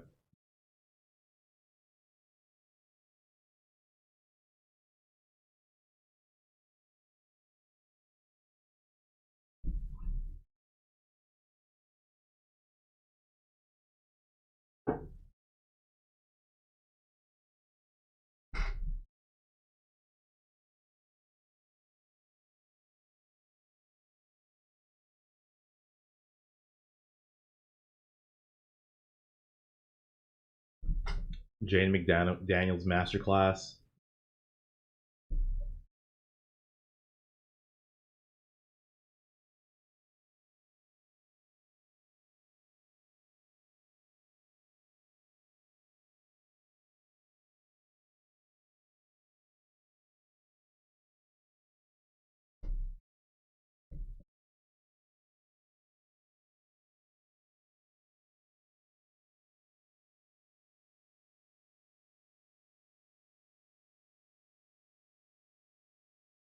you know, edge guards. But for now, we're going to see the Rosalina. That down B going to be really, really difficult for Jackal to go around and trying to avoid, because Blazer just plays such a big role in that. Let's see how this goes. Setting neutral, getting as much damage as possible. But Jackal, understanding that, just going to use his Nair, going to use his really, really good aerials that can combo into each other to just get some damage off, especially on that Luma as well. I mean, the other thing too is like those aerials that usually. So I want to say this matchup is heavily Dabuz favorite, like player matchup. Like I want to say Dabuz is like almost always wins, and then very good trade for you. So like Jackal might have won like a couple times or something. General is also really good at shutting down the alternative strategy that Wolf may implement, but right now it's just about dead even here. Small battlefield was the pick, which I definitely see the pros and cons of. Seems pretty neutral. I mean, the ledge could be really good for Jackal, but these platforms are going to be huge for Dabuz. Right. I mean, like, movement is definitely going to be really good for both these characters. I mean, Jackal can also extend his combos off of these platforms as well with those forward airs, but right now he's got to find a way to come back. Dabuz, even though getting that wall flash, somehow hitting. The tried and true. I don't think Jackal's like. Oh, that's too late.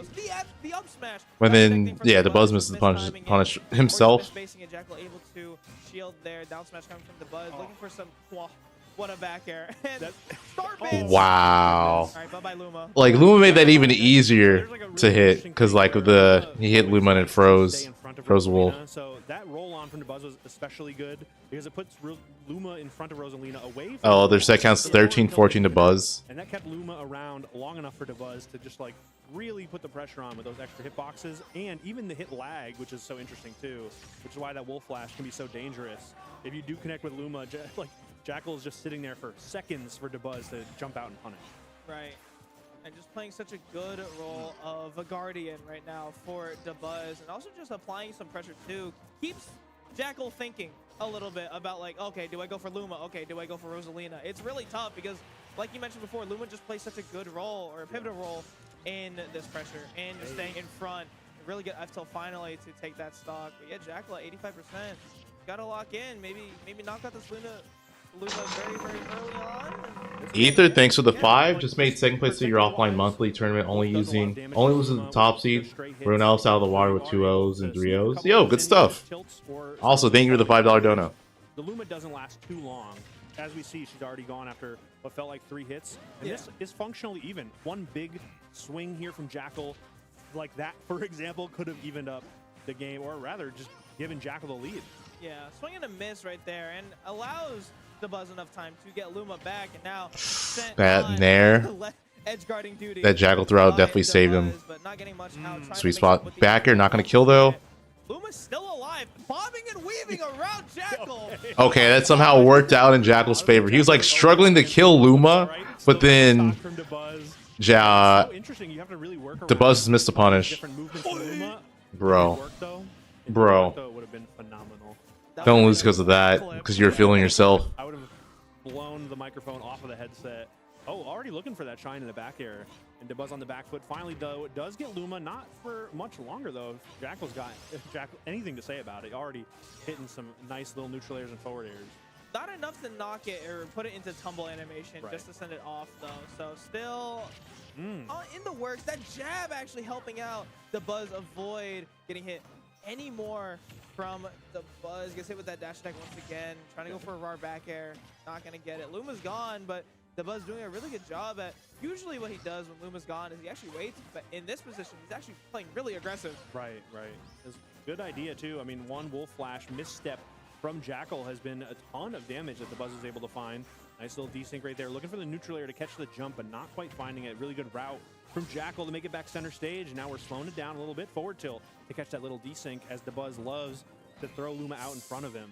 Yeah, and I love using the star bits behind Rosalina as well as a way to just mix up, because Jackal's been going for what seems like 50 million different like empty hops to try and mix up Dabuz, who is just not falling for any of it right now. Both of them just trying to bob and weave across each other, trying to find this last hit, and you can see Jackal reaching so far for maybe a back air of some sorts, but Dabuz not wavering a single bit. Okay, there goes that Luma one hit right there, but she is back. Oh, yeah, too late. There is a lovely up smash. I want to say, too, at the end there, Jackal actually could have gotten an up tilt. Like, so I think Dabuz tried to, like, tried to do something on the platform, but I'm pretty sure like that was just like a free up tilt. In the end there, but it also just, like, Oh, okay, they're gonna show it. Before that turned into a bait.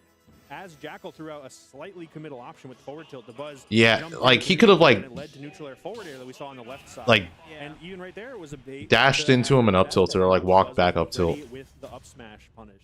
Yeah, Really good stuff. false sense of hope right there from Jackal. Just like, all right, at this percentage, I think I have to go for it. I feel like you need to pick your shots a little bit more carefully, especially if you're Jackal going up against such a defensive-minded player like Dabuz as well. So let's see if he can make some adjustments here, but same as always, they're just going to play neutral as best as they can. It's 96-84 now. As possible. And then maybe just leaning in with like an aerial or something like that. Dabuz has Nair to combo into Nair once again. Same thing with Jackal with forward air. Right. They're both just going for their classic low percentage here. I love something I always talk about when I cast a Jackal game, the aerial timing. Like landing with the Nair is obviously a good option, but if you telegraph it too much, your opponent can punish. But if you mix up the timing, all of a sudden it's way more difficult for the opponent to punish you for it. Nice little dash in from the Buzz though. This is a really tough spot with the Luma, but somehow Jackal finds a way.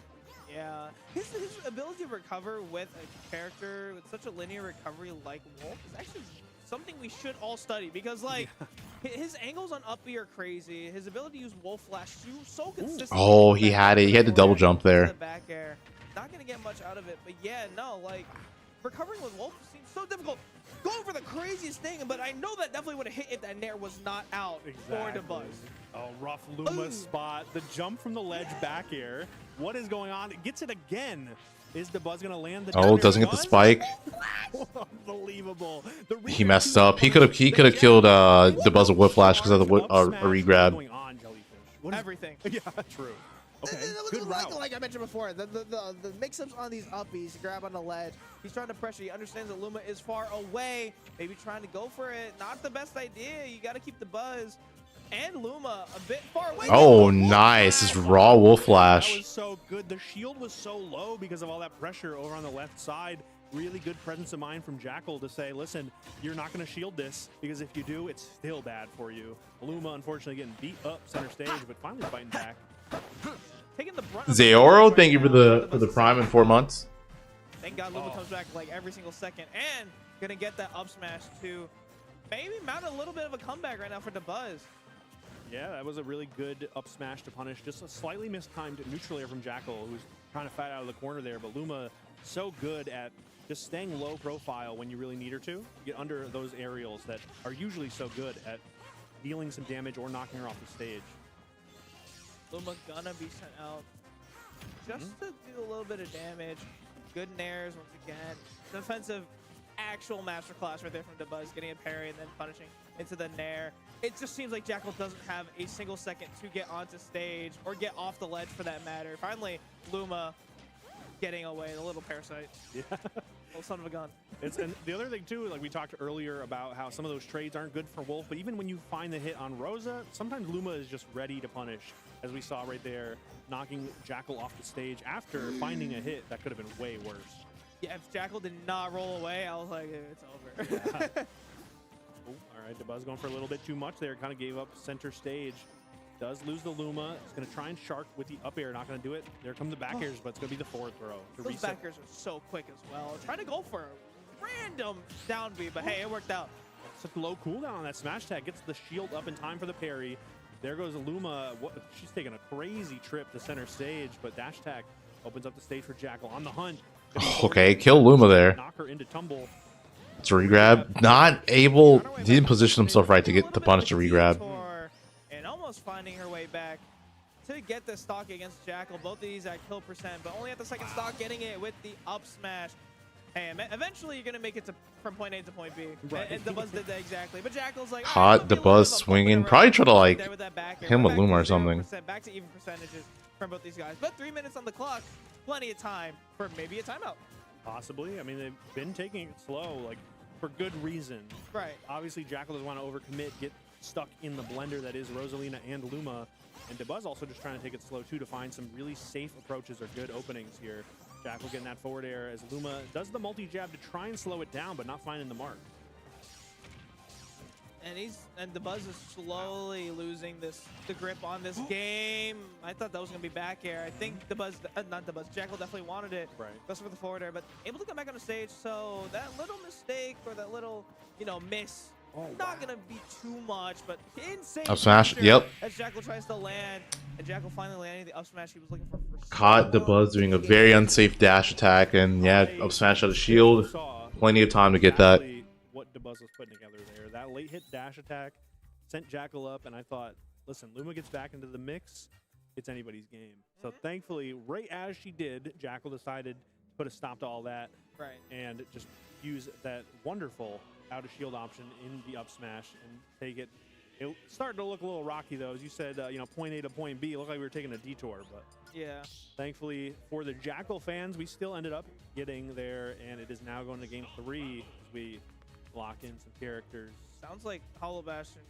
Yeah. Potentially. I mean, the music is. Oh wait. They did pick yeah. Hollow Bastion. I just wonder if they'll stick with it. I feel like they will.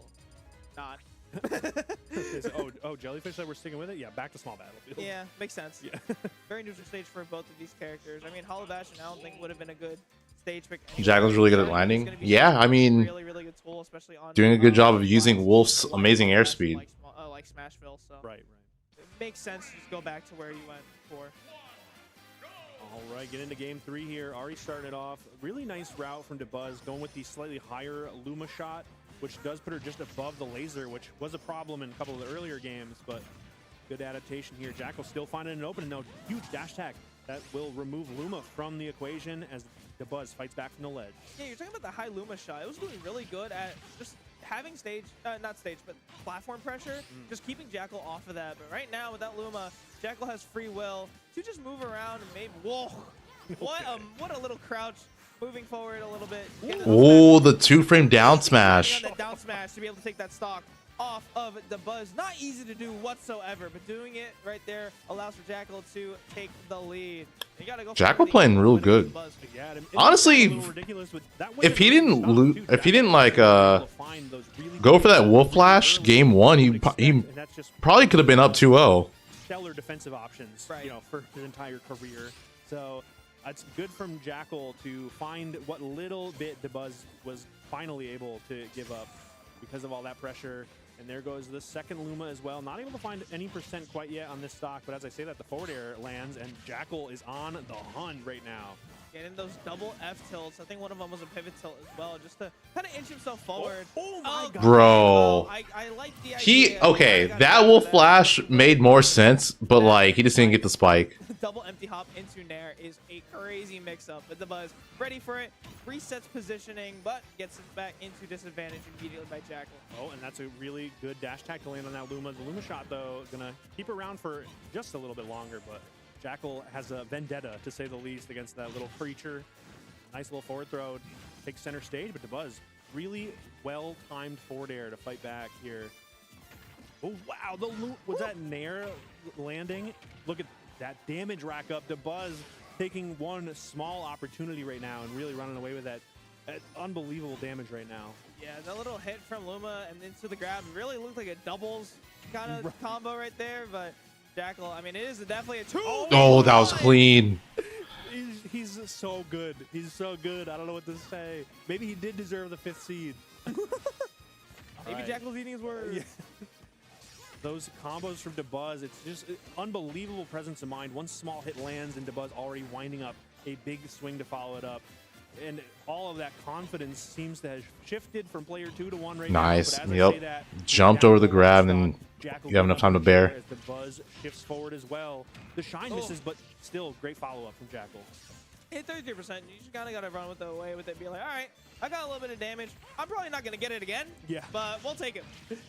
Whatever we can get right now. Dash attack does cover that rollback. Good landing. A back air from Jackal to open up center stage. Now Dabuz going to try and take it slow until the Luma comes back. As I say that, though, little mix-up there with the dash attack. Yeah. And it's weird because, like, usually what Dabuz would do is he'd start circle camping you, but on a stage like small battlefield, I don't even think that's possible. Right. Jackal's kind of been doing really good at tracking down Dabuz, going for some juggles, and even sharking for that matter. This Nair has been so devastating for Dabuz. Can't get away from it, but same could be said for Jackal as well. Okay, nice little forward air again. Such a good tool from Dabuz to get out of the corner, and Nair also such a good air-to-air as well. Here's Dabuz, a huge forward air. How's he gonna get back? Oh, that was okay. At least he landed. He got his double jump back. And oh my God! Never Wow. mind. That's 2-frame forward smash. Under the ledge. Game 3 going to Dabuz. My mom in that first game, that first stock. That kill screen's rude to the Luma's. So both really games, Jackal had like a pretty sizable lead, then threw it away because of Wolf Flash, and they ended up losing because of it, or not solely because of that, but definitely helped, like contributed to it. Yeah, take that. All right, we're gonna potentially go back to So yeah, for this next game, if he goes for a Wolf Flash, hopefully he hits it, gets the one he wants. And as I mentioned, there's pros and cons. Both players are really enjoying certain aspects of it. Yeah. You know, Dabuz can kind of shark the ledge when returning back to the ledge. Jackal obviously has some play when Dabuz is returning to the ledge as well. And those platforms have been great for both players. Right now, though, it is Dabuz taking the initiative here, 53 and counting. Jackal on the back foot. Yeah, gotta find his footing. Maybe he can even land on stage, but also just maybe get a straight hit. Like a landing Nair would lead into so many things, but Dabuz has just been mounting on this pressure from far away, and even up close for that matter. Like he's just catching these jumps with these forward airs. Luma there just to force a jump out of Jackal as well. Like Dabuz is just playing so well, like conditioning Jackal into position. That could have been up there, I think, for Dabuz. He probably would have killed. Only able to find 23 right now off of a couple of stray hits. Dabuz looking pretty comfortable, looking for a big swing with that up smash as well. And that Nair there it is. will do it. And one more time, Luma just came to watch it all happen as Dabuz takes a pretty early lead here in game 4, which looking like it may just be the last game unless Jackal has something to say about it very soon. Yeah, but it's looking really bleak right now for Ooh, hold on. Oh, great answer back. Commentator's curse, but a blessing for Jackal. Yeah, I said he better say something, and he made a statement. Good old back air from the Wolf. We see exactly how explosive it can be right there. We even it right back up. Yeah, Dabuz just trying to space out Jackal as much as possible. I mean, it's not even a projectile Luma, so it's like you can't even use Shine to be able to reflect it. It's just been really good to send out, even with this crouch, to keep it in front at all times. Yeah, there it is. Finally do take the Luma, but you get shield grab for it. Off stage, good spot dodge though to get around that grab. And look at that damage. Jackal really capitalizing on these small opportunities that Dabuz is giving up because they're not very plentiful. Jackal's got to make something happen when you do find that opportunity. Quad up air is Wolf. He's playing Yoshi. All right, Luma going to be gone right there. Even percentages, Jackal somehow making this comeback despite going down that first stock really early, but playing neutral. Getting in that Nice, and he lived. All right, got the Wolf Flash killed out. How does he maintain? Well, yeah, he didn't trade, but yeah, very tough. successfully taking a stock with it. And now she's stuck center stage, and Dabuz is stuck on the platform. What a route around the Luma, the back air. Okay, and then that's Oh my goodness, what is going on? that was disgusting.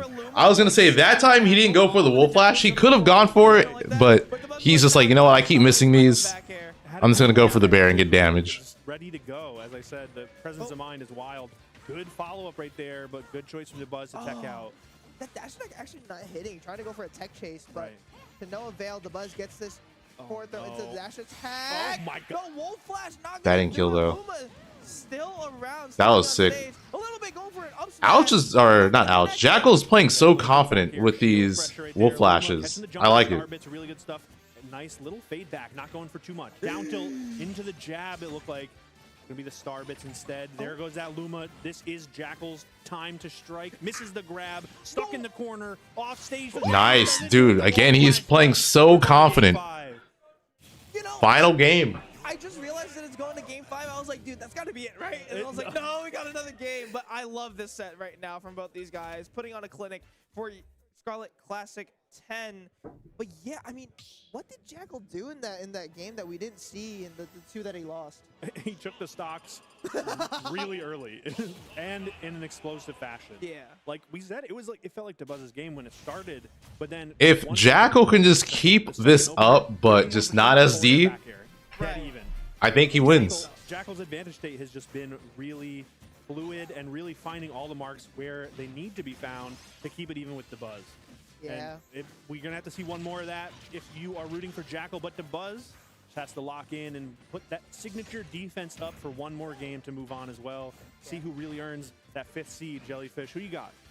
I can't put bets on anyone. That's fair, all right. If I'm a betting man, I would put Jackal. But I'm not betting because it is that close. Yeah. Vegas odds are 51-49 right now. Okay, nice. I'm loving that landing up air into the double jump up air. Just Jackal's ability to follow good up. get up attack. Good get up attack right there from Dabuz. But yeah, Jackal's been following up on a lot of these moves that you honestly no, yeah, all right, we're not that percent. These He had like tech chase into like something though. Fox, in my opinion, the last game, 2 of the 3 stocks were wolf flashes. That could have been a wolf flash. He actually had it there. Interesting as well. Nice little back here though. Luma off of the table. There's Dabuz looking for a big hit right now. It's gonna be nair forward air.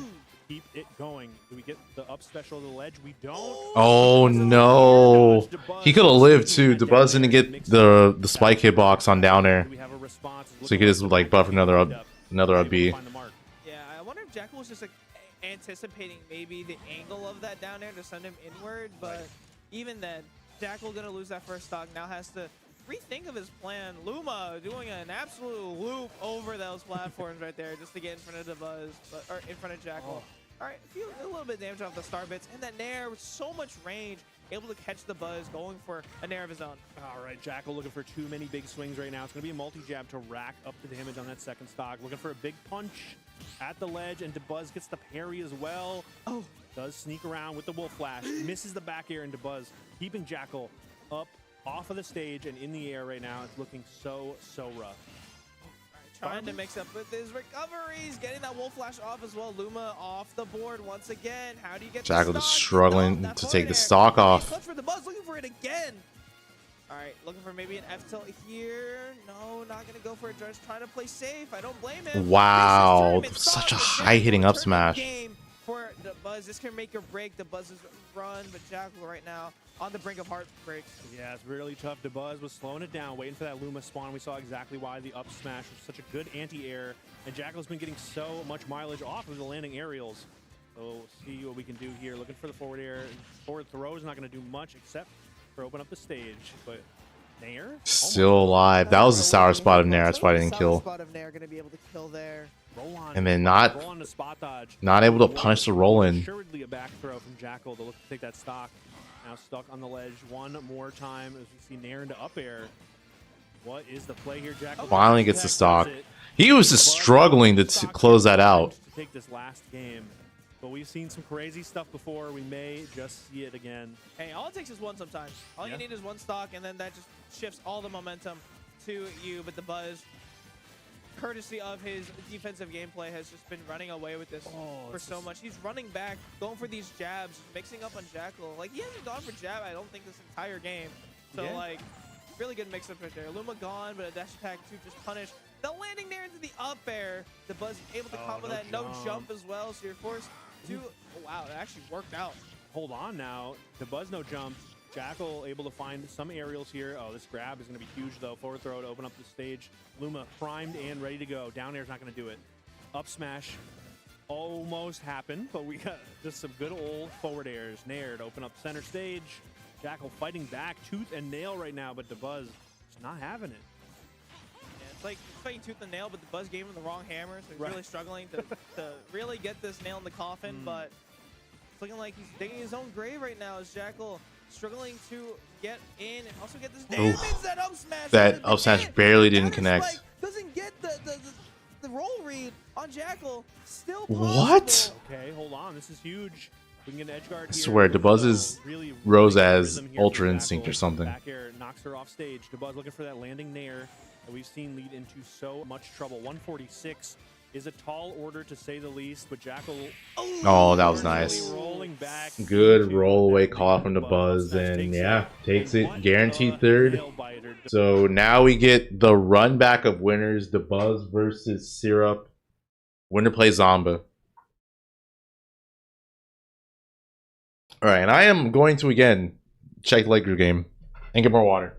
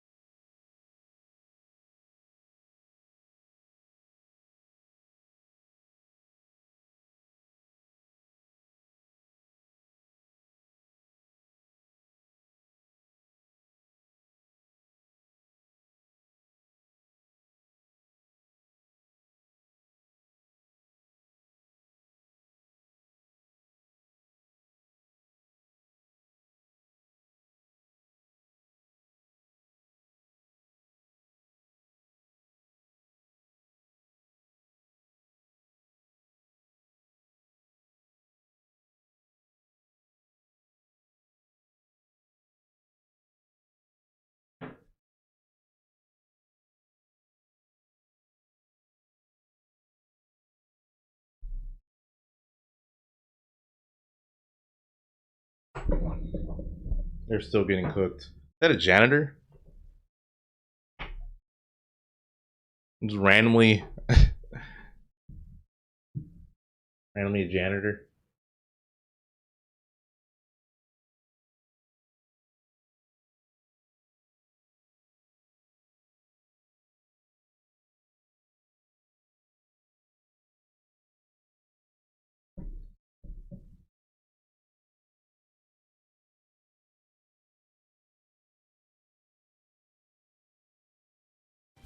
Okay, Dabuz starting out with the Rosa this time. Yeah, so in their previous set, Dabuz started out with Min Min, he lost. And then he switched to Olimar and he lost, and he switched to Rosa and lost. There was a 3-0.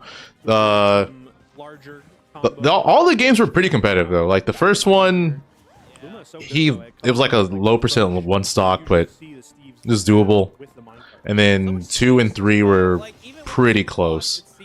I think every game too, he took the first stock and then like heavily and just lost. The speed of it, but not getting much out of it. And Dabuz, even though he's at a little bit of a deficit, able to claw his way back. Luma still being a nuisance on there, trying to go for that. Barely able to make that. Almost got intercepted by the block. On that anvil? Yeah. I was getting worried. All right, yeah, Luma's found her way back. Might be gone here in a little bit. Even Rosalina could be gone too, but yeah, no. I love that even off stage will buy. But right. Even off stage, like Dabuz finds a way to utilize Luma in the same way that a lot of ice climbers would use Nana if they're just stuck on stage. Just like you're just gonna find a way to move them around, get some damage off, maybe like an up air to condition your opponent. Oh, that should be it, right? Even the threat of Luma too is. Oh, so the reason why that wasn't attackable is because Syrup wasn't on the anvil. So when Steve's on the anvil, the knockback is significantly stronger. When you knock the opponent off stage, you're gonna have to worry about the threat of Luma, but nice option right there. Gets up smashed. First stock though. Didn't get the hitbox he was looking for, and Syrup capitalized with a nice up smash to take that first stock, but not a lot of materials to work with here, and Dabuz on the hunt with that nice air out of just a nice little stray aerial. It's so hard to work around neutral air. It's got so low cooldown, but such high reward, as you saw right there. Yeah, and applying pressure, not even going like, not even hitting Syrup, just being like around him and even on that platform, forcing him. Why did Tweek go DK against Jackal? And not mine. Tune in to this week's Tweek Talks to find out, or next week's Tweek Talks to find out. Much better. And you're seeing right there, getting the double jab into the forward air. Surely he will let you guys know there. Gold material, after all, the most brittle of all the materials, gonna get that stone going on. It actually mine's really quick. Oh my god, he already got all that stuff back immediately. It's like full bar, no time. Oh, okay, a minecart gets hit with a little nair. I love these air dodges that we're seeing from Dabuz. Kind of bait out an option and then retreat back to safety. Not gonna find a hitbox there with that neutral air now. Just kind of looking for a jump, as we saw with those forward airs, two different airs. You need Lure Lounge. I'm gonna stay grounded. We'll see. And I'm comfortable with that. I'm not in a rush. Yeah. Both these guys are definitely not in a rush. They're playing like they're not in a ruch at all. The spike, right? What's at stake? Yep, that's super deep spike. It's so wild. The minecart, despite he wanted his own. Despite all the evidence, I'm always still surprised when it lasts for so long that it leads to a stock in that situation. But the Buzz getting hit with the Elytra, not able to find a hit right there. Looking to try and even it up. Syrup taking the time to mine. As I say that though, the mining is put on hold as the pickaxe goes away. Yeah, still a lot of damage to be dealt if Syrup decides to get an up tilt in NIL, which has not been hit at all this entire set, or this entire game, rather. Okay. The punch in the air to put the Buzz in a tech chase situation. I love the dash attack punch too, just like really, she really goes for it. Okay, nice little trade right there for the Buzz. Bit of a scramble situation. Ooh. Forward air doesn't hit though. A good route from Syrup to make it back to center. Now looking for that up tilt. Still no pickaxe though. Yeah, no pickaxe. I don't think. Yep, with grab, so much lag that the Buzz has plenty of time to get the up smash. Oh, but now Diamond, you have to worry about Diamond pickaxe. Diamond back air. A little bit of hesitation might have cost the Buzz this game. Possibly. Definitely on the back foot, that up tilt back air. Okay, diamond backer, not enough just yet. Scraping the blast zone as we saw in the magnifying glass. See if we're able to. That's gonna do it. Here, Yep. Gonna be Syrup taking that trade. Traded. Their back air's traded, and Syrup's gonna take game 1. Looking pretty comfortable as we go into the next one too. The Buzz definitely gonna have to make some changes to the game plan. Try and find a way around all of those tricks and defenses that Syrup was able to put up. I mean, the Rosalina was working fine. It was getting Syrup to last stock. I love that mix-up, though, of that. It was either going to hit or the back air was also going to follow up because of the berry, or if not, you just reset neutral. But yeah, I mean, the Rosalina, it was working. I don't see a change coming out potentially. Maybe if it's like a 2-stock or a 3-stock, we could see the Min come out, or maybe even the Olimar for that matter. I actually talked about this earlier when I was watching the winner side set. I remember Olimar coming out. Why does he keep switching? And it was phenomenal. I don't get. But something has changed. The Buzz has been I don't get it. Because like, the Min he's not doing that bad. And there were definitely some really good pieces of technology. All right, but either way, game number 2, the Min-Min's out. Maybe a little bit above the player, but I think it just felt Oh, that was a great direction air dodge. for no reason. I mean, it's like, if the Buzz didn't air dodge there, he was taking like another 40%, so I don't blame him for that. But that shield, so tiny for Syrup, and that's exactly why Megawatt is out. Not only is that Nair super strong, but that definitely is knocking off that shield. But a really strong NIL, just to get a little bit of damage for Syrup, but also send the Buzz off stage into a disadvantage. But with all that range, you got to make the most out of it. You got to get these arms over the blocks, which I know the Buzz is very, very good at doing. Yeah, and honestly, I did also appreciate that Ram's really good at kind of catching those jump mine carts as well. Why not just go Olimar? I mean, Don't get caught at the ledge either. the thing is, he hasn't done bad with any of his characters, so it makes sense. The Buzz with a little bit of a lead. Like Min-Min is like matchup wise, it's the best. It's the best character he has. Ooh, on the legs too. Oh my God, fatality kind of kill right there. Good thing she's not in legs. That's true. She's in arms. Yeah, she would not get into the sequel. Nope. Not at all. Oh, okay. We got the iron on deck now. It could also be that like Corner, and then look at that mix up. You know, you take it slow. I don't know. Maybe he feels like he's getting figured out. Take a stop. Yeah, I don't know. Anyway, I really like that Syrup was able to like fast fall under the platform or just facing the platform to extend that combo. Right now, let's see if we can extend this lead against the Buzz, who uncharacteristically SD'd right there at the end. I'm still wondering what even happened there for the Buzz. Entirely sure. I do have to also I love the dynamic that the iron blocks bring, because Min isn't entirely too good at breaking them. Yeah. So although you don't necessarily want to put iron blocks out, usually that means you're running out of resources. It does seem like the Buzz had a hard time kind of getting around them, which could be something to think about later on. Yeah, I mean, he's getting around minecart just as fine, right? With these rams. Not only does it hit like through the minecart, it also breaks it as well. Oh my God. Okay, gets the Nair off. We got the Megawatt. All right, love sends that. it out to nothing. Yeah, back to the Ram. Yeah. Oh, the Elytra to hit. Oh my God. Resetting position. Syrup finds his way back through, but the Buzz is going to keep him out. Really good tech. But uses the Elytra once again. Nice. Up smash right there. Okay, this is off that first stock, but Syrup pretty good. Just couldn't get it fully cooked. Despite him SDing at like, what was it, 69%? As to be expected here. A couple of iron as well. And it looks like best we're going to get is gold tools, I think. You can't really find too much time. There's a diamond on I was him. going to say a little bit of diamond left, but I don't think we're going to see too. Okay, never mind. He's alive, right? Shot, He died? Bro, why did he... Air dodging was the right option, but I feel like maybe the Buzz felt like he was out of luck. Just That's didn't have crazy. Options and was like, all right. That's actually crazy he died there.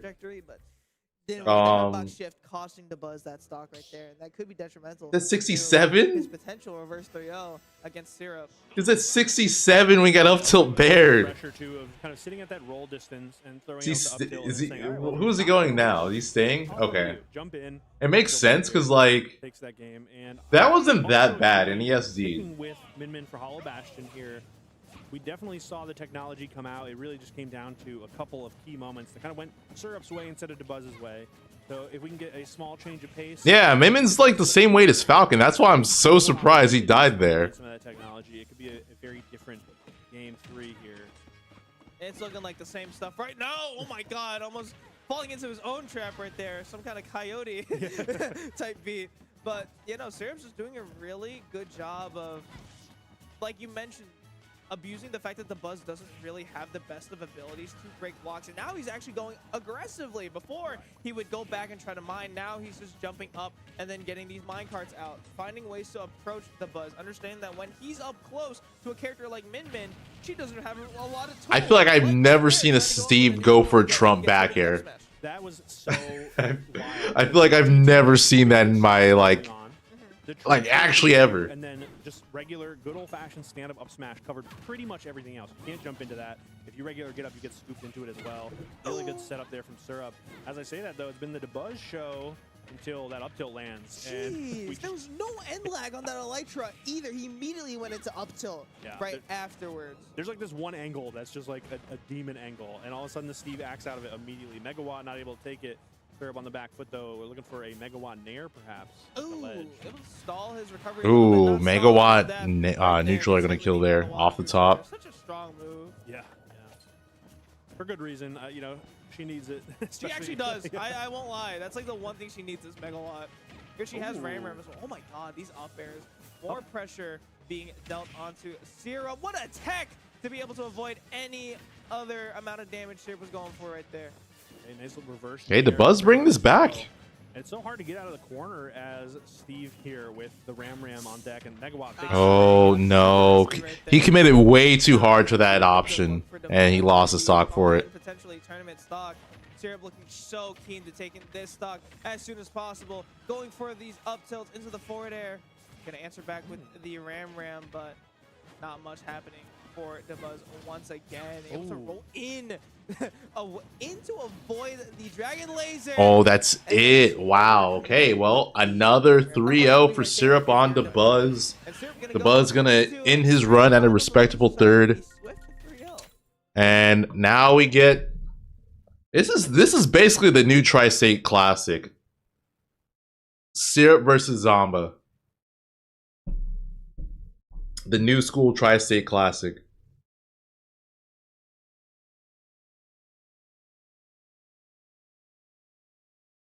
Yeah, so Zomba just needs one more. Just needs to take one more set. Syrup needs to take two.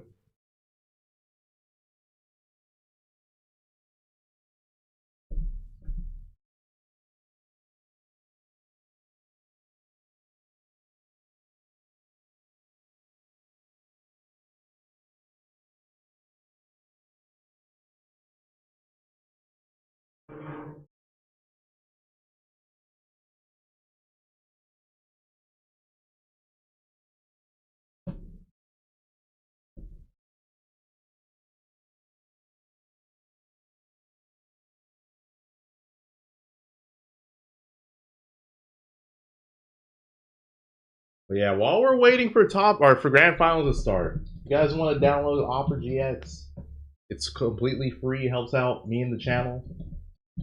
Click the link in the Stream Elements chat, or click the link the Stream Elements has.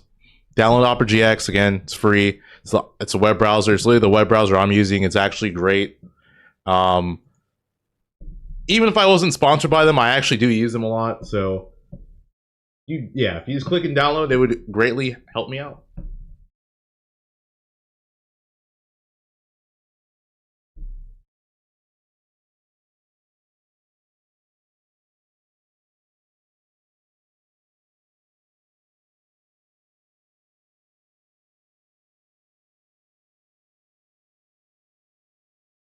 Does operagx take a lot of memory like Chrome? You can actually adjust it. You can actually adjust, like there's an option to adjust it so it doesn't run at it doesn't use that much memory.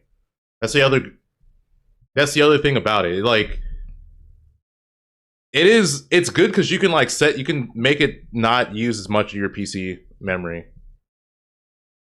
You're using it already. Oh, I'm getting right into it. Grand finals. They heard about that prize pool and they hit the start button ASAP. Yeah, so we're getting into it. It's up to Zomba here too. Just so like I said before, and let us all go home early. But Syrup is definitely playing hot. definitely fresh off of. You gotta, or landing performance. Zomba just needs one And set. already Syrup getting it needs started 2. Here with a little bit of a lead in game 1 on small battlefield. Big damage. Almost should have been the stock, but a rare miss. Definitely. And Syrup still going to find his way back. I mean, has stage control, so not much to worry about. Gets the tech on that nair. Trying to mix up the bounce on the laser with that platform. A nap, thanks for the 5. Back air too to kind of stuff out the approach. And 53. Okay, he's after the alive. hit. Trying to go for that Chat, back y'all air. looking Yeah. at this in disgust, but y'all gonna reminisce when you see Smash 6. It's true. It's actually true. Like, a lot of people will complain about something like, oh man, I miss this game. Now, but big damage. What a combo. Oh, She's looking for the air dodge read with the forward smash, with Zomba understanding. Playing Syrup for as long as he has, knows all of his tricks up his sleeve. all right. Iron blocks really helping out, kind of forcing Zomba to go high. Fortunately, though, up till up air. The DI. Wow. I was gonna say I was lining up for it to take the stock, but guess we're gonna do it the old-fashioned That was way, a off the side fantastic with snipe from Zomba, and he like just read the high backboard even. minecart. The diamond tools. on Wow, the that was- stock here. that was weird One looking. Stray hit could be it for Zomba's second stock. Yeah, trading blows right there with that forward air, and Zomba finding another nair. Once again, just caught flying above the aerial zone of Syrup, the danger zone, if you will, as he's just looking for these up airs, not up airs, up smashes for that matter. Whoa. The walk back just a little bit. Oh, he's dead. Okay. And you're out. You want to walk back? Stay going that way. Down to the wire here, one stock apiece, zeros across the board for the percent. Only iron and stone for Syrup, but diamond tools are on the horizon here as we see the mining coming out. Oh, I love that up tilt. Yeah, and I love that parry too from Zomba, but just way too quick, this frame data with gold tools, that Syrup was just able to find another back air. Has no more pickaxe, but not to worry, as he's just gonna get. Oh, he was so close to stepping on the switch. Fast start for both these guys, so I won't blame Oh, Syrup. what a Diamond catch. need diamond right Not there. enough, You though. might need it right now. There it is. Gets it just in time, too. Putting the shield up for the gyro. Now Zomba looking for a nair to get it started.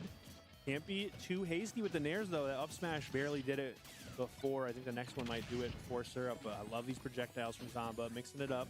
Anvil into the Wow. part. Just too much He pressure, but I'm still surprised he lived that. on. Big I- boy right there from Zomba. Oh, I wonder if the minecart wasn't powered up. 150 is crazy work trying to get that back air off. Syrup not gonna get it. Oh, that's Forward gonna do air it, spike, yep. Going to solidify game number 1 in Game grand 1 going to finals. Syrup at the Yeah, fair. very solid set. Same thing we saw in that first set early on, where Syrup got the lead. Even though it was last stock, it was very convincing. Yeah, and a nice little mix-up from Zomba, too. We saw a lot of verticality in their last set, a lot of landing with nairs, Be right back. tilt into up airs, and some up smashes to pressure on the platform, whereas in this game in particular so far, we've seen a lot of horizontal things, such as the gyro and the side specials as well, to kind of stuff out the approaches instead of trying to punish those jump-ins or, maybe overextensions on those strings. Yeah. We'll see how it goes. In the next game, we are going right back to small battlefield for game 2. It's up to Zomba to make something happen here and to keep that W next to his name for as long as possible. I feel, oh my god, that shield is skittle right now. But eventually, I feel like these jumps are going to be exploited by either one of these players. Right. Whether it's, again, the Z-drop nair to just All right. approach for Zomba, or if it's jumping minecart, jumping forward air. Wow, that flint and steel actually lasting for that long. Yeah, it's pretty interesting too. It just stays out for so long, and you can kind of throw it out. The block goes away, and you don't have to care about the cooldown. You just, have a Right. hitbox helping you out. Both of them trying to go for their own forward airs. Zomba trying to read a high jump from Syrup, but playing a little bit more grounded than I think Zomba would have expected. So I think Syrup's definitely learned a little bit, but the down throw up till the up air. No, actually able to air dodge. Wow, Frame that's trap a comes up disgusting once again setup. From Zomba getting that forward smash off. And I can't believe he had enough time to forward smash there. Into each other very well. I love using that block to just go into that landing up air. Very smart stuff from Zomba. That looked weird. Like he went through the gyro. Second stock. Fortunately, this is going to be the end of Zomba's first. Yeah, one small misstep with that gyro, and Syrup was so quick to pick it up. Very quick to capitalize as well. Sneaks out of that up air Zomba throughout. And Syrup has been really prioritizing just getting center stage. we saw in disadvantage earlier, Syrup just kind of jumped over Zomba and went back to mining center stage and said, you know, you figure it out. Come and get me. Oh, Right. big dodge though. Going for that down throw, and finally Syrup mashing the living hell out of that, trying to do it the second time, and the DI mix-up not gonna kill just yet, but the afterburner Ooh. boost coming through the gyro, Wow. staying around in the Oh side my with the God. laser, trying to go for that nair. Oh Really no. good That offense was comeback insane. from Syrup. Oh my Like, God. And Elytra is like, even though he didn't get the kill, the options that Zomba picked were ridiculous. Does get the spike, not going for too much though. Just tries to get that block before Zomba's able to get around it. Looking for the roll to the right, not going to give it up. Yeah. Syrup definitely going for some interesting reads. I wouldn't say interesting. They make perfect sense. But Zomba getting that back air off. You didn't need a read for that. You just send that out and one boom. Yep. I mean, you could tell Syrup really wanted to try and punish that landing. Some good stuff from Zomba to say, Yeah. listen, you're not going to punish me. I got a big old hitbox waiting for you. Nice gyro. It's so Jeez. good at beating up the minecart. And it just adds another hit off of it too. Like it just Right. bounces off and it's still active. So really good tool to break that. Amazing stuff by Zomba too. Just keep on abusing that. Understand that Syrup's not gonna. Oh, be able yep. to Diamond Bear adapt taking to it. Getting hit with a backer of his own right there. So Zomba's down to his last stock, but Syrup. Oh my God! Again that gyro, just Right. being such a nuisance. That's it? Never mind. I thought he was on a side B. Oh my good. And the gyro throw to the left. A crazy follow-up too. Minecart's back to center, but that Nair is just going to keep it going for Zomba. Still in the advantage. That block, a moment to breathe, but you need more than a moment right now. Zomba looking to seal it right now. Another neutral air to keep it going. The gyro gets picked up, and hold on. We have a situation right now. Great route from Syrup. Makes it back. Oh, is that it? Up With throw? the platform assist. Yep, that's going to do it. Game 2 going to Zomba. Good stuff from Zomba. That pressure was unreal. And fair play. I mean, as we saw earlier on with this pressure, right? He was always able to maximize his advantage by just getting in, understanding when Syrup wants to mine, when he wants to play a little bit safe as well, when he tries to go for all these reads. Zomba just in there like swimwear. Yeah. And able to get these grabs. He's actually been reading Syrup's options and disadvantage very well. I was gonna say, yeah, that last stock. Rob is crazy. Rob is Yeah. Down one of the most ridiculous characters in this game, and he always has been. et cetera, and really rack on the damage. I said how good that horizontal pressure was. I think it's like the most hilarious thing about Rob. He's never gotten nerfed except for like them getting rid of the Robble, which is like he had a jab 1 down tilt loop. I can see why we're going to FD. I think that was like added in one of the It's patches. gonna be up to Syrup now to make something happen, and that is something to say the least. Ray, how's it going? That almost killed as well. TNT under those blocks, not going to be able to do much for Syrup, but what a start from Syrup. Just getting that damage off, kind of just making a statement, being like, yeah, I got this in my arsenal. You just got lucky you didn't die. Right. Oh, yeah, that was close. Zomba is really good at just Doesn't throwing get forward the- air out yeah, doesn't get as the like spike an there. air and not getting hit with that usual air dodge read. Good footstool there, but he lived. Somehow surviving, which is wild for me to say. At 124, hitting the shield of Steve is definitely ill-advised. Nice little mix-up there after the up tilt on the shield.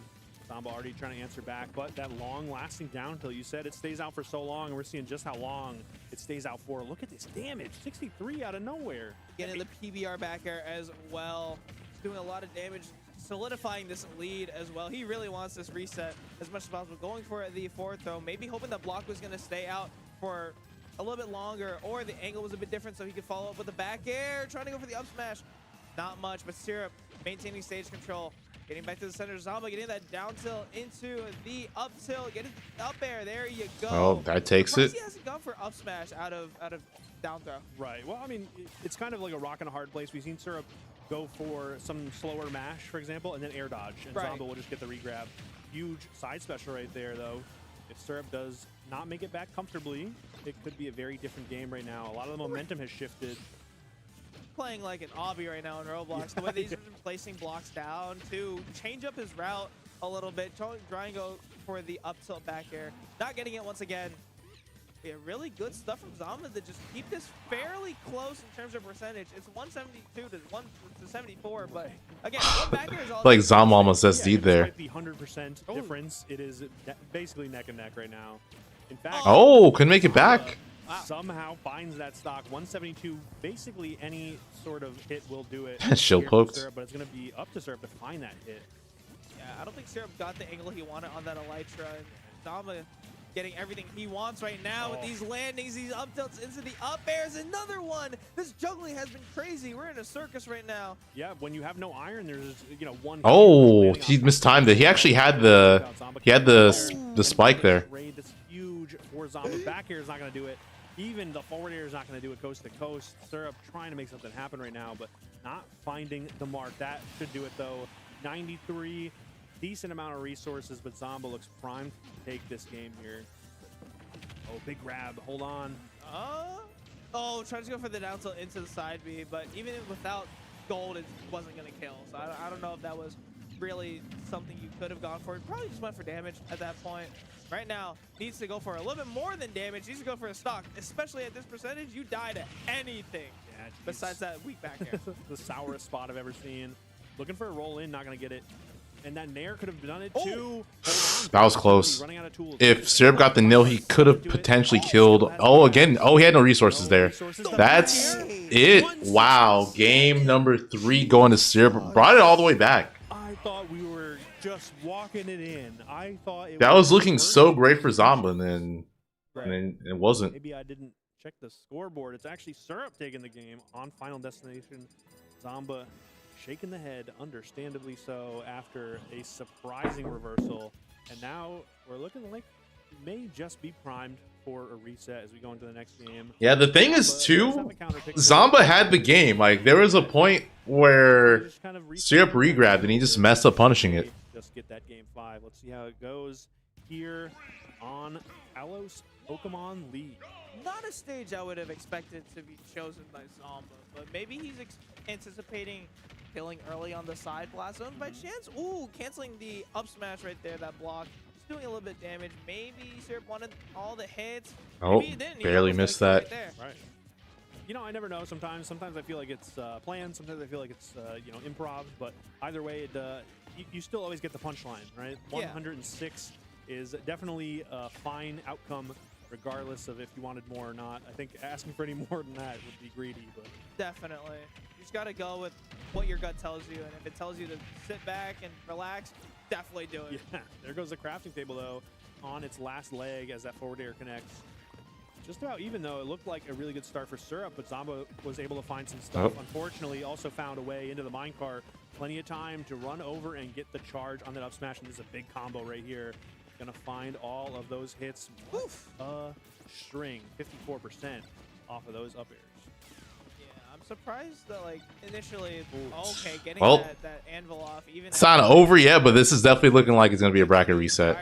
Or for the up tilt up air, there you go. The DI he gets it from that up air, wiggling around, but not enough right there for Syrup to be able to escape, and that's gonna be a stock in favor of Zomba. Yeah, I mean, we don't even have to worry about that up smash. The up tilts have been so good from Zomba. Up tilt, up air usually does it. Big gyro throw to open it up. I love that chase too. Really good option right there, and good route around the anvil from Zomba too. Gets that gyro, just get it started here. Yeah, and really found a comeback. And regardless of that tech on that wall, I feel like he was still going to get that up air, trying to go for the rotary arms to no avail once again, but comes back with an up air. This pressure off stage when he's recovering, that's what makes Zomba so good, is his ability to make something out of nothing. Right, those early stocks are exactly why the Zomba stocks proverbially are so high. Those 50% stocks off the side, it's exactly what this stage is made for. And there you go, you finally got what you asked for, and we I think also got an explanation for why we don't see it. That's why he doesn't do it. I love that pressure down tilt in the back air. It was a really good idea, but Syrup had it scouted out. The up tilt to break that gyro, maybe gonna keep that in mind next time. Oh, that was clean. All right, Zomba brought that all the way back. So smart. I love that gyro technology. Facing right. Zomba definitely does not want a reset. Syrup's gonna get hit to the right and then immediately following up with that forward air. What a huge change of pace. Zomba looks like we're gonna get a game 5. If I had to guess right now, but Syrup's got something to say about it. Oh, wow. He whiff punished the landing fair with footstool down air. It's okay, you're forgiven. But the down on the gyro to get those down tilts as well. Syrup's like, all right, cute little damage, but let me get my little walk in the park right there. Yeah, walk in the dog. Too low % for the down tilt to actually hit into the gyro, so we didn't get that explosive follow-up we're used to seeing. Right. Oh, good coverage right there with the up tilt. Anvil, though, so good at clearing a path for Alex to land. Gyro's dangerous. Good patience, though, from Syrup. Trying to fight back to center stage, and what a route. Barely jumping over Zomba. Up till actually getting punished as well. Like, there's no iron whatsoever. How do you come back? Gyro gonna be there. You just have to take the hit. You don't want to. Okay, it's a great spot to be in as Zomba. He doesn't have to worry about minecart or down air since Syrup has no iron. And down smash, bad DI, but yeah, we're going to game 5. Has been keeping it close. Syrup definitely thought he was going to get sent to the left, so he's DIing that way. So close can only get you so far. It doesn't matter how close the games are. You need to get that win if you even want a chance to win the entire tournament. Syrup got a lot of work ahead of him, but Zomba can't let his guard down now. I definitely don't think he wants to play 5 more games of Steve. I know the staff's rooting for Zomba. I know the crew here is rooting for Zomba, but all right, final game of the first set. For their entire career, one of my favorite. If Zomba wins, this is going to be the final game of the tournament. Syrup wins, we go into set 2. Then Rob versus Ness was Zomba favored, and now it's just back and forth as all these character switches have come out, and their head-to-head is just so wild to see. So many matches, so many games down to the wire. How else would they end it if not a game 5 here? And KK Slider out too. Yep, that's my goat. Shout out KK Slider for giving us some entertainment. But oh, that forward air to punish that Nair attempt from Zomba, and we know how much priority and how long that move comes out. But the fact you have a move like forward air to be able to not only outrange it but to beat it out is insane. Really good down tilts. Gets a little bit of damage off right there with the up air. Huge laser. That laser connected. All right, doesn't hit that back air though.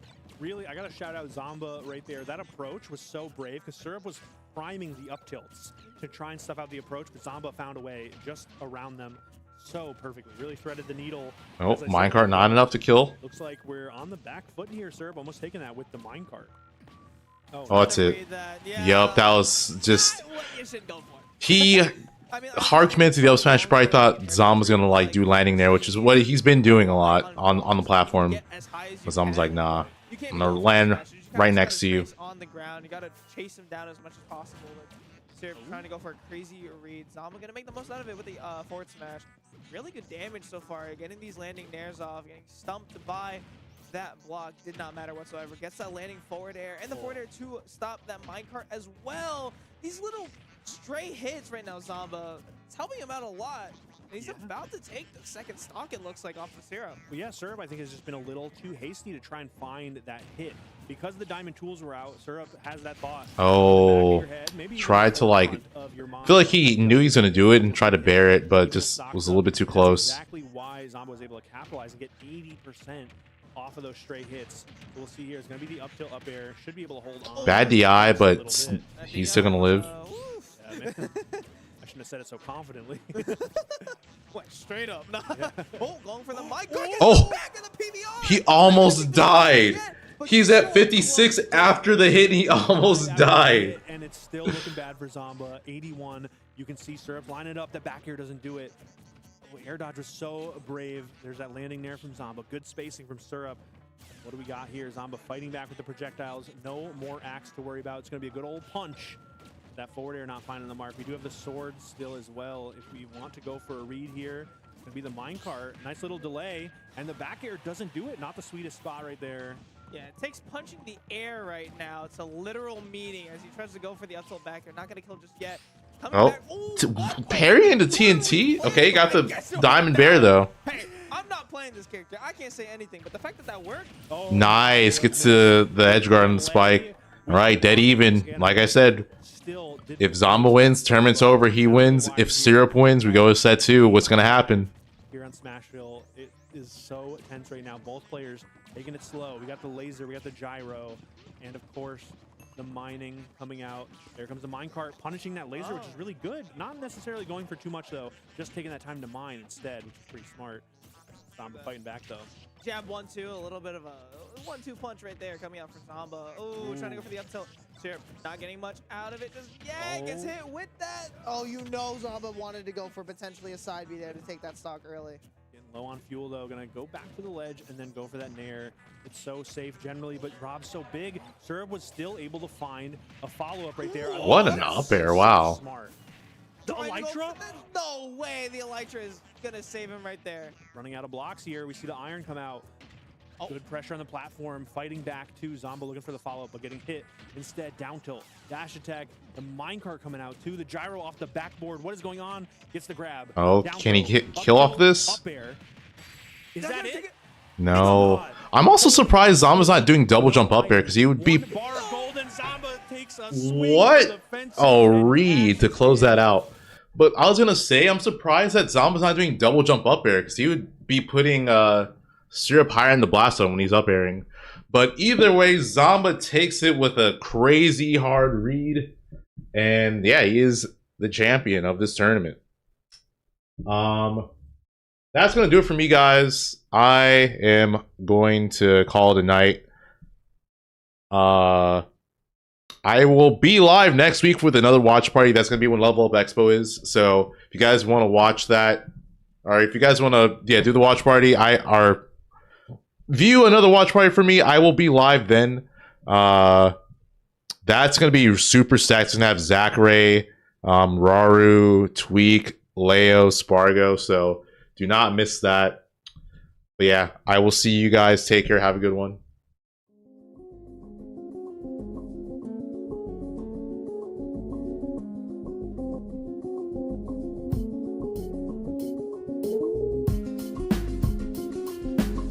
As I was leaving, Anath with the $10 dono. Appreciated. I had to shout that out before I left. But yeah, thank you guys again. Have a good night. Take care.